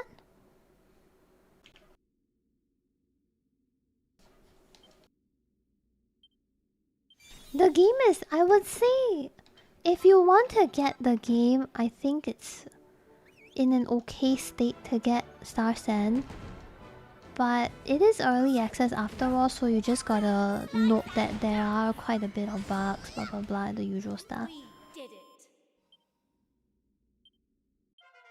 If you want to play a farming game that's not in early access, I would say the best one that, like a modern best one, like, you know, outside of the usual, people always recommend Stardew and stuff, but I personally don't really...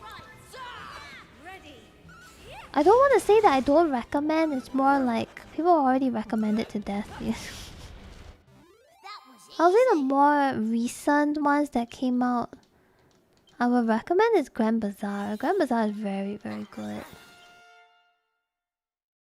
Oh, Fields of Mistral is also really good, yeah. They're still in early access, but they are planning for full game. I think it's like somewhere in the middle or something, I think, of this year. Yeah, I think somewhere about there.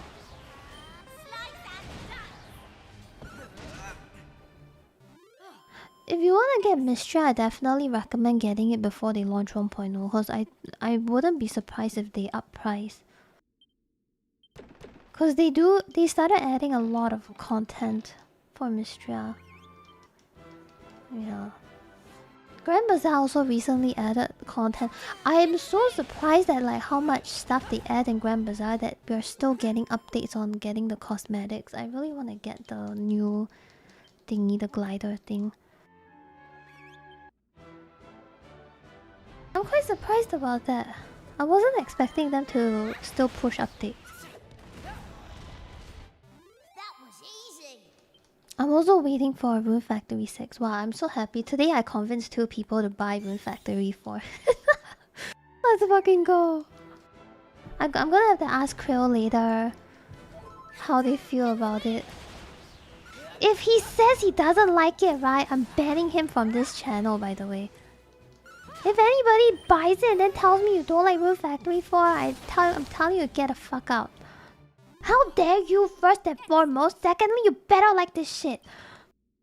It's peak. It's so good. It's really, I'm telling you, Hannah, fuck you. It's so good. It's so good. You gotta trust me on this one. You just need to. If you can, I know the graphics may be a bit off-putting for people because it's a 3DS game. I know, I get it, but it's really good. Mid, you are mid. Sure. It's also on sale right now, man. I really like Rune Factory 4. Hey, I'm sorry, I take it back. I didn't mean to do I didn't mean to say that. I take it back. I would like to apologize. Please accept my humble apology. I am just passionate about my farming sims. Bro spawned in and got so I would like to apologize. I'm sorry. Dude, I said I would ban people, but I can't ban people, man. I can't do that. Have you ever farmed with your life on the line? They don't understand. They don't get it. That was easy. Take me out. The game is seriously so good.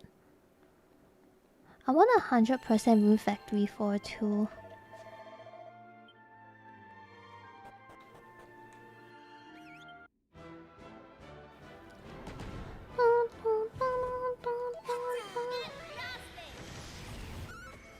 Rune Factory 4 is amazing. Cho, your friend is so based. It's like widely known within the community that Rune Factory 4 is the most top rated like Rune Factory. Most people like 4 the most basically. I think it's like a bit of a fight between 4 and 3 for some people.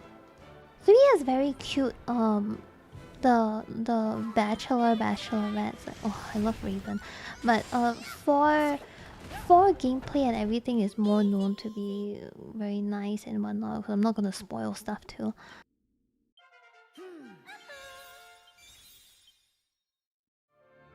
I didn't get to play 1 and 2. I played a bit of 3, but I didn't get to it yet. There's this girl that in 3 when she speaks, she always says the opposite of what she says. I thought it was very funny. Yes, my favorite part about Rune Factory is that everything you do number go up brain happy. I love it a lot. Also, the recent one, Guardians of Azuma, wow, that game gives me a lot of hope for Rune Factory 6 because they do a lot of QOL stuff in that game. So I have a lot of hope for that game. For the next game. That one was really nice. It's a bit heavier on story, I feel. Like, it can feel a bit overwhelming in the beginning because you're managing multiple farms, right? But eventually it gets better. Yeah, that was the one I played on stream. That was really good. I'll tell you my progress next stream. Let's go. Space to skip.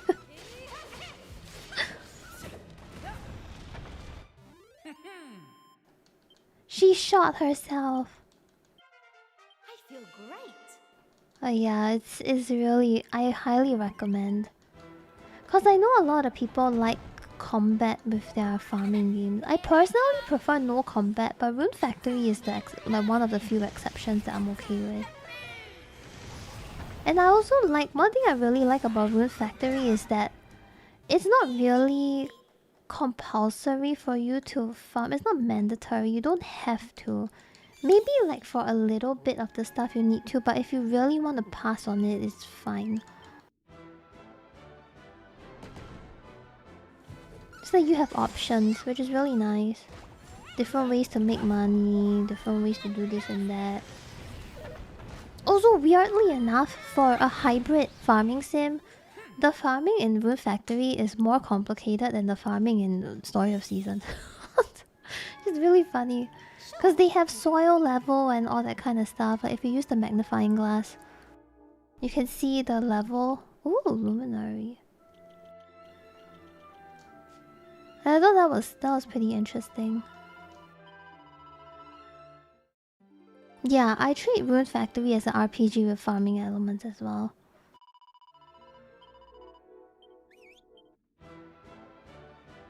It's just, I don't know, man. Everything about the game. Oh, I need a new Rune Factory. Oh, I need it. I'm not even done with Guardians yet, but I need it. God, what? I really wish I could try all the old Rune Factory game like Frontier, Tides of Destiny, and all that. Wow, if they remade it right, that would be sick. Remade it with the QL. How much grinding? Actually, not much. Actually, depends. Cause this game, right? Dragon Quest 7, you level professions, bro. It's like cross-class skills, but the cross-class jobs. Like you max out these things and then you can unlock more jobs. Like this one is warrior and mage max. Then eventually mixing the two secondary jobs will probably give me more. Like you see here, question mark, question mark, question mark. If you want the late, like super late game cool stuff, then you will probably want to level all of it. But it's not really, you don't really need to.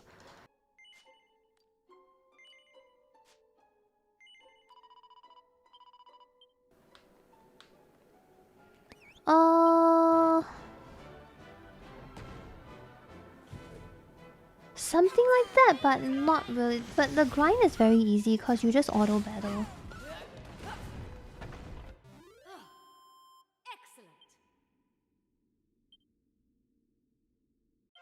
Something like 3 maybe, yeah. But it's very easy to grind in this game because your doggo character... You see this guy on the doggo, right? He can basically whistle and you get a random encounter immediately.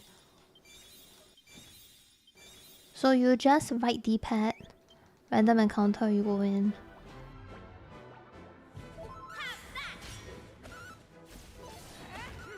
I like how they already focus on the metal slime.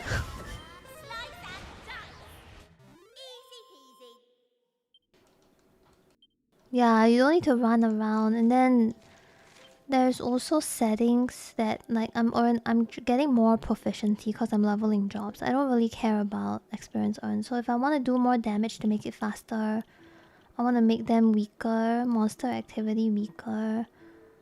No, like I can do all of that. Then things will die faster, and I get my XP faster. Yeah, there's a lot of QL for grinding, so this game is very chill with grinding. It's not difficult at all.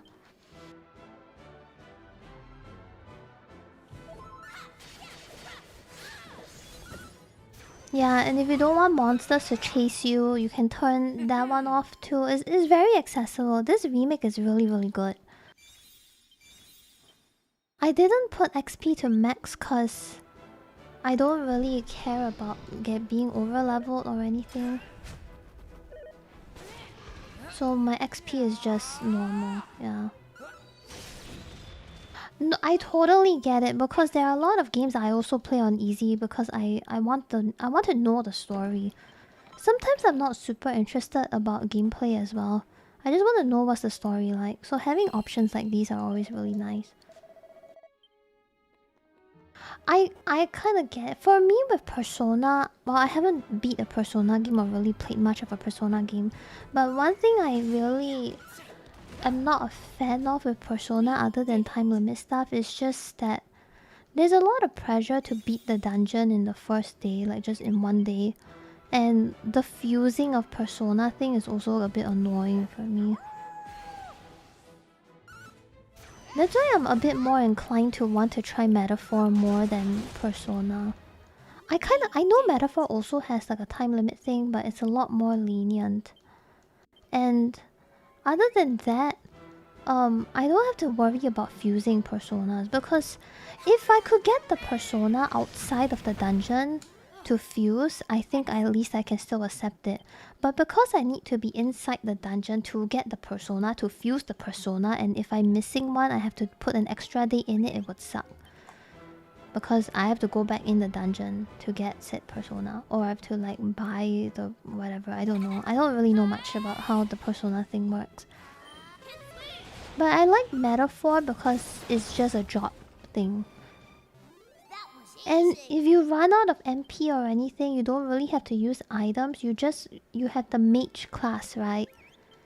And then if you hit, I think you heal X amount of MP every time you hit a mob or something like that. Outside of... before you get into the combat. Yeah, I like stuff like that. Because I'm a hoarder. So I don't like to use items unnecessarily. So the metaphor stuff worked really well. Oh my god, yeah, the art style and the UI is so good. I love Atlas UI stuff. It's so pretty. Persona 3 had such a good UI. Like when you go start menu and then the water, and you can actually still see in the background your character is there, like wherever you click the pause menu from, like your character is still there. Alice goes crazy on UI. I love it. I appreciate so much. I appreciate so much because the menu is the thing that you use the most in the game. So having a nice UI does so much. Because as JRPG gamers, we're always going into, you know, menus, changing stuff, doing things, right? And the best part is that it's so recognizable. You don't need to say, you don't need to tell people this is made by Atlas, and you see the UI, you know it's made by Atlas. Sure. Which is great.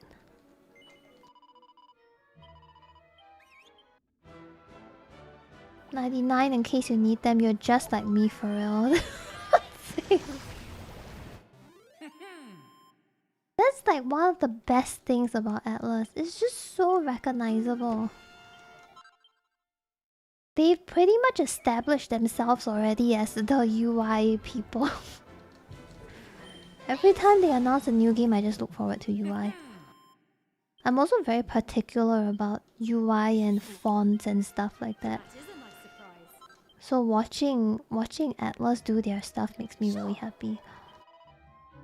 Yeah, they are quite literally the UI guys. That's what I know them as.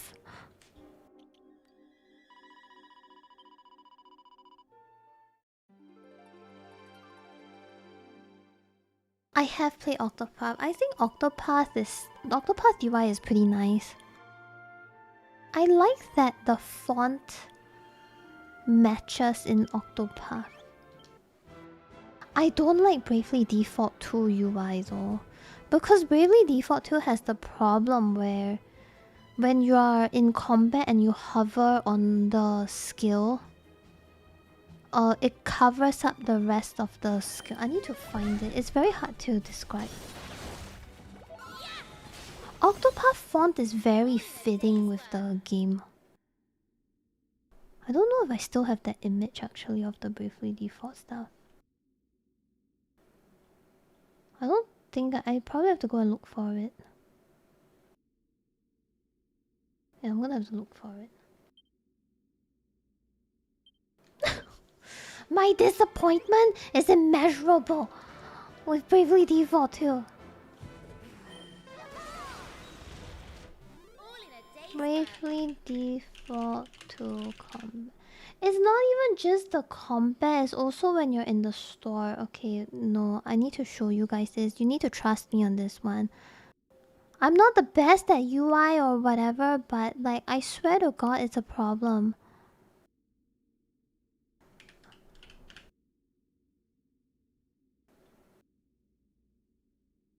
Okay, I found one. Shout out to Shaq News. Thank you for your footage. This thing.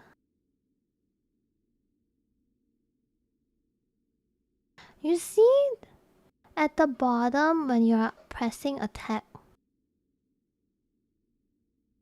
and then that box just covers up the rest of the text at the bottom.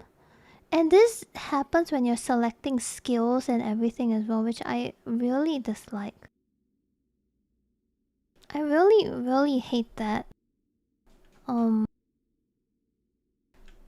It's not just that. It's also when you're in the store. I need to find an image of someone that's in the store. When you're in the store and you're buying gear,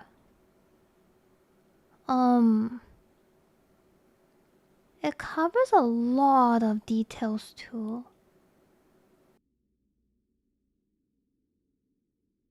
Let me see if I can find it. Like, there are some things within the UI that it makes no sense why it has to be this big, or why it has to be like that. Yeah. Sorry, I sound so nitpicky about it, but it's like a very big problem for me. That was a very big reason why I dropped the game actually. Outside of the gameplay being quite mid in the story.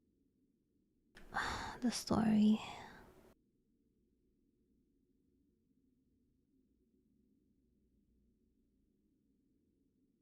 The thing about FF14 is you can move the item info and the skill info. I moved mine to the side so it doesn't cover anything. It's because I'm so disappointed that I cannot get any more pissed off at the UI, you know? Thank you. I hope you had a good New Year too.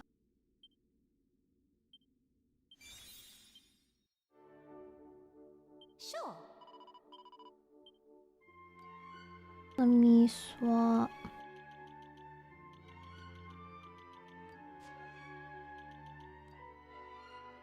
Okay.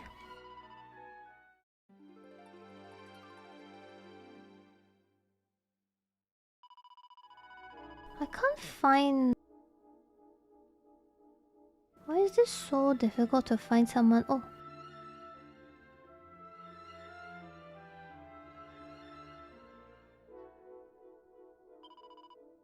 I need this guy to like look at the equips. Hey.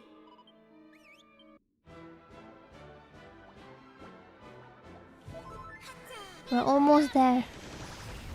Okay. So this is the shop UI. Thank you, Yamatufa Gaming. This is the shop UI for Bravely Default 2. You see how the thing just and then it covers the character?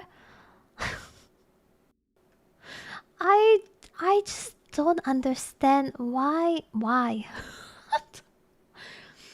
you gotta cover all these things. It really bothered me. It really bothered me. I don't know if I'm probably maybe I'm just overreacting. I don't know, but it was so difficult for me. I didn't get very far before I dropped it, and then I didn't think about going back to it after I heard what the story was because it was so stupid. The story was like kind of, well, I don't want to spoil it in case people want to play, but yeah, it wasn't great. Sure. I think for me it's just cause, you know, this isn't the first game or anything. We had Bravely Default, however, 1 second, Bravely second, and all that, right? So seeing this is so disappointing because I'm a very big Bravely Default fan. Why are we mad at Bravely Default 2's UI?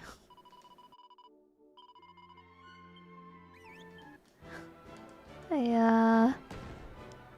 It was just so...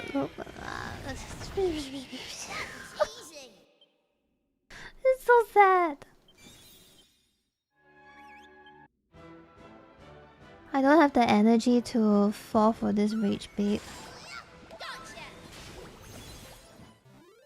I'm just so... It was so sad when I saw it. I really was hoping it had potential, but... yeah... We did it. These nuts.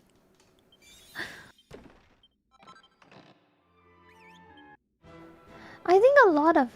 Well, I don't know if a lot of people dislike Bravely Default 2 actually. I think people liked it. I personally did not like it. Oh my god, I put a gem slime. Excellent. What the fuck did I just do?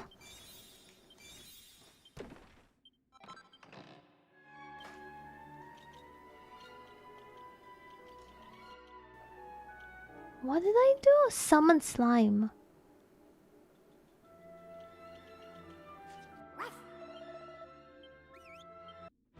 I still hope for Bravely Third. I'm still waiting for it. Let's go.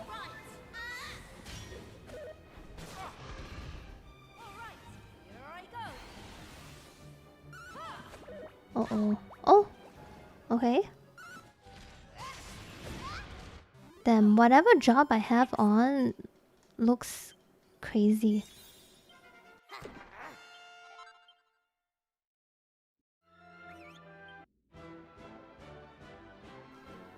The thing is, they actually did Bravely Default UI really good. You know the remake that's on the Switch too? Oh, Bravely Default 2 is on PC. They did launch exclusively Switch for a bit though. It was on Switch exclusive for a bit. Then they poured it over later. Yeah. The thing is, they did Bravely Default remake on the Switch too. The UI was actually good. They have like a little bar at the bottom. Yeah, I think there's a demo. You can try it actually. Like maybe you will like it. Personally, game not for me, but maybe you will like it. Wait, let me. I'm pretty sure there's a demo. Did they take it down? Oh shit, they might have took it down. Or maybe that demo was Switch only. But yeah, it's right here.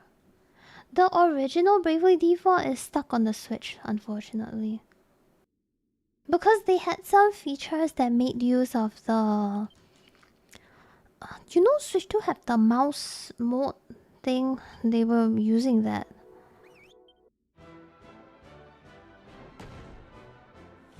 Here I come. Like, it would work fine. It will work fine on PC. I just don't know We did it. how it will work on controller. I personally quite enjoyed that mode. I thought it was like a fun little rhythm game. But I don't know... don't know if they have any ideas to... any idea to port over. I love the 3DS. I collected a lot of 3DSs.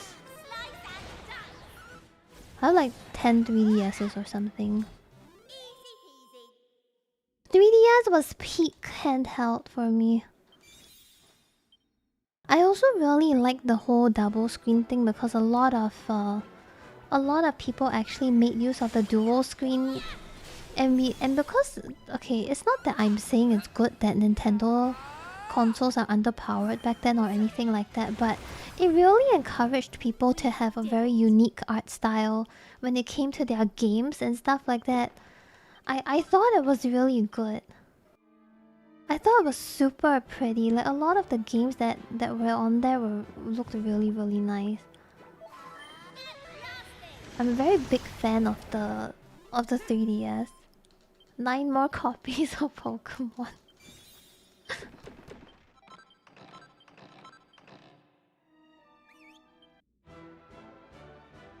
3DS was peak for me.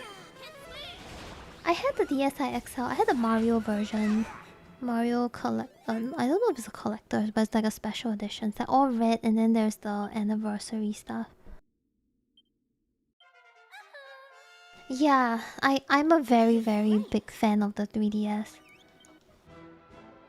I do like that right now our games and stuff with the Switch 2 can be 60 FPS and whatnot, but I really think that 3DS shined because people had to be creative with the things that they were making.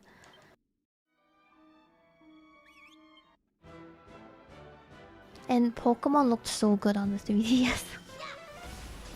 Their art style was so good. I think for the Switch, for me, I still like 3DS more than my Switch. It's just that, well, games like Xenoblade, for example, definitely looks way better on the Switch. But not everybody gets to that level, you know, of creativity and stuff like that, and the art, the vision. Dragon Ball. Google, fuck you, man. I'm not that old, I'm not even 30. Xenoblade on the 3DS is very rough, but the fact that they even managed to get 3DS working on the 3DS is like insane. I can't believe they actually got it to work. How long to max one? Wow, it's actually quite fast, like 15 minutes maybe. 48. Search. 新年快乐，恭喜发财，马上发财。Not bad. I had a lot. I still have leftover KFC. I put it in the rice cooker. I used the rice cooker recipe.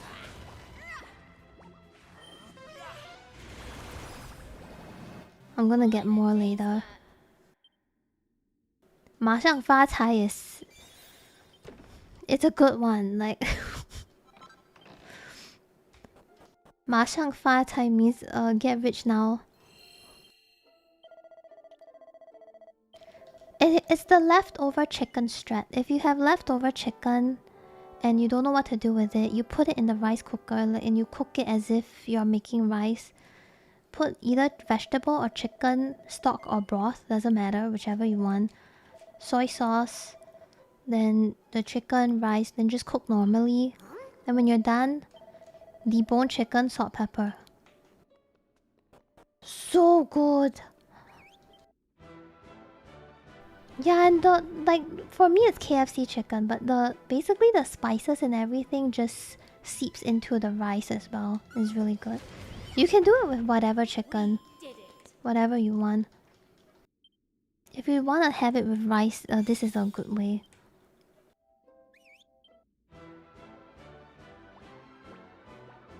Yeah, for me I sometimes use air fryer, sometimes I turn it into rice. It just depends what I want to eat at the time. I normally put the breast meat and stuff in the rice cooker because it tenderizes it, so it's not as hard. Is this one?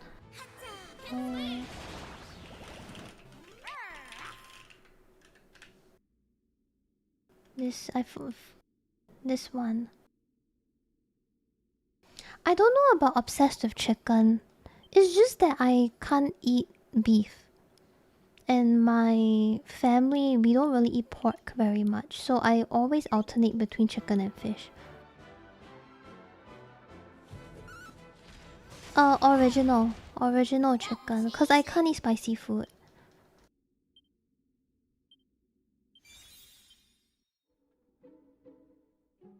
Sure. Yeah, I can't eat beef because of my religion. What do I order? There's a lot of what's that called? They have a lot of other food in thingy. What's that? McDonald's. McDonald's is like a lot of chicken burgers. A buttermilk chicken burger. There's a McCrispy burger, McChicken, filet-o-fish, Probably more that I don't even know what it's called.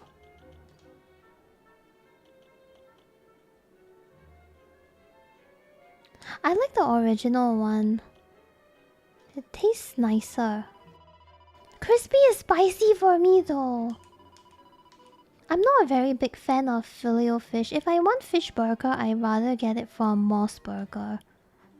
Either that or Burger King. Yeah, I don't have any spice tolerance. Max spicy is that I cannot eat that at all level. We did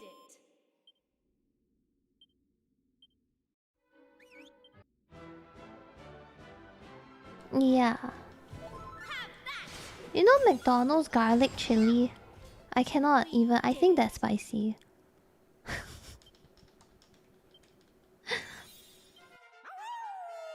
Yeah, I'm very bad with spicy food. I try to eat spicy food, but even after so many years, I still can't. McWings? Oh, we have chicken wings in McDonald's, by the way. McWings is also spicy for me.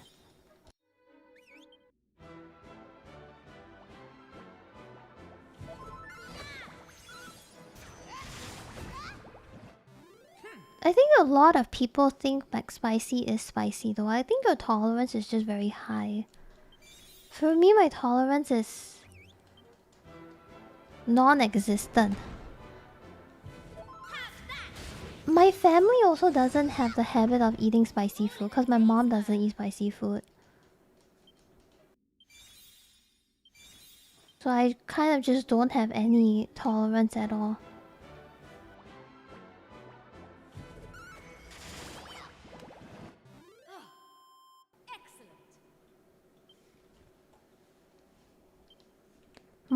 Thankfully, my mom is the kind of person that doesn't eat spicy food, so I was chill.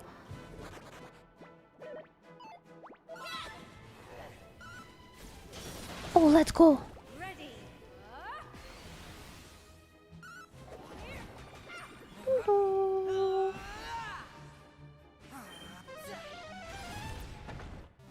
I have no tolerance whatsoever. It's crazy. You know what? I used to try to eat spicy food all the time. Not super spicy, but just a little bit.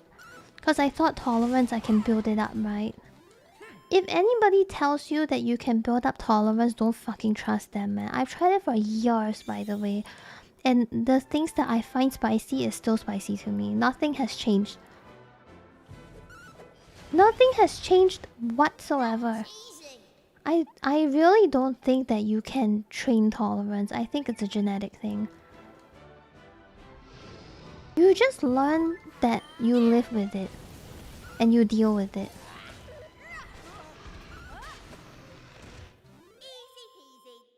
I can't, man. Maybe mine is just so low that... You know, people always say skill issue. Maybe I'm just that. I think I'm at... My tolerance is so low that I cannot even tolerate. It's crazy. And I tried it for about 5 years. Maggi curry spicy. A bit. I can still eat it, but it's a bit spicy.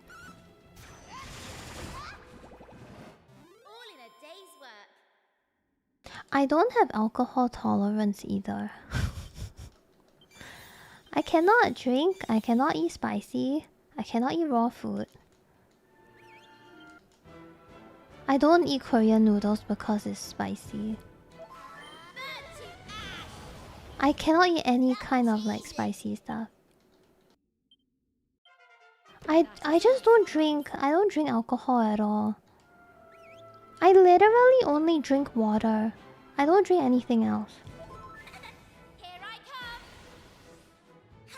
Oh, I can't eat raw food. The last time I eat like sushi raw food, I don't know why, but I felt really sick. But I also don't like raw food anyway, so it works out. I'm not a fan. Is black pepper spicy? Some of them, yes. Most of them, no. Some of them, yes. Depends. But with beverages, I only drink water. I can drink other stuff too, but my default is always water. I never go past that, yeah.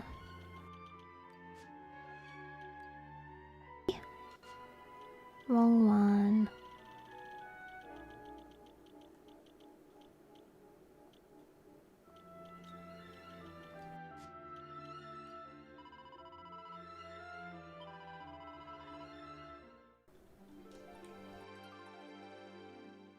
Black pepper is normally okay, it's just some of them is very spicy. But most of the time it's fine. Sushi is... but I only eat cooked sushi. Aww. I only eat cooked sushi and it's alright. It is kind of expensive though. So I've never stepped into a club before or a pub and you know, my life is quite boring. I just play video game, then I go to work. Then when I'm done with work, I come back, I sleep. I just chill with friends online, I play game and all that. I don't go to club, I don't gamble, I don't drink. I don't really go out all that much. I'm just vibing at home after work. That's about it.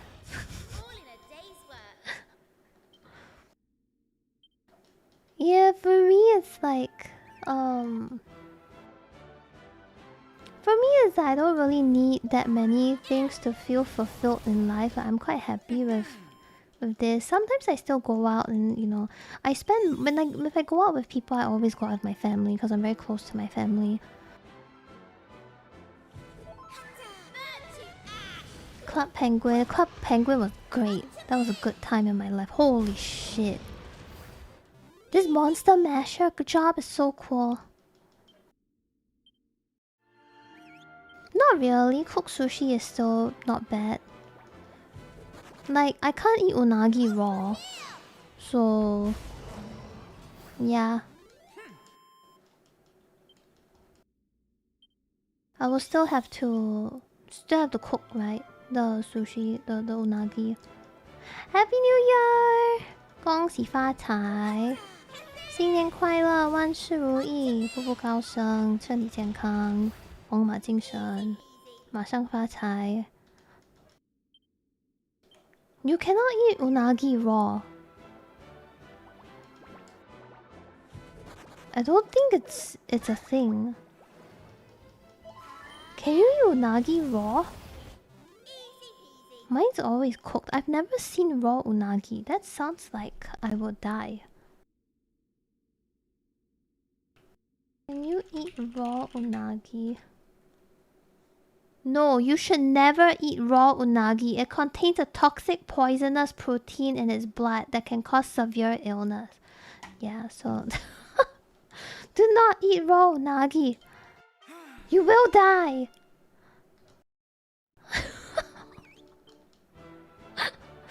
Yeah, don't do that. Most fish is okay. But when you eat, right, make sure you put wasabi. Because if you don't, and you eat a lot of sushi, there will be like worms and all that stuff inside you. So make sure you always eat with wasabi.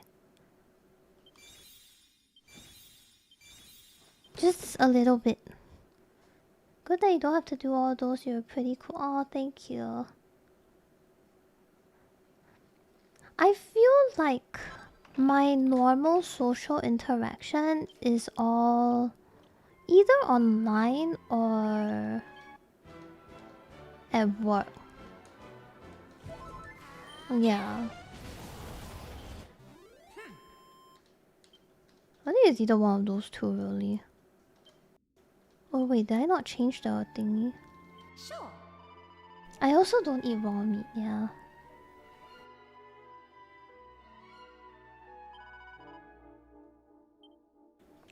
I cannot not touch grass. Like I have to touch grass because I need to go to work. I need to go to office. Although apparently like during COVID or something like that, you know, back then in Singapore when there's COVID, you need to download this like entry thing or whatever. You need to tee whenever you go places after a while, so they can track where you are at. Apparently, I think so. It's like a QR or something. I'm not sure. I don't remember anymore. It was like in 2020 to 2023, I think. Apparently, when it was 2022,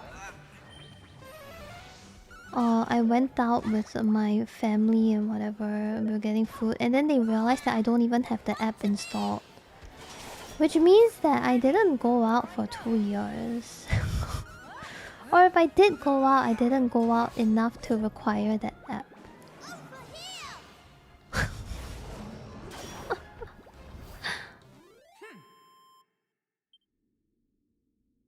That was something. Yeah, like if I went out, it was just, you know, I walked my dog and all that. I didn't go to the mall. That kind of thing. I'm not like girl failure VTuber, you know, like I still go out and touch grass. I'm employed, I have a job. I do my stuff. I still am in the client meetings and shit like that. I'm not a girl failure or whatever. Whatever people call that. I still need to do like IRL things, man. Bitch needs to get paid. Neat. Yeah, I just didn't go into malls and stuff like that. I was just outside.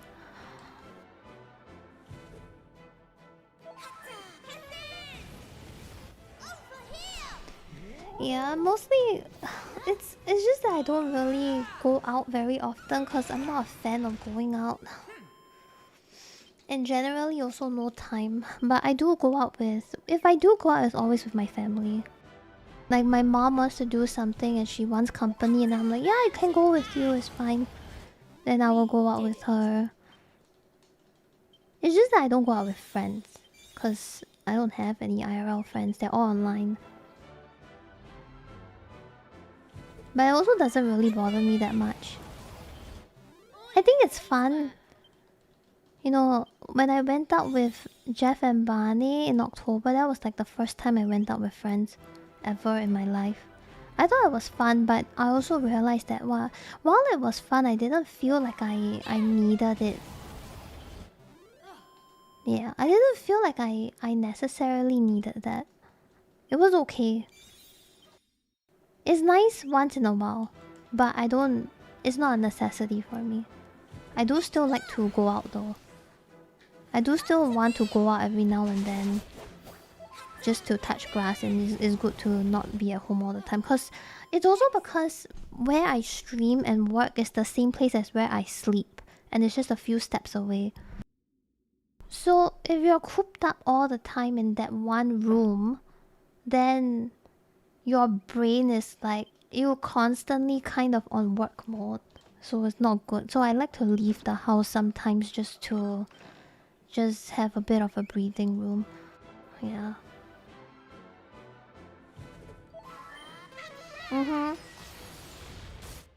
I only realized that sometime last year. Cause initially I've just always been in my room and everything like that. But I realized that last year, and I tried to make changes to like go out a little bit more. Even if I'm just outside, as long as I'm not in my room, I count it as a big W. I try to go out more with my parents in the morning because they go for breakfast every morning. So I will accompany them to breakfast. And we will go to the wet market and buy fish and stuff like that, you know. So every week I will go out with them like once or twice, just getting out for a bit. Yeah. It's good to just go out. I like ice cream, but I don't have it very often because I'm lactose intolerant. Sure. But I will still eat it because I'm not super lactose intolerant, just a little bit.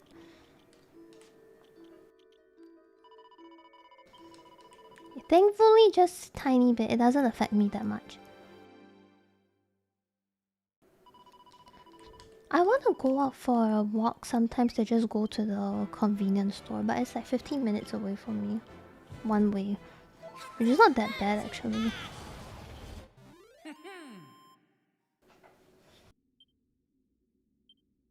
Is it expensive?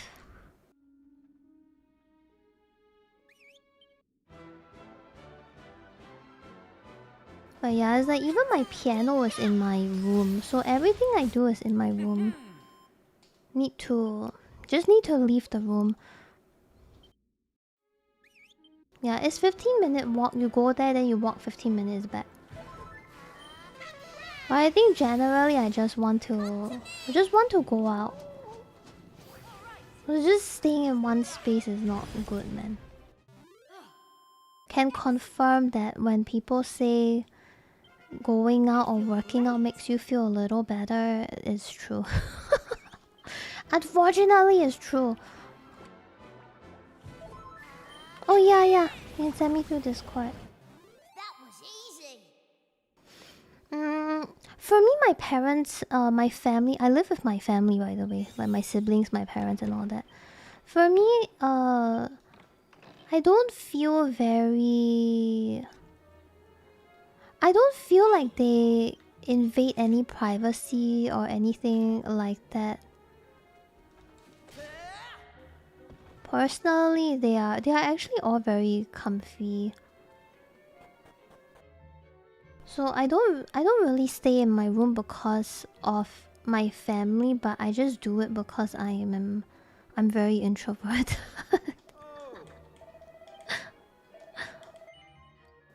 My family respects my space a lot actually, more than more than I think.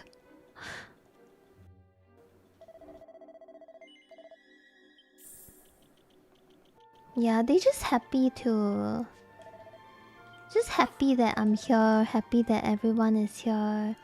That every month I will plan a family dinner. Then we will all go and eat together and catch up. Like, hey, what's going on, this and that. And my family in general, we're all very close. So we all know that, or if my sister is stressed at work, for example, we all kind of know. And we all talk about it, you know. My parents will give her advice.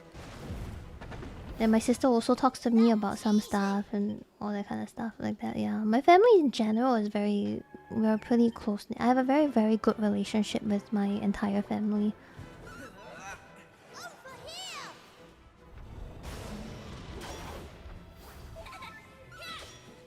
Yeah, it is very wholesome. I didn't realize how lucky I was to have a family like that because I thought every family was like that, but apparently not. Apparently it's like a RNG thing. I just happen to have good RNG and I got a family where everybody gets along well together. I didn't know it was not very normal. My mom would just come into my room sometimes and then she'd be like, oh, you're streaming? Okay, I'll talk to you tomorrow morning because when I stream it's like 3 AM right now. Yeah, like I just really got good RNG with my family. Everybody is so nice to each other.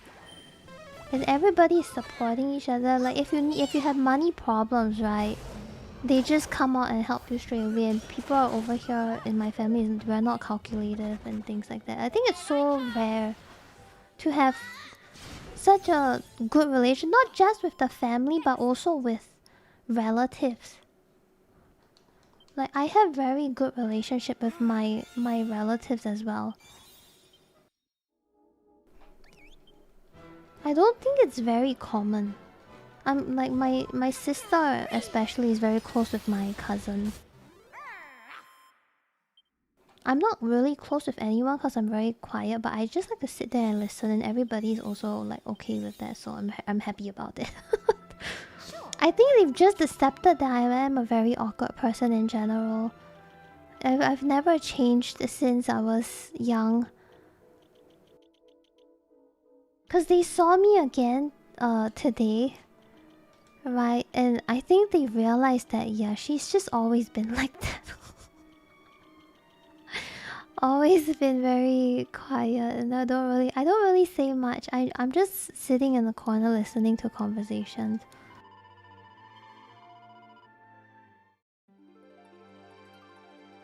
Bad gacha luck. Maybe I'm not that, like, I don't have that terrible. That is very close to, not super close, but they all get along very well. Nobody fights or anything. My mom's side, most of them are okay. Some of them not that much, but most of them are okay. Generally all good vibes around. Like when they came over to visit, they talk about a lot of stuff and all that. Yeah. For me, I'm just sitting there and they try to talk to me, but I generally, in real life, I'm very awkward. So when they talk to me, I just like, haha, polite smile, wave hand. Cause I'm not much of a, I don't really talk that much outside of streaming. So they were just like, oh my god, 你皮肤这么白, like, oh, you're so pale, your skin is so pale. 没有出去啊, like, oh, you didn't go out much, and I'm like, oh no, not really. That kind of thing, like. It's very difficult for me to talk to people when we don't have a common interest. And a lot of them, they work in like important corporate places, so yeah, I don't really resonate too much, but I don't mind being there. Like, I'm happy to be there to listen because I think the conversations are very interesting. So I tend to fade into the background a bit and I'm just there listening. But I'm happy about it. Because I don't like attention. So I'm personally okay with this. I'm not angry about it.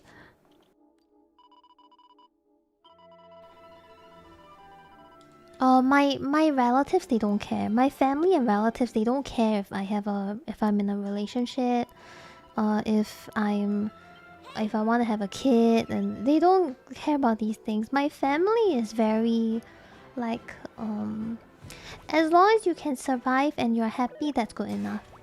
They don't care about other stuff.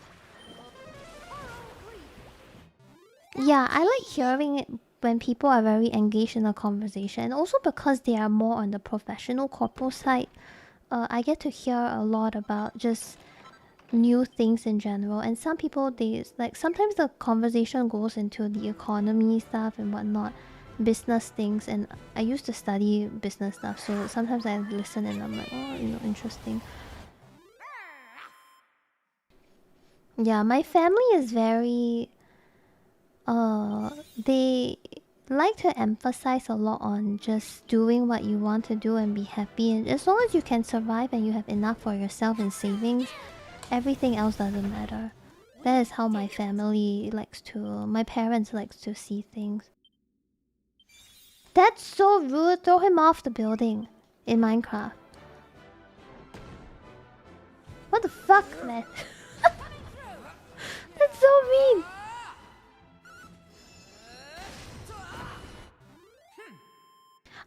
I didn't know that my family's mindset like this was considered uncommon. I didn't realize it until when I start streaming and I talk about it, right? Then when people say all these things, then I realized that, well, actually it's quite rare. And my mom was telling me this thing today as well, when we were waiting for our dad to find a parking space. She was telling us that even though she and my dad, like, they've been married for so long, she still treats my dad like a friend. Not in a bad way, but because she says that if you treat someone like family too much, maybe you might lose a bit of, not like lose respect, but for example, if you borrow money, if you lend money from your family and they ask you to return it, you would be more prone to saying, oh, I'll return it to you in like a week or something. But if you're friends with someone, you wouldn't do that, right? Normally, most normal people, you will want to return ASAP because you don't want to inconvenience them. But if you think about it as family, she said She was saying something along the lines of like, you don't want to be super comfortable to the point where you disrespect them. Even though you didn't mean it, but you don't want to take it for granted. So she still sees my dad a bit like as a friend, so she doesn't take him for granted. That's what she was saying. That like, you know, she's saying, oh, if you guys ever be in a relationship, you know, don't be too comfortable with it, blah blah blah. Yeah, that kind of thing. She was just talking about all of that, and I was like, yeah, that's quite true actually. My mom is she's very nice. She just clearly, very clearly has ADHD and refuses to believe it. She very clearly has it. She just doesn't accept it. She was like, oh yeah, no, it cannot be. I'm so old already, but and I'm like, well...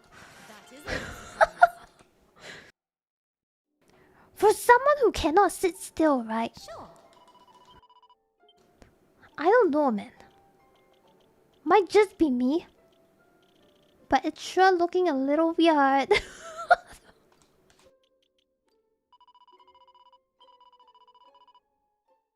She cannot sit still, then she jump topics like really fast. Just beep beep beep beep beep. And then she's always like doing something. Then she's like, oh right, I need to do this. Then she goes and do something else. Then she, oh, I need to do this. Then she go and do something else. Then she forget all the other things. You are like the same as my mom. She very clearly has a... Wait, me? I'm pretty sure I also have it. But not as bad as her. I think not as bad as her, because I don't jump from things that much. I think hers is a bit extreme.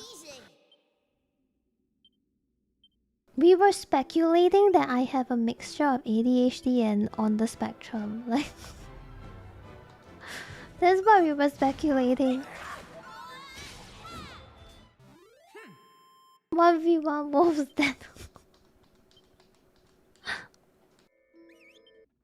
I don't jump around too much. Maybe you have ADHD, maybe. Hard to say unless you get officially diagnosed, but I feel like if it's not disrupting your life, then yeah, don't need to take medication and stuff. Like if you can control, you can control, right? Some people, they just really need medication because they cannot function without it. But if you can, then I think it's okay. Don't need to think too much. All in a day's work. Yeah. I talked about this before, but I never believed in ADHD because it just sounded so normal to me that I cannot believe it's an actual problem. Like, it doesn't sound like a problem, it just sounds like my life. So I didn't believe it. It sounds so stupid. But I remember having this conversation and they were like, you don't believe in ADHD? I'm like, no, because it sounds made up. It sounds fake because that's just normal.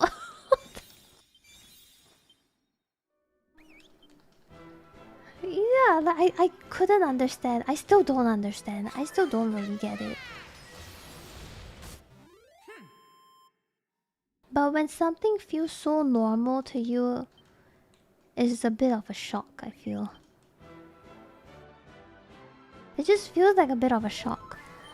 That, what do you mean people don't have voices in their head?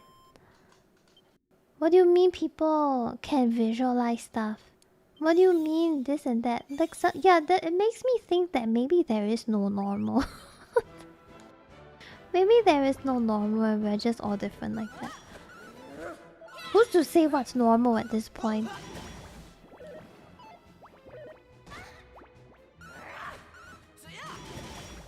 Oh my god, that's such a good skill.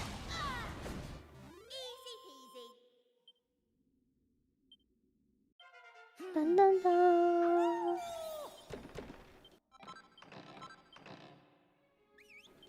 Damn, I beat 30 metal slimes.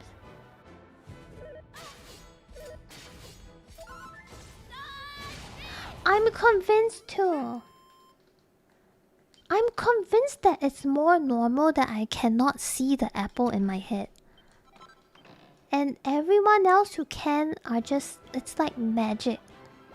I don't understand. How do you see the fucking apple? I don't get it. My dad can see it, he can rotate it, he can 3D that shit, he can change the color, and I'm like, what the fuck? Of all the genes that you didn't pass to me, right? It had to be this one. Are you serious right now?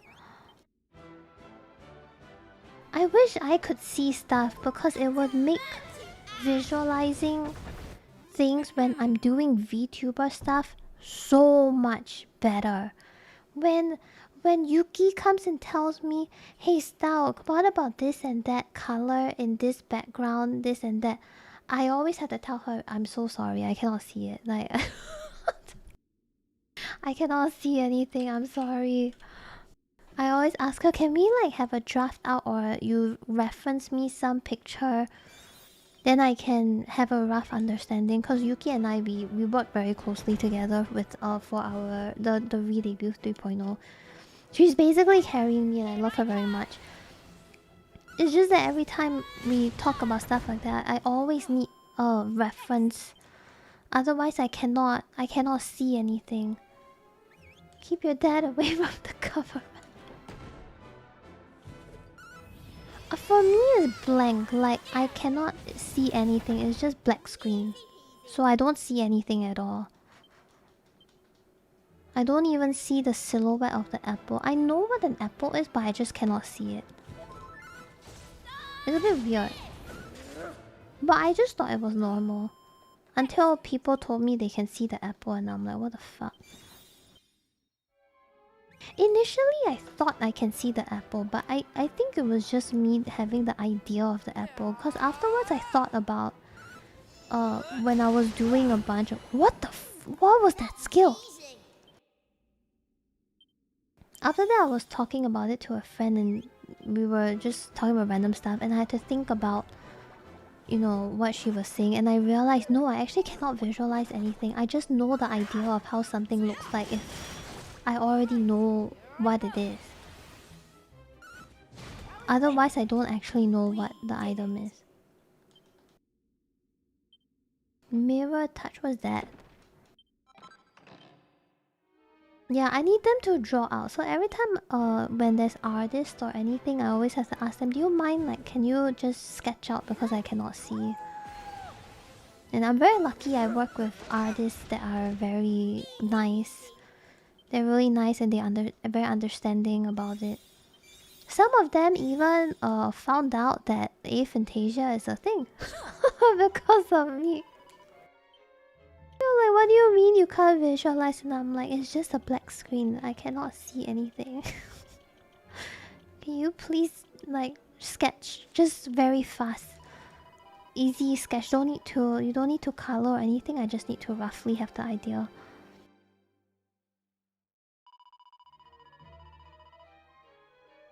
That's so weird. I don't think I have that.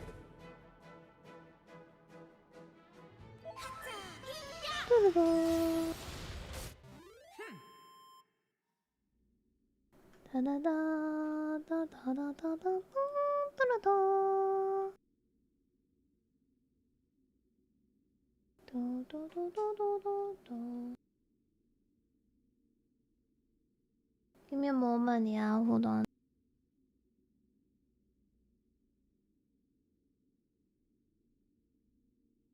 Okay, sorry, I got pinged on a different channel. Why are you guys in the watch party channel again? In the in the server. God damn it. I just saw that.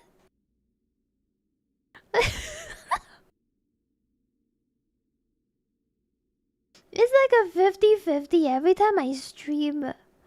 I would just see people in the watch party.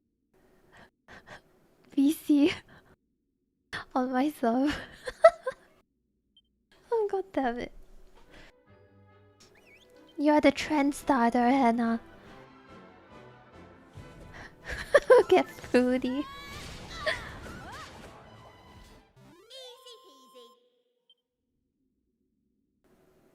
Yeah, we talked about it. There are a lot of artists that actually has it, but they draw well. They just need a lot of references. Hey Lizards! Happy New Year! Hope you're doing well. Oh damn, that's a sick skill. Well, I'm gonna need to figure out what kind of skill or what kind of combination I want for this.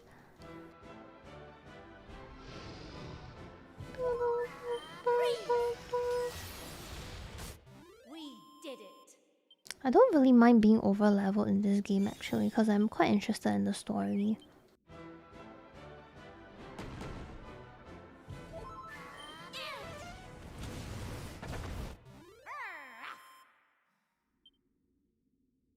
Are more people joining? God damn it. I don't know about fun, but it's just this game I'm very interested in the story, so I don't really mind.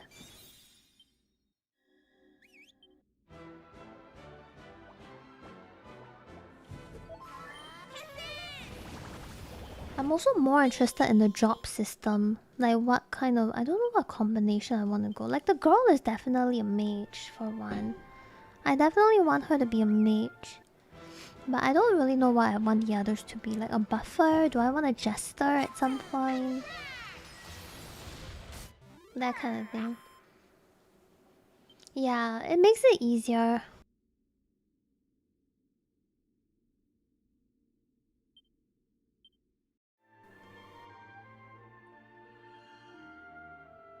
Yeah, I'm just leveling jobs now because I wanted to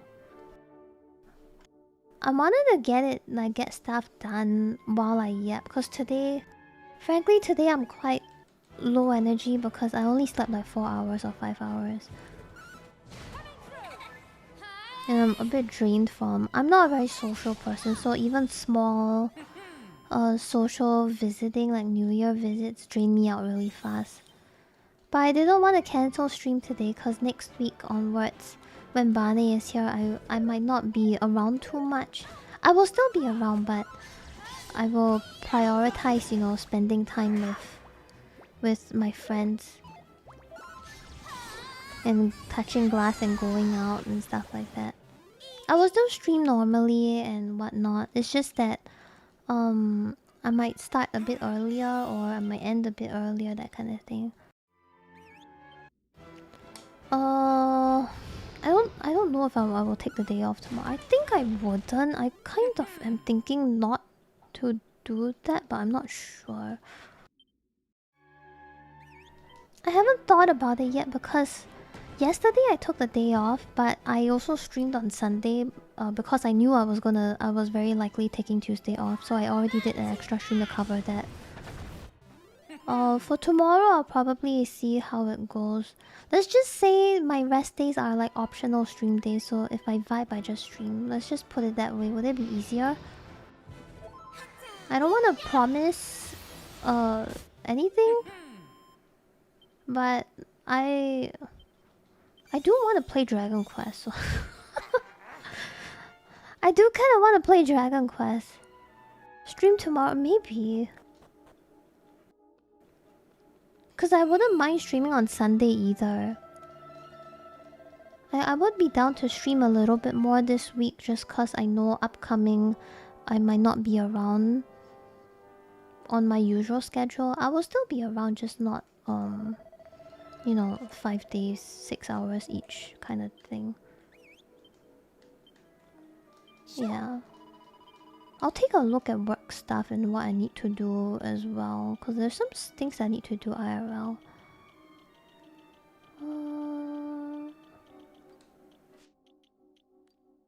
Damn, she doesn't have a thingy on right now.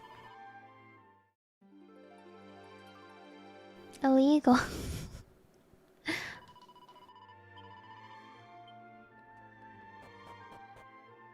Thank you. I appreciate a lot. Thank you for understanding. Oh, thank you so much. I really don't go out very often unless like people are around. to hang out. I did tell Barney about it, and he told me like it's chill, that I should just focus on my stream, and whenever I'm free or something, then we can go out. So he's all right with that as well.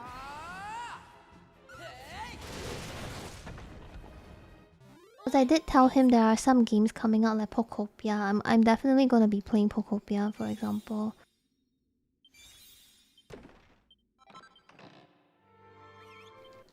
Yeah, I'll think about it. I haven't decided whether I wanna stream tomorrow.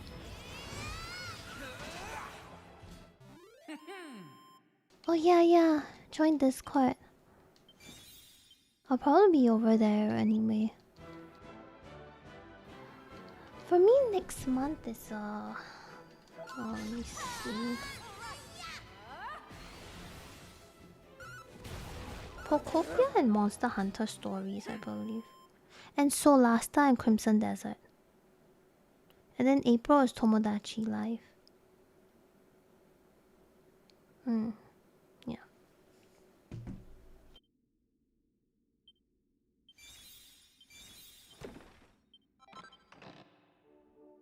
Sure.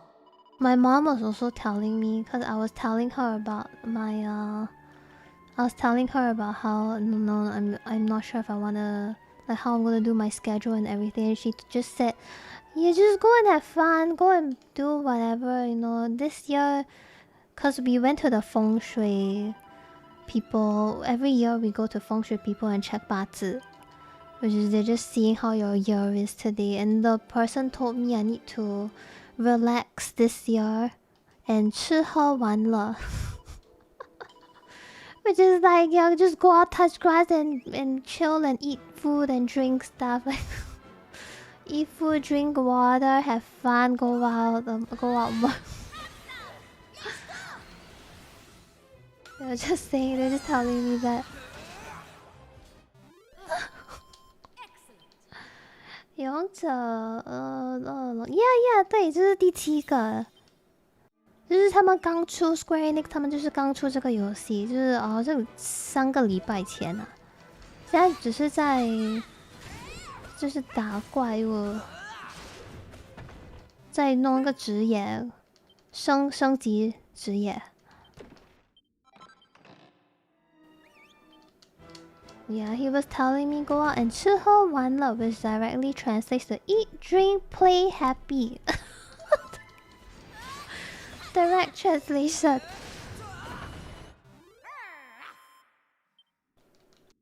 I'm just saying, don't be too stressed. It do be like that sometimes. And my mom was like, yeah, she's been so stressed lately, because I was telling her, she was asking me how was streaming like the first year, and I was just telling her like, oh, like in general the economy is not great, right? So obviously all of us are getting affected, including me. And she was just asking, oh, do you have any like sponsors and stuff? And I'm like, no, like January is usually pretty quiet. Like the first couple months tend to be a bit quieter. And there's also a huge problem right now with Twitch, because a lot of people view bot. So there's like a whole thing with that as well, which also affects sponsorship. So I was just telling her about it. And she was just saying like, oh yeah, it's okay, just make sure you're happy in life, you know, the usual. Yeah, when people view bot, the problem is that everybody gets affected. Excellent. Because people lose trust in streamers, right?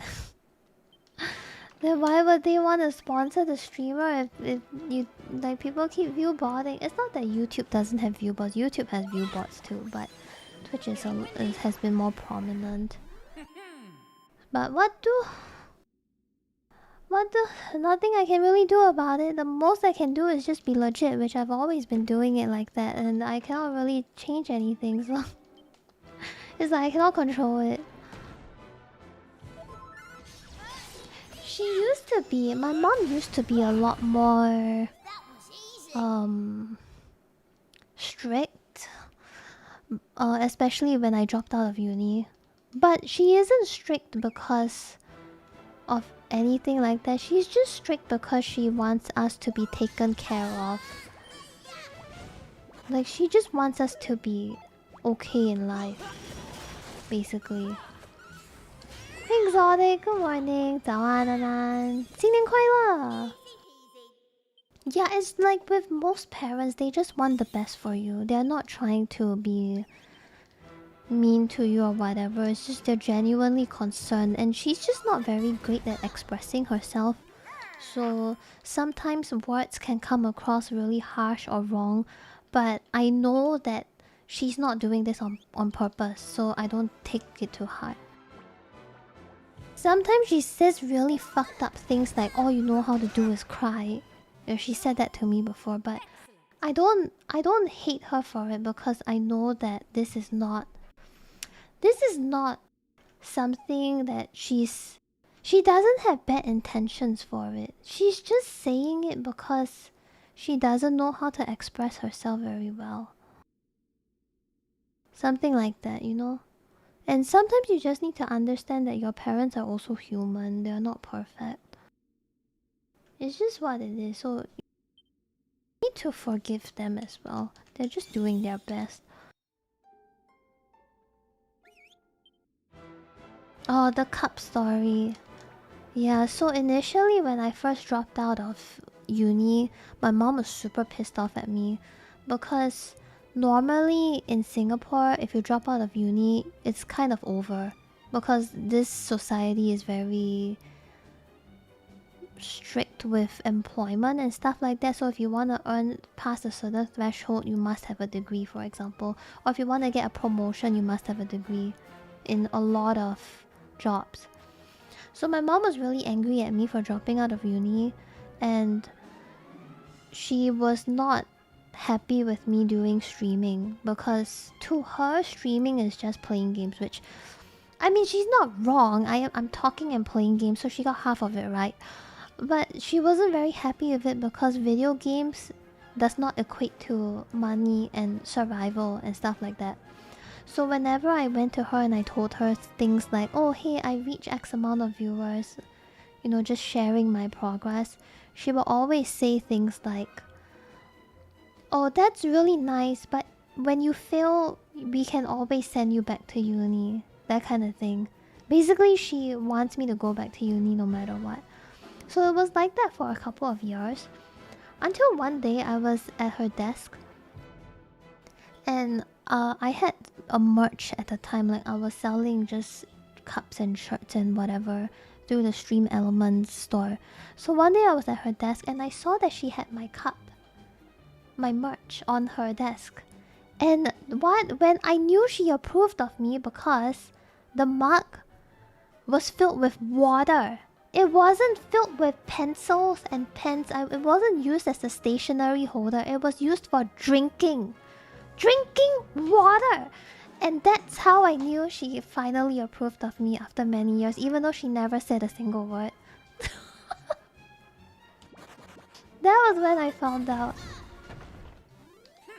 It's so wholesome, right? She never said anything like, she's proud of me or whatever. You know how it is with typical Asian families. They don't say shit like that. But when I saw that on her desk and she was using it to drink water, that hit different. Because the difference is normally if you use it to store stationery, then it's like not the intended purpose, you know what I mean? But the fact that she went to take the cup to drink water with, it hits different. It hits different. It's not the same. I don't know how to describe it, but it don't hit the same. Sometimes when you have it as stationery, it's more of a convenience thing because you don't have an actual holder, right? So you're just using it for convenience. But if you're drinking it using that cup, there are so many cups available, but you decide to use that one specific cup with like my model on it and my art, like the art on it, you know. That was how I knew that she finally was okay with it. And you know why she's okay with it? It's because I earn money. It's because she realized that the video games equals to money. So suddenly she was okay with it. I'm telling you, it's just an Asian thing. Maybe it's just a parent thing. They just want you to be able to earn money to survive. That's about it. It's normal parent thing, man. They just worry about stuff. It's just what it is. Like eventually, when Jam Dodger becomes like when his kid grows up and stuff like that, he will probably also face the same thing, you know. Gem Dodger is one of my mods. He recently became a dad. He became a dad 2 months ago. So December baby. Eventually, he will also face the same problem. Yeah, it's just part of being a parent. But it's like the older you are, the more you also understand what your parents had to go through and why they reacted this way and that way. When you're young, I mean, your brain's not developed, right? So you think they just hate you or something. They definitely feel it's unstable income. Because streaming is unstable income. But I think after so many years, they're just like, okay. But I mean, now I also go to work, so... It's like, even if streaming don't work out very well, I still have something to fall back on, so it's okay. Back then it was different because I just dropped out. So... I didn't, I still didn't have a job. Like, super reliably or something. Compared to what I have now.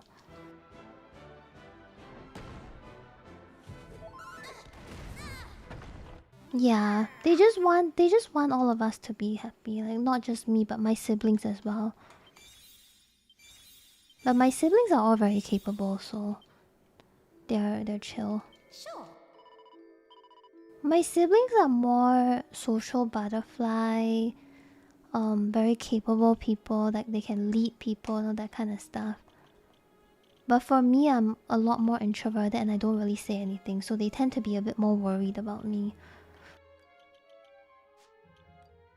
Because I don't really speak. So they were also very surprised that I ended up doing streaming like these things, because streaming is a lot of talking, right? Like, I've talked for 6 hours non-stop pretty much. And it's a very huge contrast to what I usually am, where I don't normally talk at all.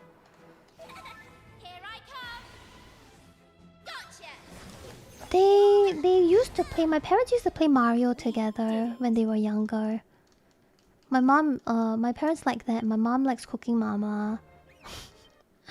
My dad really likes all these driving game, airplane simulator, that kind of stuff. He wanted to try Wukong, but then he ended up not trying it. I don't know why.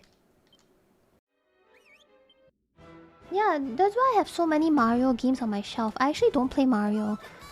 But whenever there's a Mario game, I just buy the game because they... sometimes they end up playing together. Like way back in the day. Nowadays not so much, but way back they would play together. That's why I have so many Mario games, but actually I don't play Mario.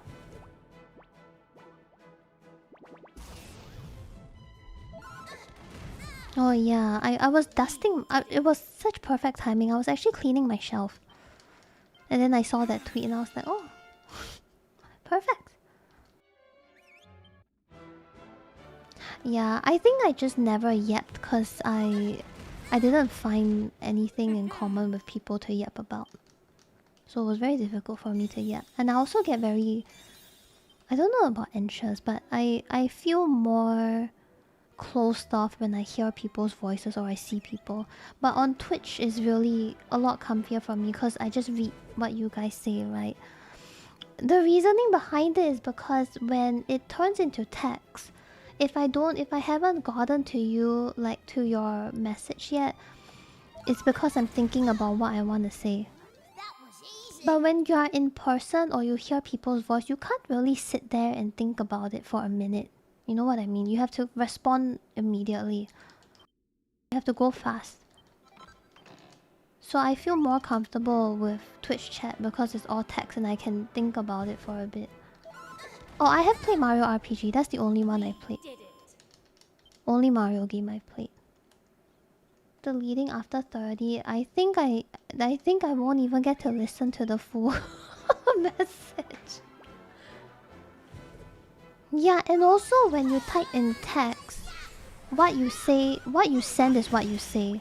Versus in voice, sometimes I can't hear or sometimes I don't know what it means and I have to be like, can you say that again 3 times in a row? Like, it's awkward.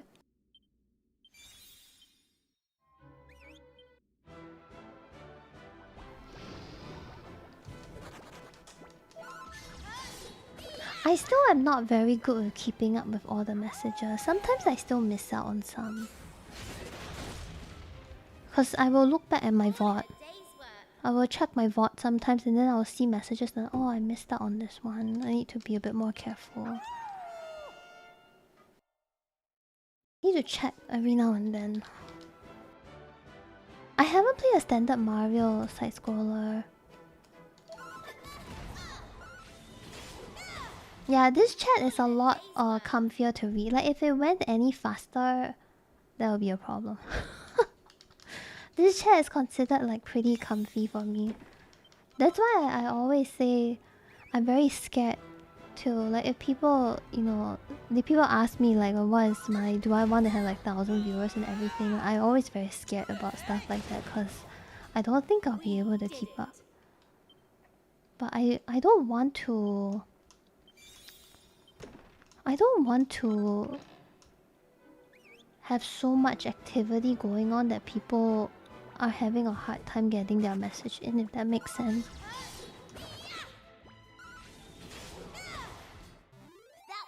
Yeah, some of the chat, like the big streamers, they just yo. I don't think they can actually read anything. They probably just glance over and pick and choose. They pick and choose one thing to read and yeah. It's too many, it's just too many for them. It's impressive that they can even keep up with this amount of people and not feel overwhelmed by it, you know.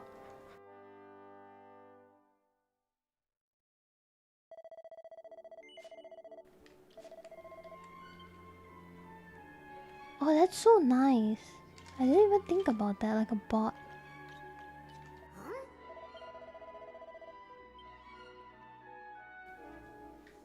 Sure. It's so crazy.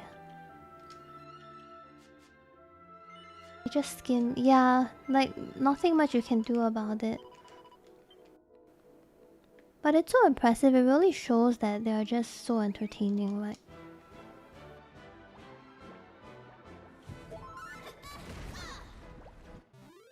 Like, people have asked me whether I aspire to be like this, you know, very big streamer, but I don't think so.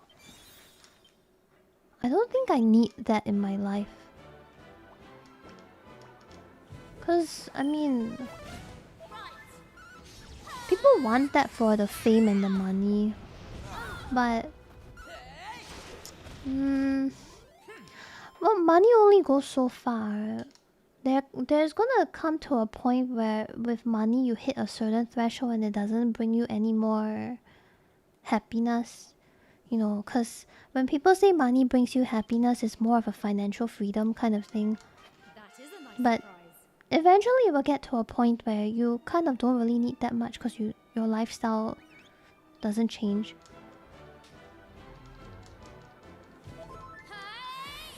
And personally for me, my lifestyle is very simple. So I don't really need that much. I also dropped out of uni, so I don't have that.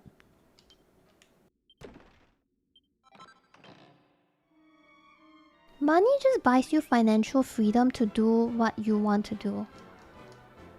That's why they say money brings you happiness. It's because you'll be free from your debts and your responsibilities that you don't want to have. And you can go and pursue your passion. That's why money brings happiness.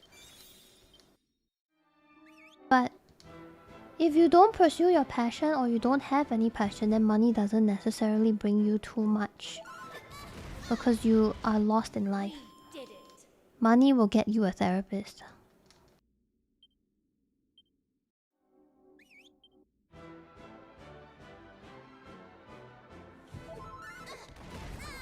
It really depends on what your definition of happiness is and whether you have a direction that you want to go to in life. Do you have anything you're interested in? Like if you quit your job the next day, what's the first thing you want to learn or do? You know, that kind of thing. Something like that. And then with on the fame aspect, I don't know, man. I think being famous is very scary. I think it's so scary to have so much attention.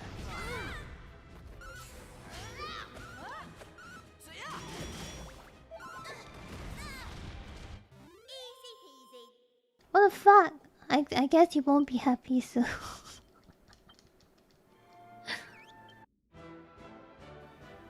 Famous. Not everybody is meant for fame.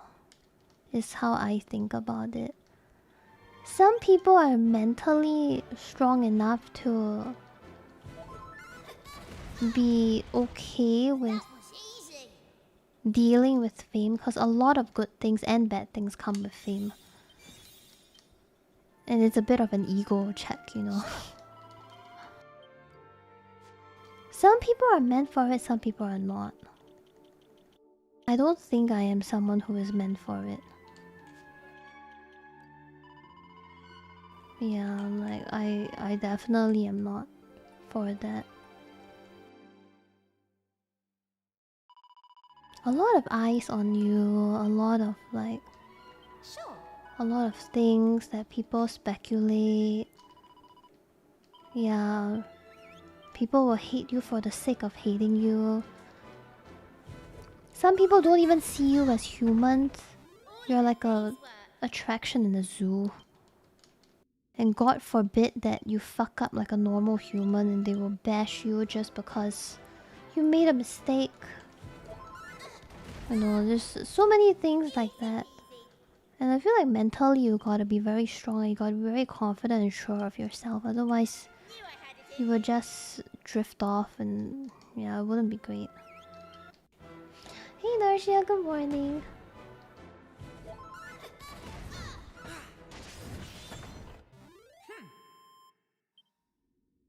Some people will just dislike you for the sake of it, yeah.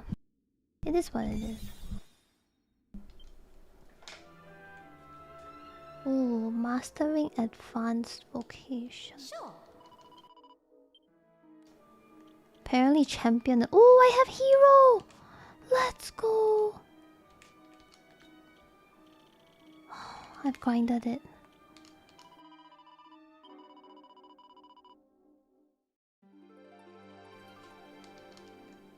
Damn, now that you're talking about sleeving decks, it reminded me all of a sudden about a game. It's like a library and then you put books back. It's like you organize it back, and I was so excited for it because I love games like that.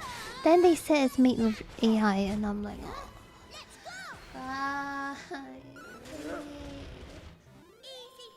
why? It's like a style game. What the fuck?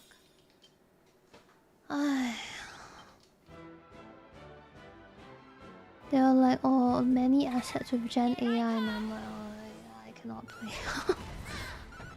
Quite a bit, actually, I think.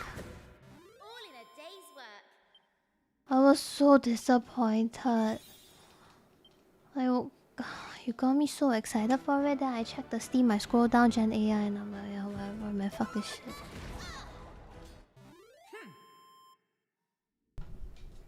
No, just a library game that I found. I was so excited, I linked it to Yuki. I was like, oh my god, look, this is such a comfy game. And then after that I scrolled down, I'm like, okay, never mind, my wife. First pretend I didn't send this. That was easy. Yeah, some AI is fine, but Gen AI, not really. AI is meant to, you know, I think having a bit of AI and stuff is not like the worst thing ever. Sometimes AI is nice because it helps you with, you know, things that it's just like normal processors, tedious processors or whatever. Some of them are okay. But with Gen AI stuff is very... We did it. so sad. I really wanted to play that game.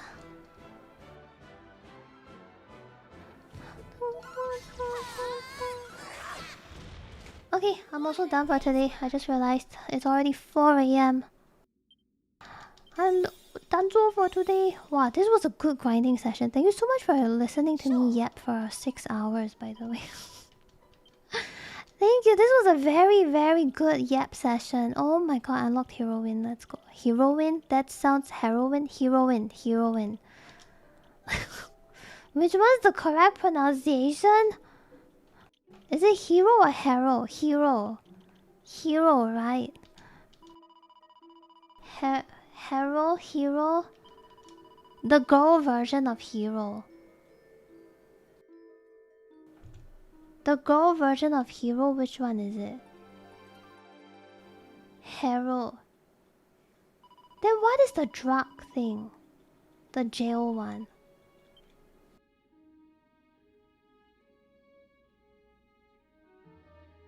Google Translate. Huh, it's the same! It's gonna get taken out of context somehow. I'm gonna get cancelled.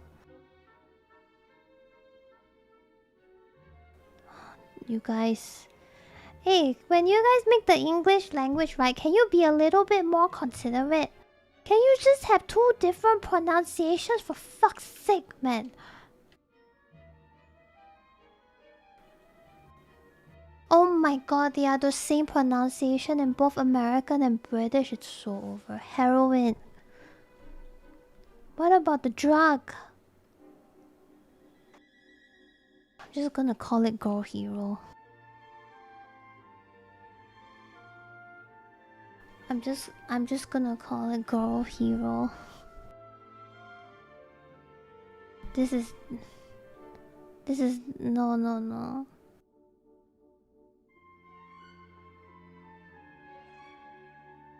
I still think it's heroine. Why is it not heroine? Hero and heroine. Good night. Sweet dreams. I'm looking forward to the KFC that you're gonna buy me. I thought heroine, cause girl version, right? And then the drug thing is hero. Hero? Okay, I'm keeping it heroine. It's just like sword with the W. If you don't want a W in sword, right? Then don't put the fucking W in there in the first place. It's just that's all I'm saying. Sword. I'm sticking with sword. Sword makes more sense to me. You cannot change my mind. Sword is sword.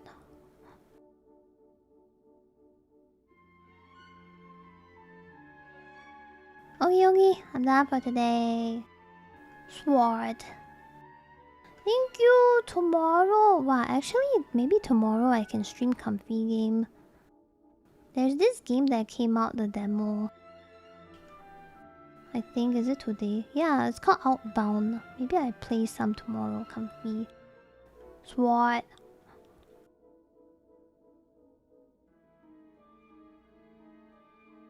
Thank you so much. Thank you for watching. Sword. Sword. If you want to know when to go live, you can follow me on Twitter, join Discord, up to YouTube, and all the other stuff.